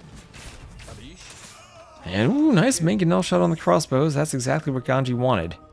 Exactly what he wanted. Remember, the Maya do not have redemption. They do have atonement, but no redemption, no illumination. They would have good monks if they only had atonement. I mean, if they only had redemption. And they can convert the siege, but as it is, siege will devastate their monks if it closes. A light man. You think Babaoorum's cooked. He still has a score lead. Vil count's still the same. It's just this unit composition. How do you fight it?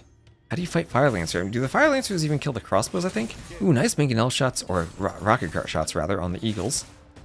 Fire Lancer's there. That mangonel will not even get a good shot off. Well, I got half the HP of the rocket cart. Better than I thought it was going to do.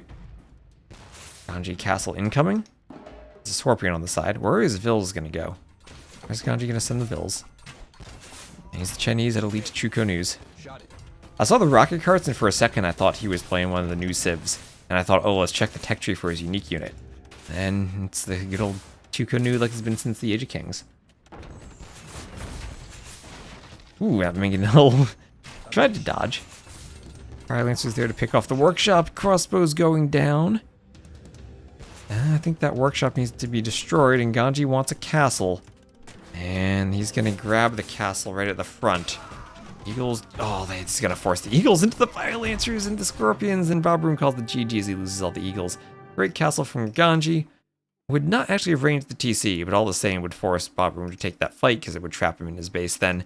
Trap in his base just as his gold was going to run out. Actually, he could maybe chop through the wood and mine the gold in the back, but still not a situation he would have been looking forward to. 29 to 5 KD.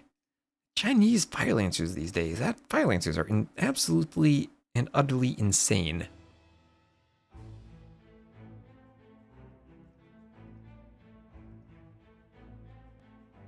Alright, so time to update my scoreboard. We had jumped right into this. So who is even the higher seed in this set? That I don't know. I'm gonna grab their drafts. Some Discord management.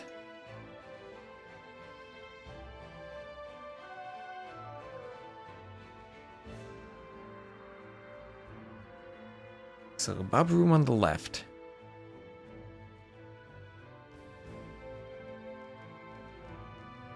Ganji on the right.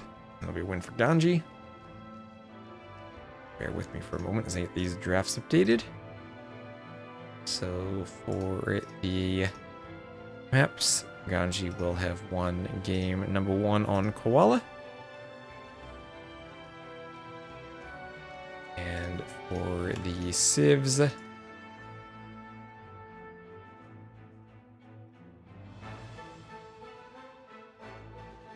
that was a loss for the Maya and a win for the Chinese. And we are already underway in game number 2 on the wonderful map of Canberra.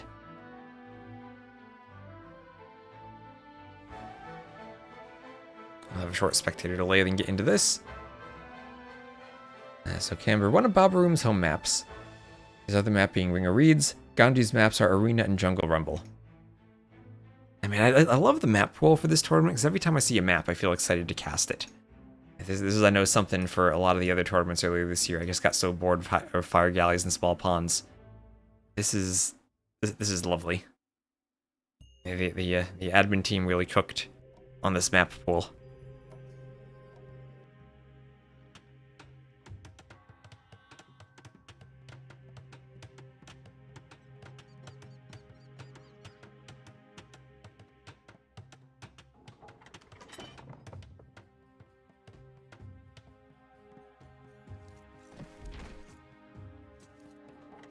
Ganji Castle. Alright, read that already. So, ooh, look at this map. Straight north and south. Ganji as the blue Georgians to the north. Babaorum as the yellow Byzantines to the south. Kind of an awkward side pond there, but it is Canberra. Again, your fish has 30,000 food in the middle. And Ganji going to block off part of this. One palisade will block the other tile. Scout can still path, as he shows us there. And, well, Byzantines probably look to win the water with fire galleys, somehow go fast imp. They can also drome in the TC if they win the water. Georgians usually like to do some type of shenanigans with fortified churches. We saw, you kind of got a fortified church both sides, but if you lose the middle, you can use churches to get it back and deny the fishing. I think sudden death definitely helps it. And especially this map, since you do have the straight path up and down the middle to get to each other's TC, you can go for transports for petards, castle drops, archers, what have you. Mzaars.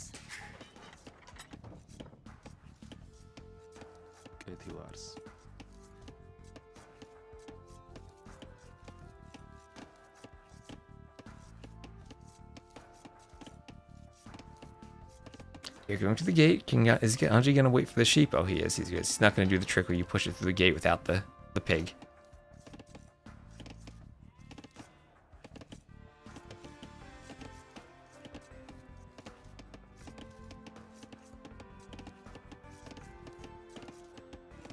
Does the church eco boost apply to fishing ships? I believe the answer is no. Otherwise, whenever you saw Georgians on Black Forest, they'd be surrounding their ponds with fortified churches. So I believe the answer is no. As far as I know, it's no. So no DauT yet from Babaorum. And that could indicate he just wants to take the boar and focus on a very fast uptiming to be able to contest the middle. Or it could just be that Ganji went for a very special build with the mule carts to get an early dock. And I guess maybe that's the case, as he has a fishing ship out already. Alright, yeah, Hare's not playing this one now.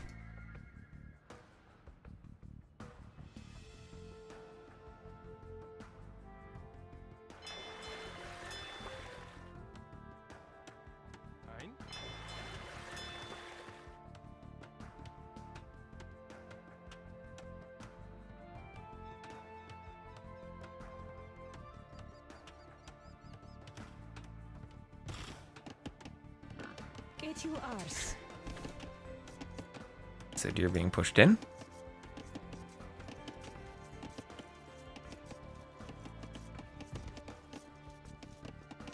Yeah, so this map has a bunch of singleton deer out here in groups of 1 that can be pushed in through your gate to supplement your economy. For some reason, you only have 4 tiles of berries instead of 6.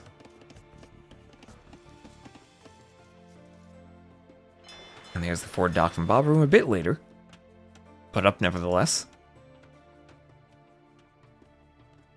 I think it's mostly Ganji being early because you start with the mule cart for the Georgians. So you can go to wood right away and go for the dock very quickly. And this is Byzantines for Babaorum, so no Dark Age eco bonus for him.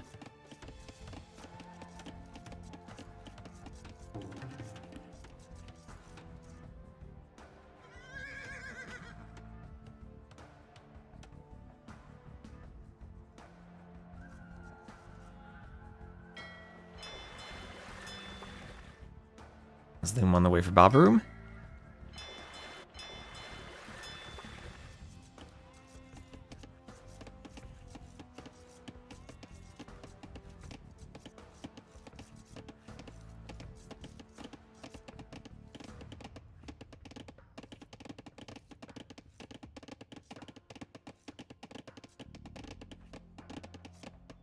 Get you arse.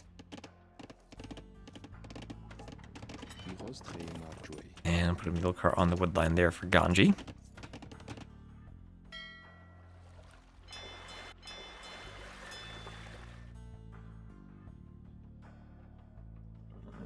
And the scout's still hoovering around here as we'll have another dock. We'll have the dock block from Ganji. Oh, the full dock block. Up and down. Oh no, he's deciding not to dock block. Oh, I got excited for nothing. He's gonna do a dock in the back. Okay. And just about the same uptiming for both players, but we can see the advantage of the Georgian eco there. Starting with that mule cart, getting the early dock and the extra fishing ship out. A second dock in the back for Babaorum, but he will at least have double dock fire galley production as the Byzantines and should be able to win the water with that. Or at least should be favored with the advantage in the faster attacking fires. So what is it now? It is fire ships and dromons plus 25% attack faster. So once they do get imp and win the water with fires, then they drone the TC.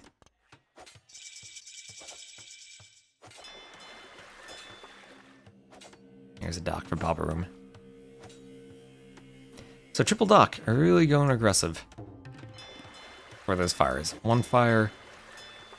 Doing the dock in lieu of actually trading the fire might slow down his wood eco. Needs more vills on wood for the fires. I mean on gold for the fires. Hard to manage everything here, especially if you're gonna start losing your fish. There's some pathing going on there out of the corner of my eye. I saw those fishing ships bugging out.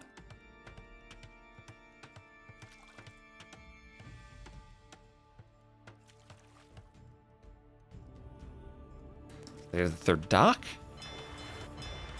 And triple dock fires. Ganji, though, getting 2 fires out first, because he did focus on them rather than the extra dock. No third dock from Ganji. Fishing ship's gonna block up the middle a bit. Babaorum wants to wait for reinforcements. Oh, wait. These docks are the same architecture. For a second, I just looked at them and thought Ganji had another dock, but nope, no, it's just the same architecture.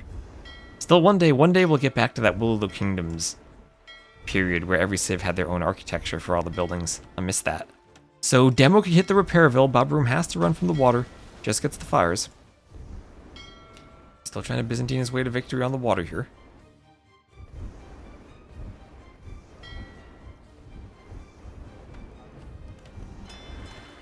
Three docks, but hard to afford production from all three.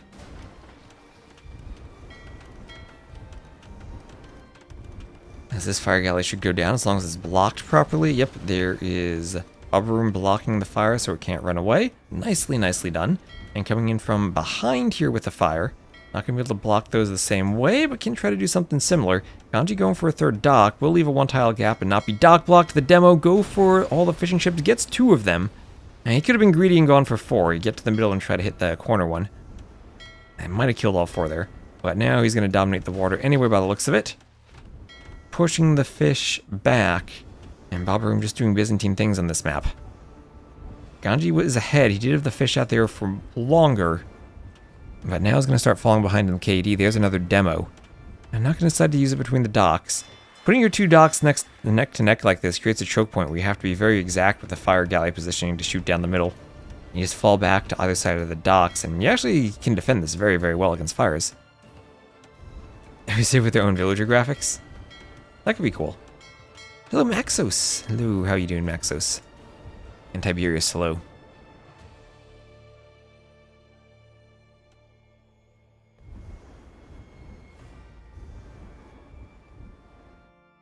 Ooh, okay, Demo's in the choke point. I guess the choke point blocks the Demos too. Oh, not the best hit. Ooh, Demo out of the dock. Yeah, gets 2 fires. Ooh, Demo wants the Vil, but the Vil goes down anyway. Alright, so Ganji with the triple dock set up like this at least has blocked Babaorum from getting any progress down the middle. So excellent play from Ganji to block like this. Excellent play. Good end of holidays, but it's okay. You can end your holidays with some Age of Empires then. Demo gets the Vil. Great demo from Ganji. Oh man, this dock setup is beautiful from Ganji. Remember, his initial dock was going to be a dock block, but I think this is so much better. This is perfect in the Fire Galley Wars to use your docks as a shield.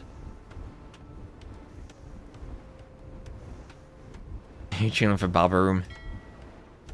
Ganji's looked pretty good these first 2 games. Oh, there's a Demo. Gets stuck behind the docks. I guess the Fire Galley's blocked his positioning, so the only thing it can do is explode on the dock. The fires all just need to focus one dock at a time, but of course the Byzantine docks, like all their buildings, have a bit extra HP.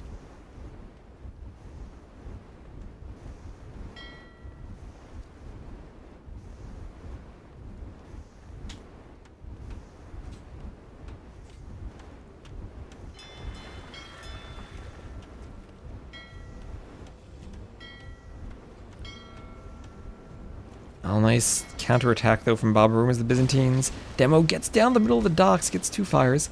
And now maybe Babaorum. Does he want to take out a dock? Does he want to go down the middle? There's 1 fire down the middle. 2 fishing ships left on the shorefish for Ganji, but not much there. Okay, that is a huge turnaround then for Ganji. That was a great demo. As Ganji now is forced to retreat and is losing the numbers on the water. Alright, I don't know if they can shoot properly down the middle of the dock, but as Ganji gets his numbers back, the docks will be more effective again. That fire not able to retreat. Docks, of course, only block your enemy's fire, not your own. And looking at the economies, both of them very similar. A bit more gold from Babaorum. Maybe he's closer to going up. More res collected total for Ganji. KD on the water completely equal. Eco KD 3-3. No one able to fish the big fish. Surviving fishing ships from both players on the shorefish. But there is Castle. There's Castle from Ganji. He clicks first, selling the stone first. 100 stone sold for Babaorum, so he's gone out to outpost the side. So is Ganji. Ganji mining stone, though. Ganji has 13 vills on stone. And he'll be ready to castle drop as soon as he's up. Castle also for Babaorum. He is not nearly as heavily on stone. Maybe just collecting 2, or putting 2 vills on stone to make up for that outpost and the selling that he did. As he's also mining gold. And Ganji has outposts everywhere. He's going to know exactly where he wants to drop the castle with those outposts. Okay. He doesn't have the water control to transport to the middle for a castle, I don't think. But this is not walled from Babaorum? Ganji aware that that's not walled? He is. Imagine the vills snake through that wall and can do a castle here. And imagine doubly, Ganji tries to do that just for a demo to pop out and kill all the vills.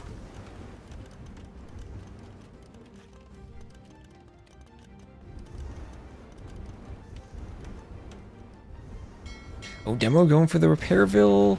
Oh, doesn't get the vill. Not quite. I think it did some damage. And if the repair is there, the fires will fend that off. And only a 30-second advantage for Ganji, so if he does the castle, it'll have to be forward, and if he's going to do it, Babaorum will know about it. Babaorum indeed knows about it. And he's going to send a ton of vills to do a tower and stop the castle drop. It's a very early tower. And Ganji's just going to end up castling the middle. Okay, loom on the way for Ganji, so he cannot vill fight. And Babaorum, at least with all his vills, has done what he maybe wanted to do. Force the castle to be in the middle instead of on his home. Castle still can't hit some of those palisade walls. Do a bit more after Fletching and Bodkin, but just a couple tiles. Be mostly worried about holding the middle with that castle. So no one investing into the War Galley upgrade, despite fighting on the water the whole game. Does look like Ganji has managed to win that. And now you look for potential fortified churches in the economy for that 10% faster bonus. Maybe one even in the middle on the stone. Your vills are going to be mining stone there. Ganji wants to maybe use that control tower, use that castle for control of the water, and then transport in. Okay, there's the transport ship for Ganji.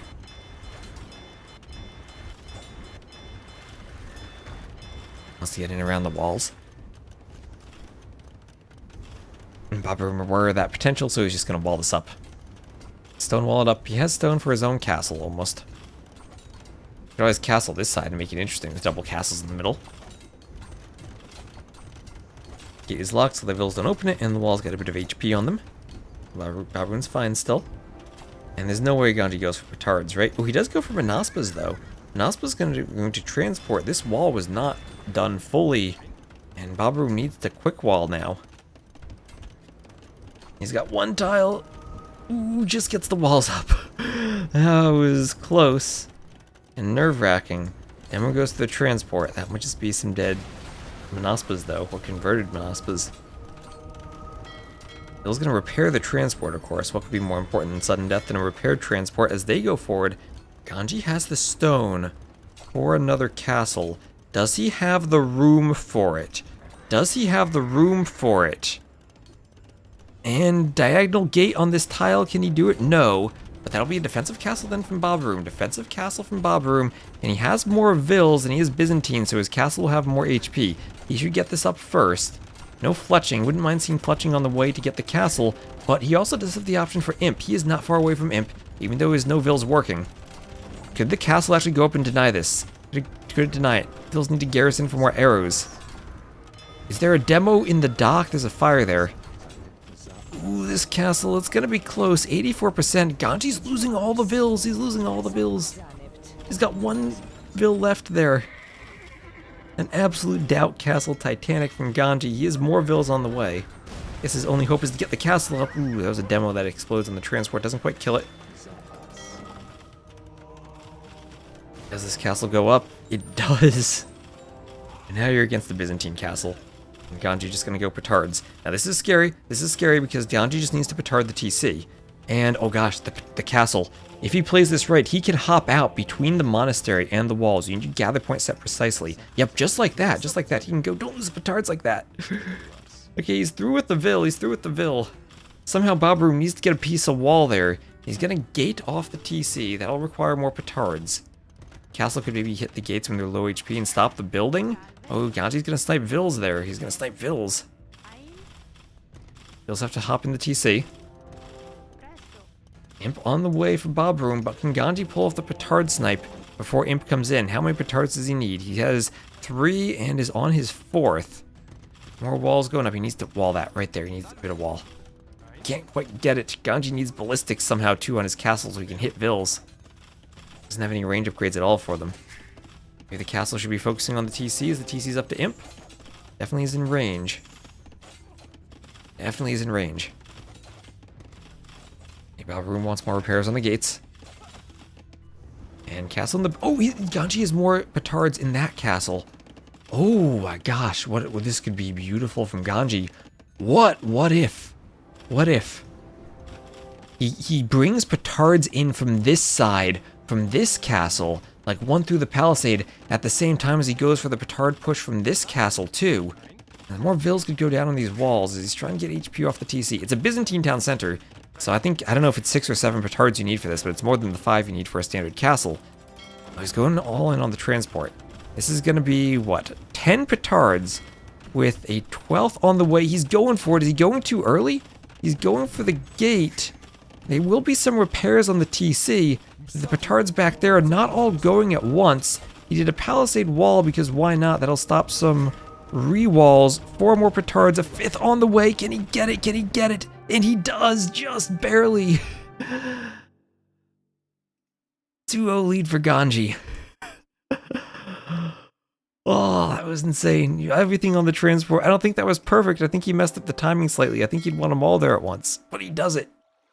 Oh, if that fails, then Babaorum and Imp trebs this down and I think just wins? I don't know, I guess Ganji had a Vil lead at that point from all the repairs. And Babaorum walled off the transport, but he made the mistake of leaving room for the castle. A couple of tiles of stone wall a bit more forward. Ganji, I thought he was dead when he lost so many Vils, but he committed to the castle, committed to the petards, and it worked.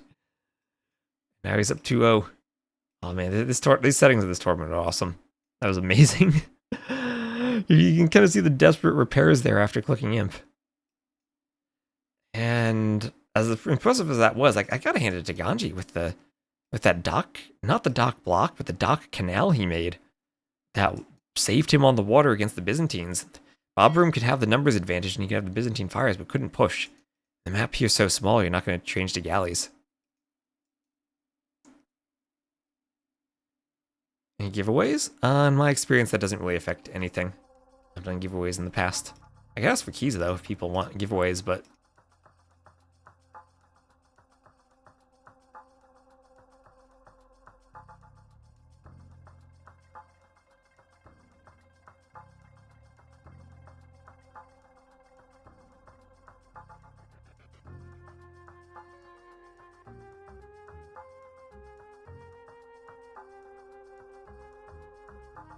Let's see, that's 2-0 for Ganji. Tards are greater than Trebs? Depends, but there, that was true. Let's see if he goes Ring of Reeds or tries to throw a change up and pick another map. Also, Babaorum random the shoe. Lovely. Loss with the Byzantines, a win with the Georgians.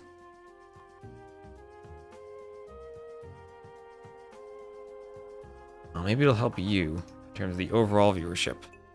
I don't think DLC giveaways are the best thing. The irony that people who very much watch AoE 2 streams might already own the games. He's from France? Yes, I believe so, yes.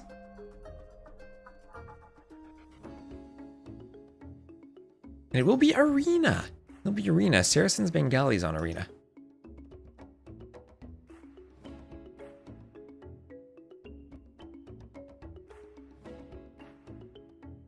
So Arena for game 3.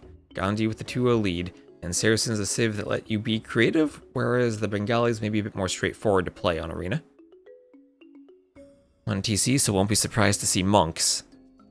Saracens could always start by mining stone and use their market effectively. You get to the late game setup, and at least bombard cannons are an option for Saracens. Sometimes Arena, this is maybe the map most likely to go imp in our map pool.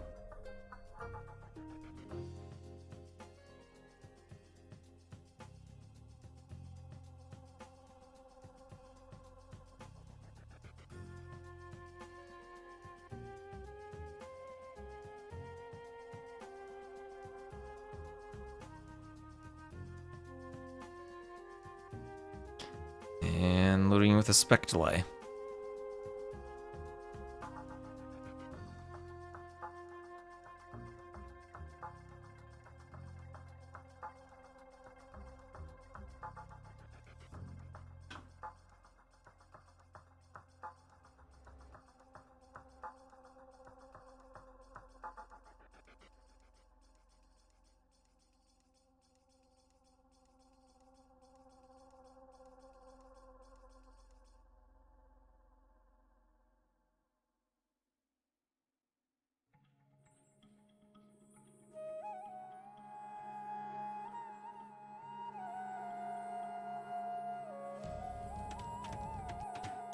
And here we go, we shall have Babaorum as the green Bengalis to the west, and Ganji as the blue Saracens to the east on Arena.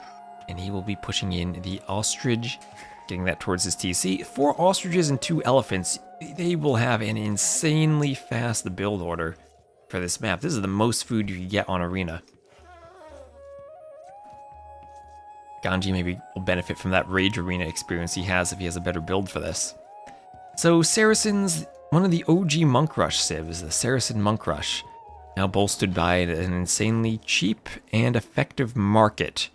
You can always mine and sell stone for gold. That is more effective than just mining the gold at the start as the Saracens. You also have foxes in the middle. You can push the foxes in. If you gather a fox with 1 vill, you get 31 gold. Just about, and you can push 2 of them in. Push 4 of them in and even skip a mining camp, go up really fast. Maybe that's a better strategy though for the Bengalis. We won't have the market like the Saracens do, but we'll get an extra 2 vills every age up. So when you get to the castle age, you're playing with a 4 vill lead right from the get-go. And on a 1 TC start, of course, you can't just add in extra TCs and boom, you have to play 1 TC. Bengalis themselves, an amazing monk civ. Good economy for it. Elephant units with a conversion resistance, that can help. Monks, extra melee and pierce armor. So it might have to be monk versus monk. But Ganji is the expert in those situations. And I'm not sure which eco bonus actually matters more. Maybe the Saracens. Saracens also do have the option for heresy. Bengalis do not. So I don't think Ganji would be too upset with doing a very heavy monk versus monk war. If it's monk versus monk, then the armor doesn't matter. So 1, 2, 3 relics to the top, and then 1, 2 more in the south, pretty evenly spaced. Maybe a very slight bias for Babaorum.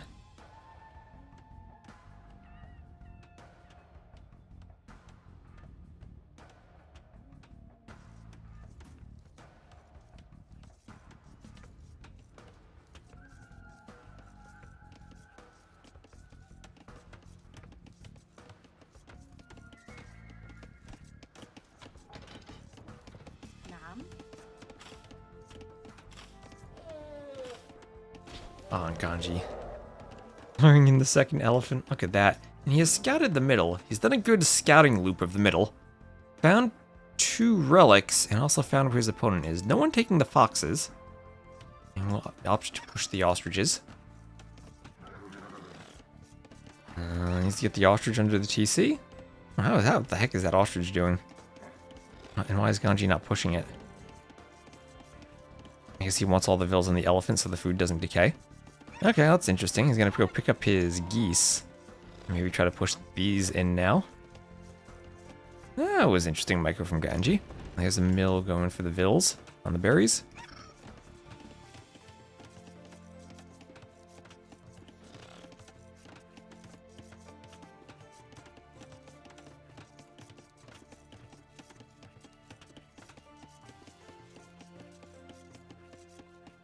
Ganji not pushing anything. Okay, elephant gonna run out of food soon. Now he'll push. That was interesting. I guess he just really wanted to maximize the food he got out of the elephant. And where's he gonna go now? Second lumber camp. Okay, second lumber camp for Ganji. Interesting. Okay, yeah, that's what he was doing. Okay, he was waiting to get the push for the elephant to be finished because he knew he was gonna send vills over to wood. And what is this build? What is this build from Ganji? This is crazy. I've not seen something like this on Arena. It feels like an early move over for 8 vills on wood. And this has to be some type of heavy market mayhem somehow? He's going to start mining stone. Is this going to be a mining camp? He has the wood for it. One more ostrich to push after this one. There we go. Saracens should be using the market, yes.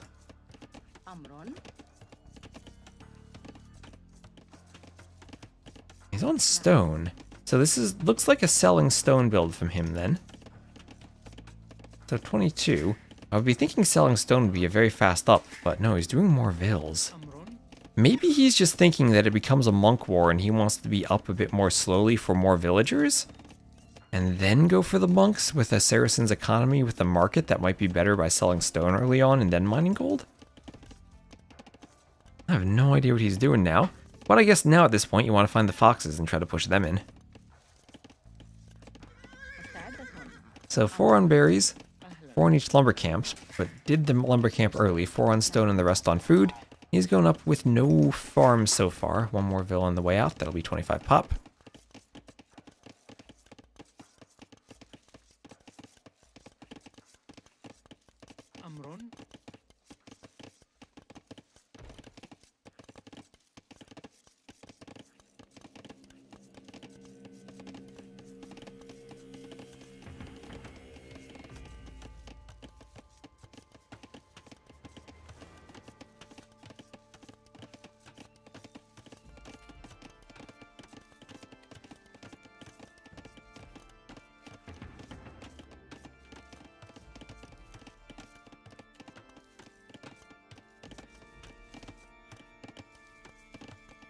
So barracks and what else can Ganji afford on this build if he's doing a barracks?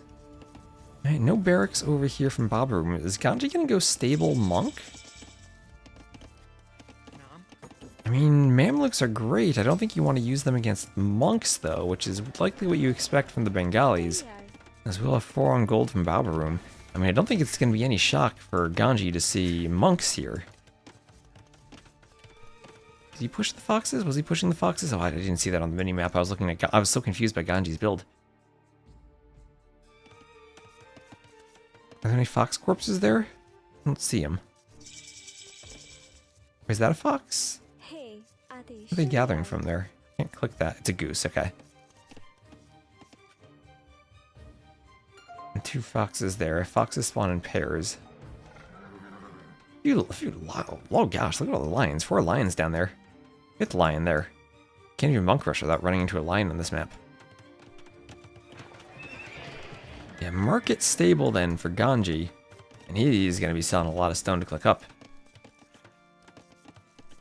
Follow him around. There he's up. 3 seconds of idle TC as he's clicking the buttons of the market, but he's fine.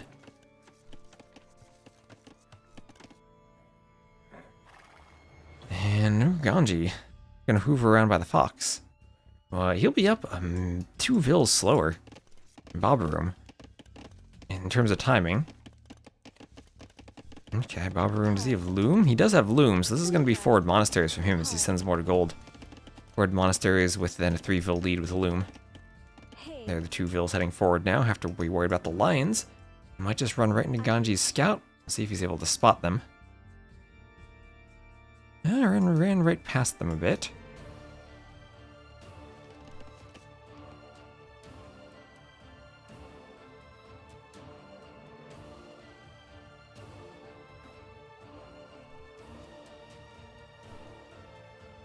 Okay, I thought he was going to push a fox, but no.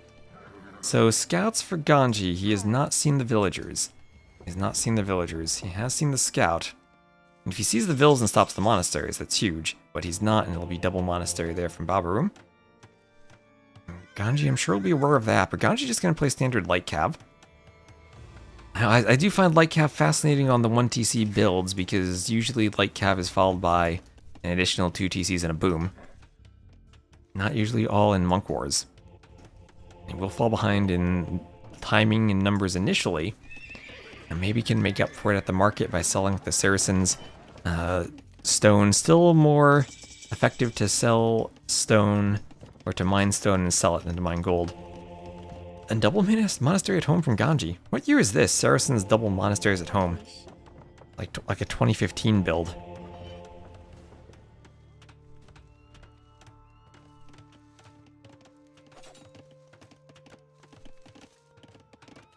There are light cav from Ganji. He's gonna go light cav monk. Spear already out as Babaorum gets the first relic.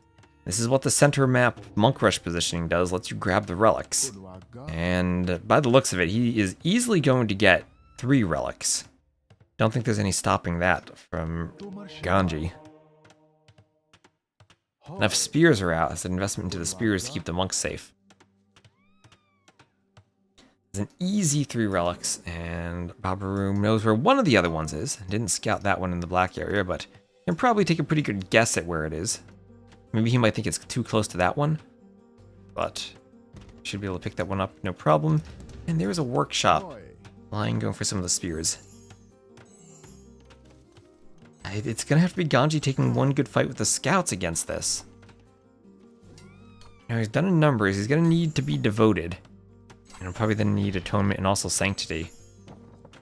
And also fervor and also redemption, so now he needs a lot of upgrades for the monks. Oh, if he could convert 2 vils, that could be sick. Don't know if he'll be able to though. Vil pathing or monk pathing is different on this map. One scout from the other side. Remember, you can't charge and swap. You can individually swap though. There's a 4th relic on the way from Babaorum.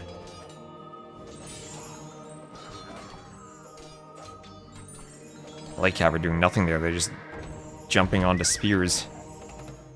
Okay, the light cav did not work out from Ganji. That was a complete failure from him.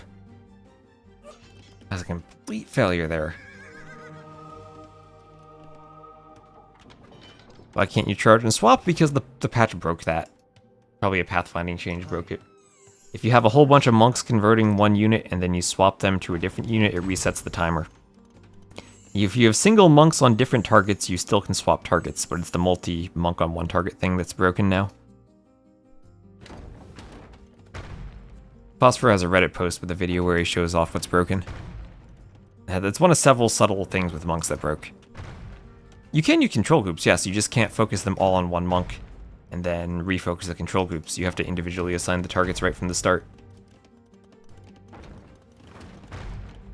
But you get no benefit from focus converting and swapping.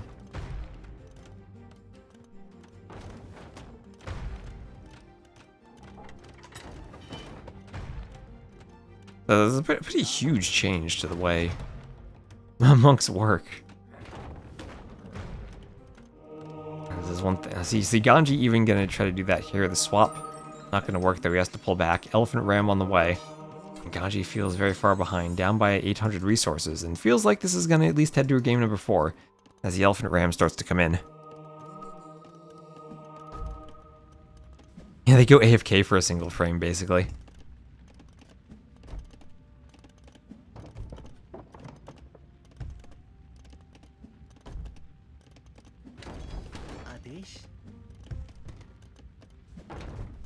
The devotion for both.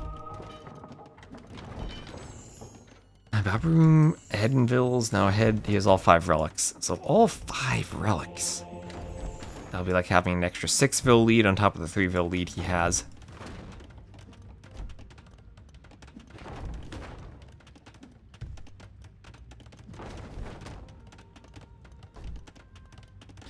Foss does, it's not on his YouTube channel, it's on the AoE2 subreddit, it's unlisted. You have to look at it as Reddit posts.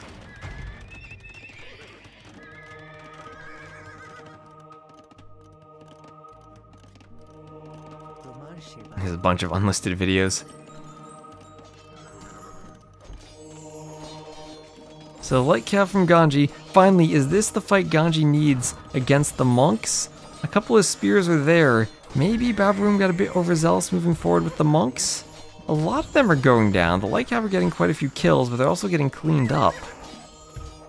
Res collected, pulling ahead from Babaorum. Is this a good enough fight for Ganji? It's kinda close, honestly, but now the spear number is starting to grow, and that'll make the light cap less effective. The monk in the back might go down.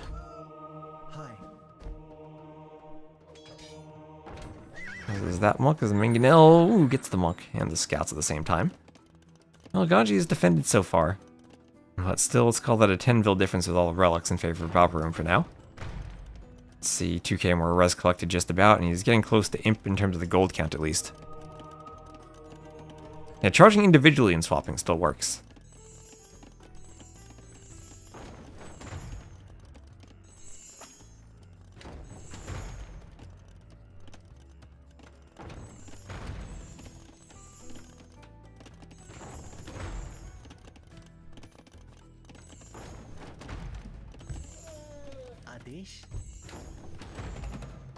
তোমার সেবায়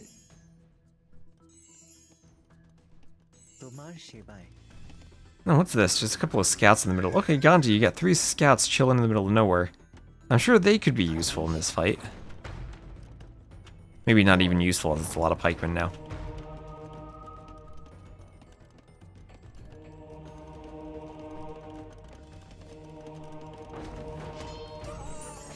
Oh, Mangonel even getting the monks.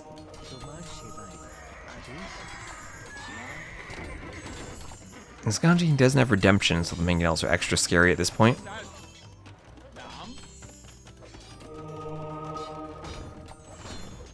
And just about there, I'll have Imp from Babaorum. And once you get Imp, you can do a ton of upgrades on your monks, block printing, Theocracy, Redemption. I mean, not Redemption, Illumination. And there he goes. Also potential for Faith, but I think that's probably prohibitively expensive. But these 3, Illumination for faster Monk Juice Rejuvenation, Block Printing for extra range, and Theocracy for group conversions, where only 1 monk must rest afterwards. Although I guess Theocracy maybe not as powerful as it was in the previous patch now. Or maybe even more powerful, since you can't swap the targets and you might just wait for the group conversion to finish, then swap. I guess it depends on how you use it and what the situation is.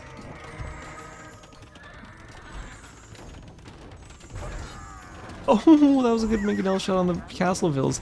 Ganji has to send his entire village now. Wait, there are pikemen there on the Mangonel. Oh, that Mangonel took a shot. The pike could poke that down. Will the repair villas get their 5 HP and they get there to repair in time? And the castle will, for the moment, keep out Babaorum. But he will be up to the Imperial Age. Imp Muck upgrades, Imp everything upgrades. And then he can push again.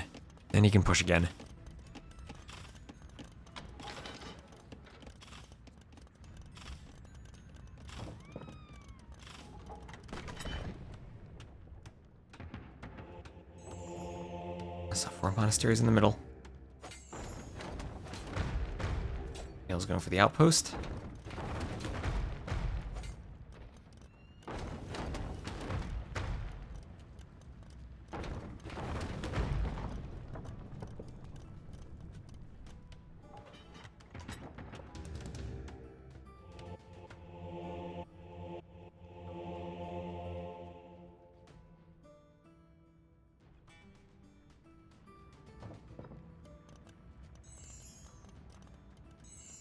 Angels from Ganji ready to come forward.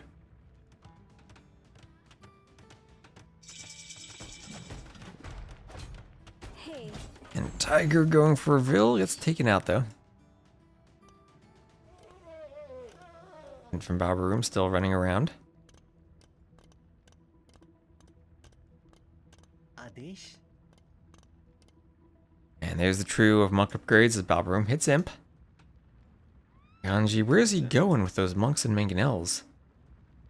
Ganji? Okay, Ganji knows it's sudden death, and he knows bad things are about to happen to him if he doesn't make something happen. But there are outposts out there from Babaorum. What are the upgrades? He has Town Watch. So, Ganji killing his own pikeman, not like he's going to be able to make anything happen. There's another forward castle from Babaorum, and it's about to be Trub time. We all know once the Trubs are popping, the castles are dropping. And Babaorum going to find this, and already gets conversions queued. Had the conversions clicked before he even got in range. And he's going to individually swap targets to the monks. We'll see what he can get. Vils forward. Vils with petards. Was Ganji going to try to, like, destroy the TC with Vils if he got in? We go for the castle, maybe? I don't think there's any way he does this. Oh, that was a disaster. Now the castle's going to get the petards.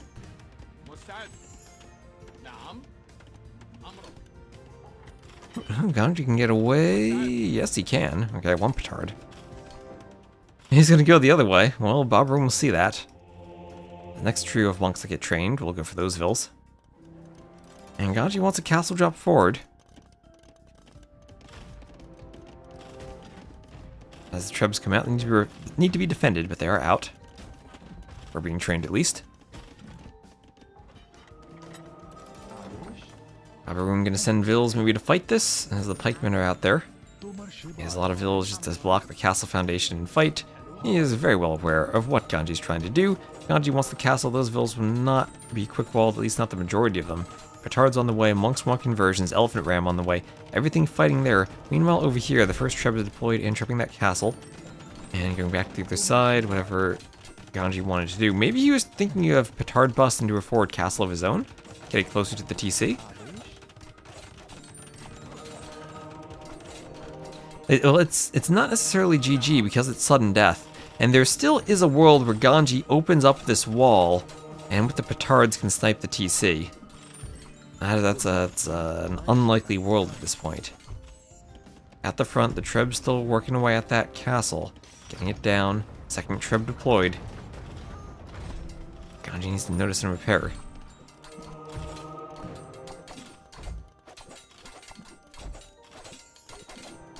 This castle's surrounded by pikemen. Bill's gonna try to take out the elephant ram. Ganji desperately using the market before it goes down. At least these Saracens, he can rebuild it.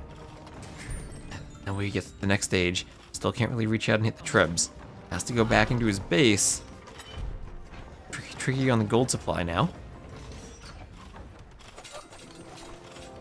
I was trying to repair. Ganji desperately going for the petards. There's as silly as this is to say, there's still a chance for Ganji with all those Vils and all those petards.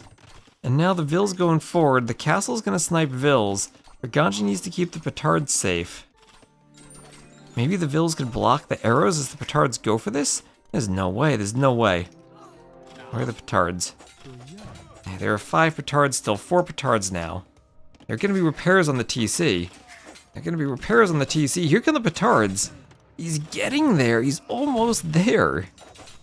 But not enough. Enough repairs there too. There's the GG from Ganji. He made a valiant attempt at it, but at the same time on the other side, the Trebs are going for his TC. And Ganji's gonna call GG while his TC's on the way down. Ganji, at least wait for the TC to go down. It's gonna be one more of Treb volley. Oh, there we go. What the build was from Ganji, I'm not quite sure of it. Tried to go Scout plus Monk, but didn't really have enough of either. And the pikemen once again on these 1TC maps proving very effective against the light cav. So that's Babaorum on the scoreboard.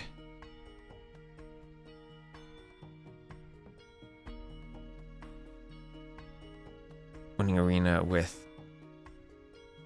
Bengalis over Saracens.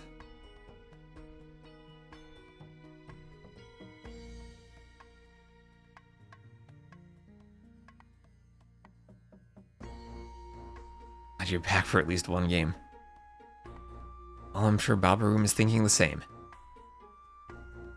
And Jungle Rumble will be the next map. Jungle Rumble, and then, if needed, Ringer Reedsby Game 5.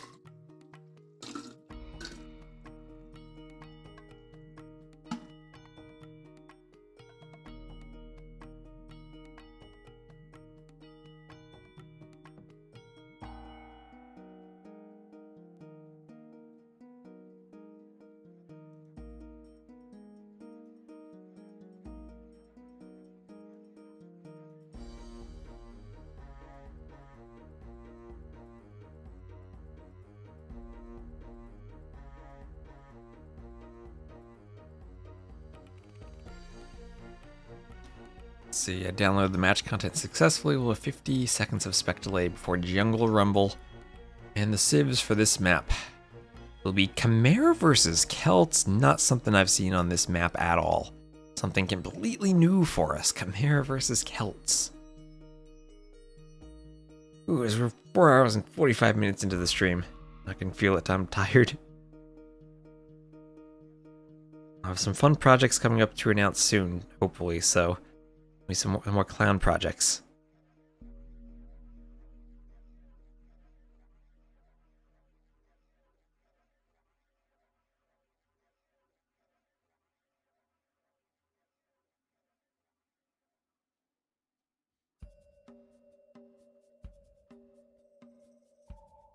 Best kind of projects. If you know, you know.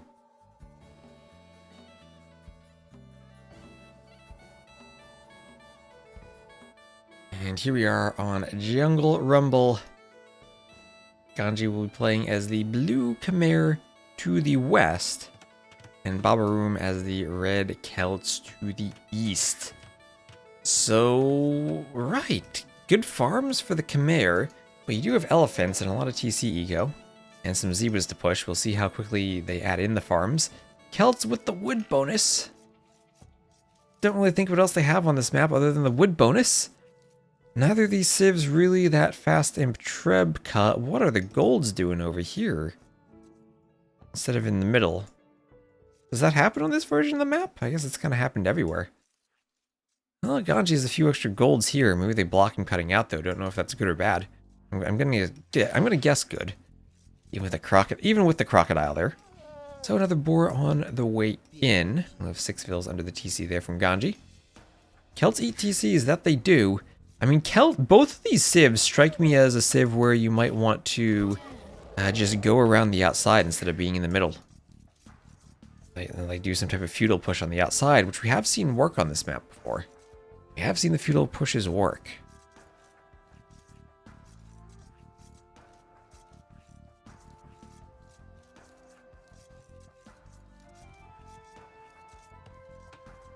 Some more houses going up there. For Ganji is the Chimera. That's what we gotta keep an eye on. Llama scouting in the corners. Does anyone try to go forward? Scouting in the middle too. Gotta be wary of all those crocodiles who send forward vills. 7 of them in the middle. They're gonna be hungry. Okay. Just alt tab over for a moment.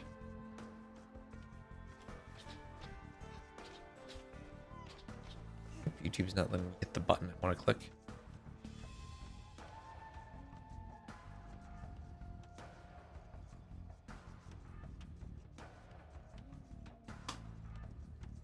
Open my YouTube window, see if it's this bug.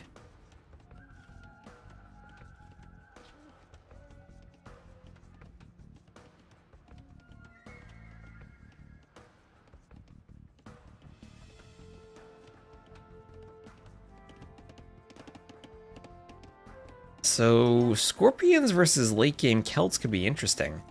And Babaorum going for the zebras with long distance taking of them, not pushing with the scout. Okay, that's interesting. Get a mill out there. Guess he needs a mill somewhere, but he'll have one on the berries on the inside if he wants it there.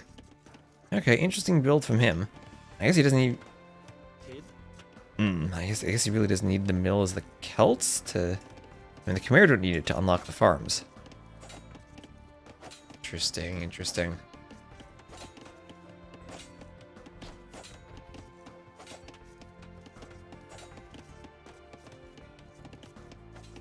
Double check YouTube and make sure this is working. All right.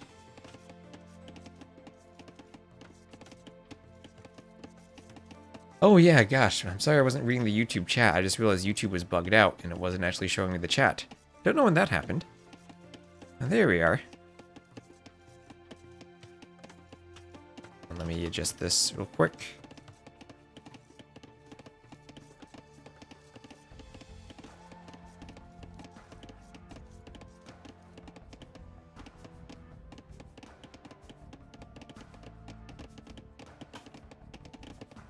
Alright, now I can see my YouTube chat again.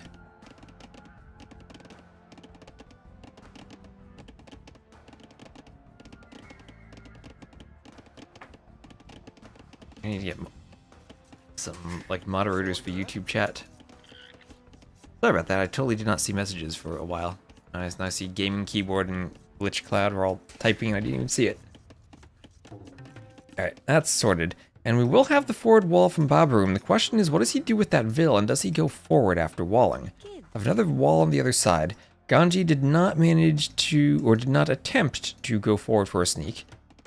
And Babaorum still could if he walls this off, and then just goes forward, and could even sneak from both sides. So Ganji going for the big house wall, but won't be walled from the rear over here. It's feudal for Babaorum. And I'm still thinking maybe Celts could FC push on the outside? That could be a play. That definitely could be a play.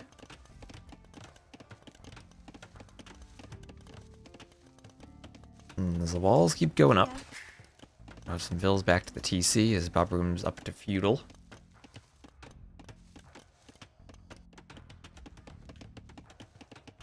And Ganji gonna go up to feudal later.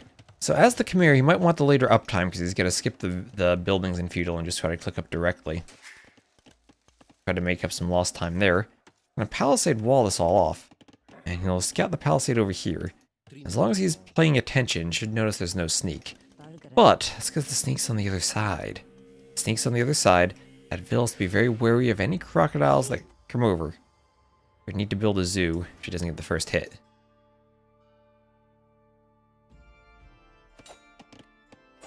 So Ganji will wall up behind this, no problem.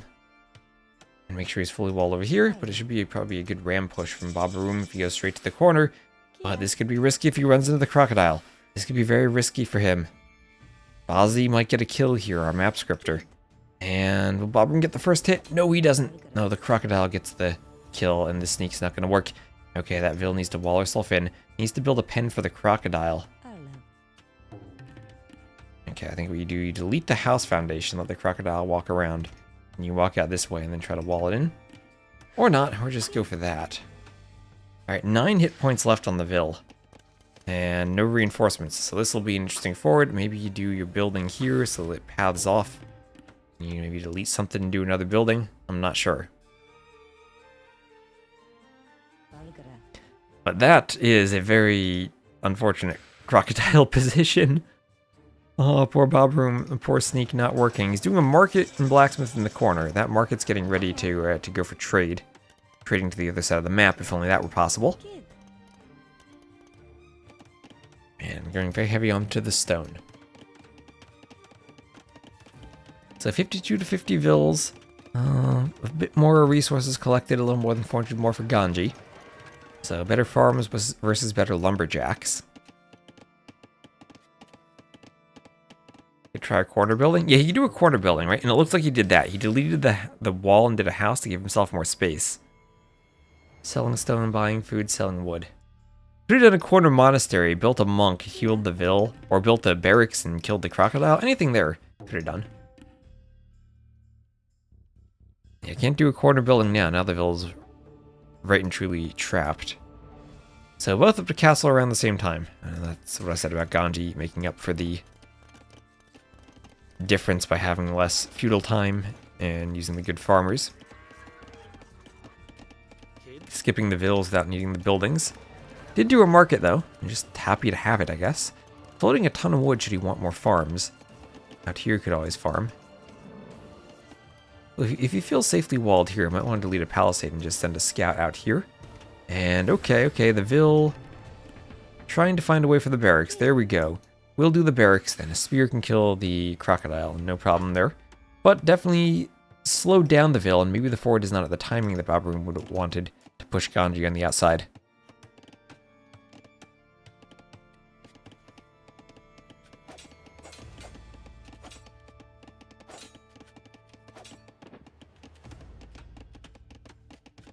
And outside pushes can be very effective. I'll have maybe an inside push for Ganji as he's doing an outpost and coming forward. Do you have any town watch? No town watch. But here come the forward vills for Ganji. He's getting ready to drop a castle. I'll give him control of the gold in the middle, and also let him push now into Babaourum's base. Oh, where does the castle go, though? Maybe over here. So Babaorum forward doing more outposts. We'll run into more crocodiles. Those crocodiles, the bane of his existence this game. The spear going to fight. Who wins here? Okay, the spear wins that. And stable for Babaorum. Celt stable. That's never a good sign. Unless you're going for paladins, of course. We did see Celt Cavaliers win earlier today. So forward, Vil's YOLO castle from Babaorum has somehow not spotted the castle going up on his doorstep here from Ganji. And Babaourum's just going to castle the very middle of the map. No, he's going to go more forward. Going to go more forward and threaten the gates.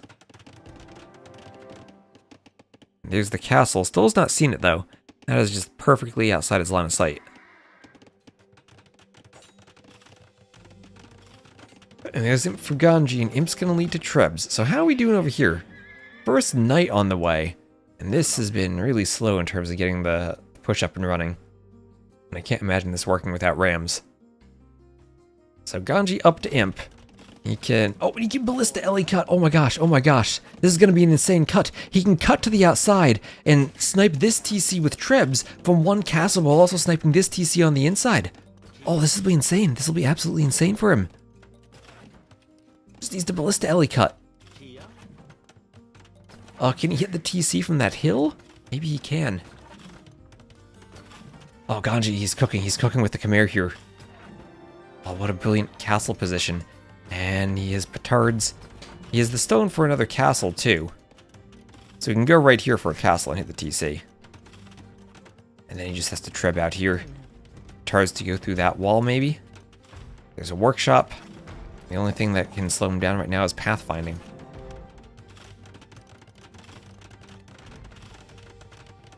Ganji's gonna need trebs once he gets Imp. I don't know why I didn't build the castle on range of the TC. Actually, it is slightly in range. Oh, look at that. It is just slightly in range ever so much. Ever so slightly. There's the Ballista Ellie. Yeah, chop into there and I think you're fine. 2 trebs.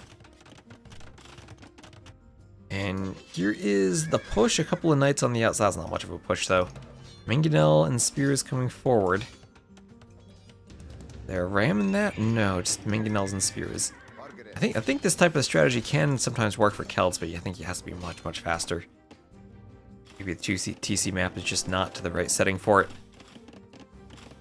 But here come the Trebs, and this is looking super good for Ganji, despite Babaourum's score lead, I'd say. Ganji managing to wall out here. I guess to be fair, he's going to lose Vils. It has to do a stable out there. It doesn't have the best forces to defend this. But I guess not the best forces is better than completely nothing. Babaorum has the Vil lead, but he's going to lose this TC. And afterwards, yeah, I think Ballista Ellie cut in for Trebs by getting to the TC is the strategy.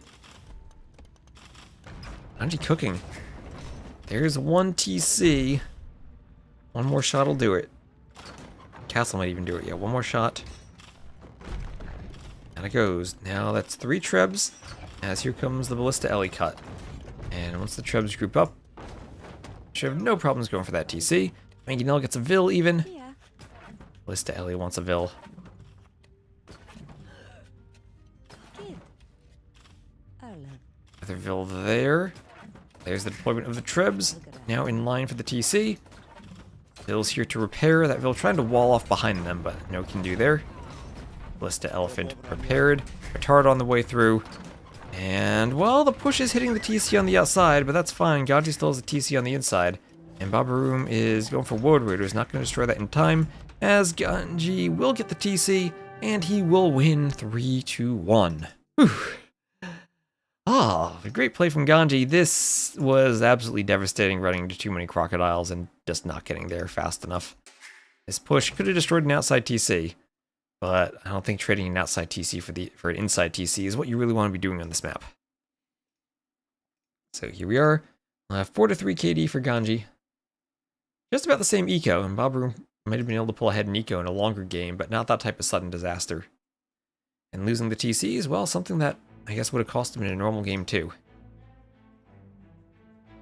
Oof. Alright.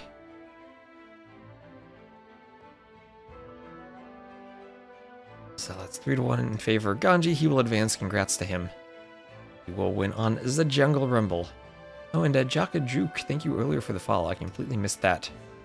That is Khmer over Celts. The great Khmer play on Jungle Rumble. We'll have to look for more Khmer there in the future. Whew. But anyway, I am exhausted, and I think I'm gonna raid someone. And we'll see if John Slow is streaming now. And he is co-hosting, so we'll go send him a raid. On Twitch and on YouTube, there are a couple more sets today, and he'll probably cast them. After Babaorum versus Ganji, just check out the schedule here. Will the bot pop that up? Spec dashboard? I could just click the spec dashboard. It's still, yeah, Berry versus Dark and FedEx versus Valis. They'll be coming up at 18 to 19 GMT.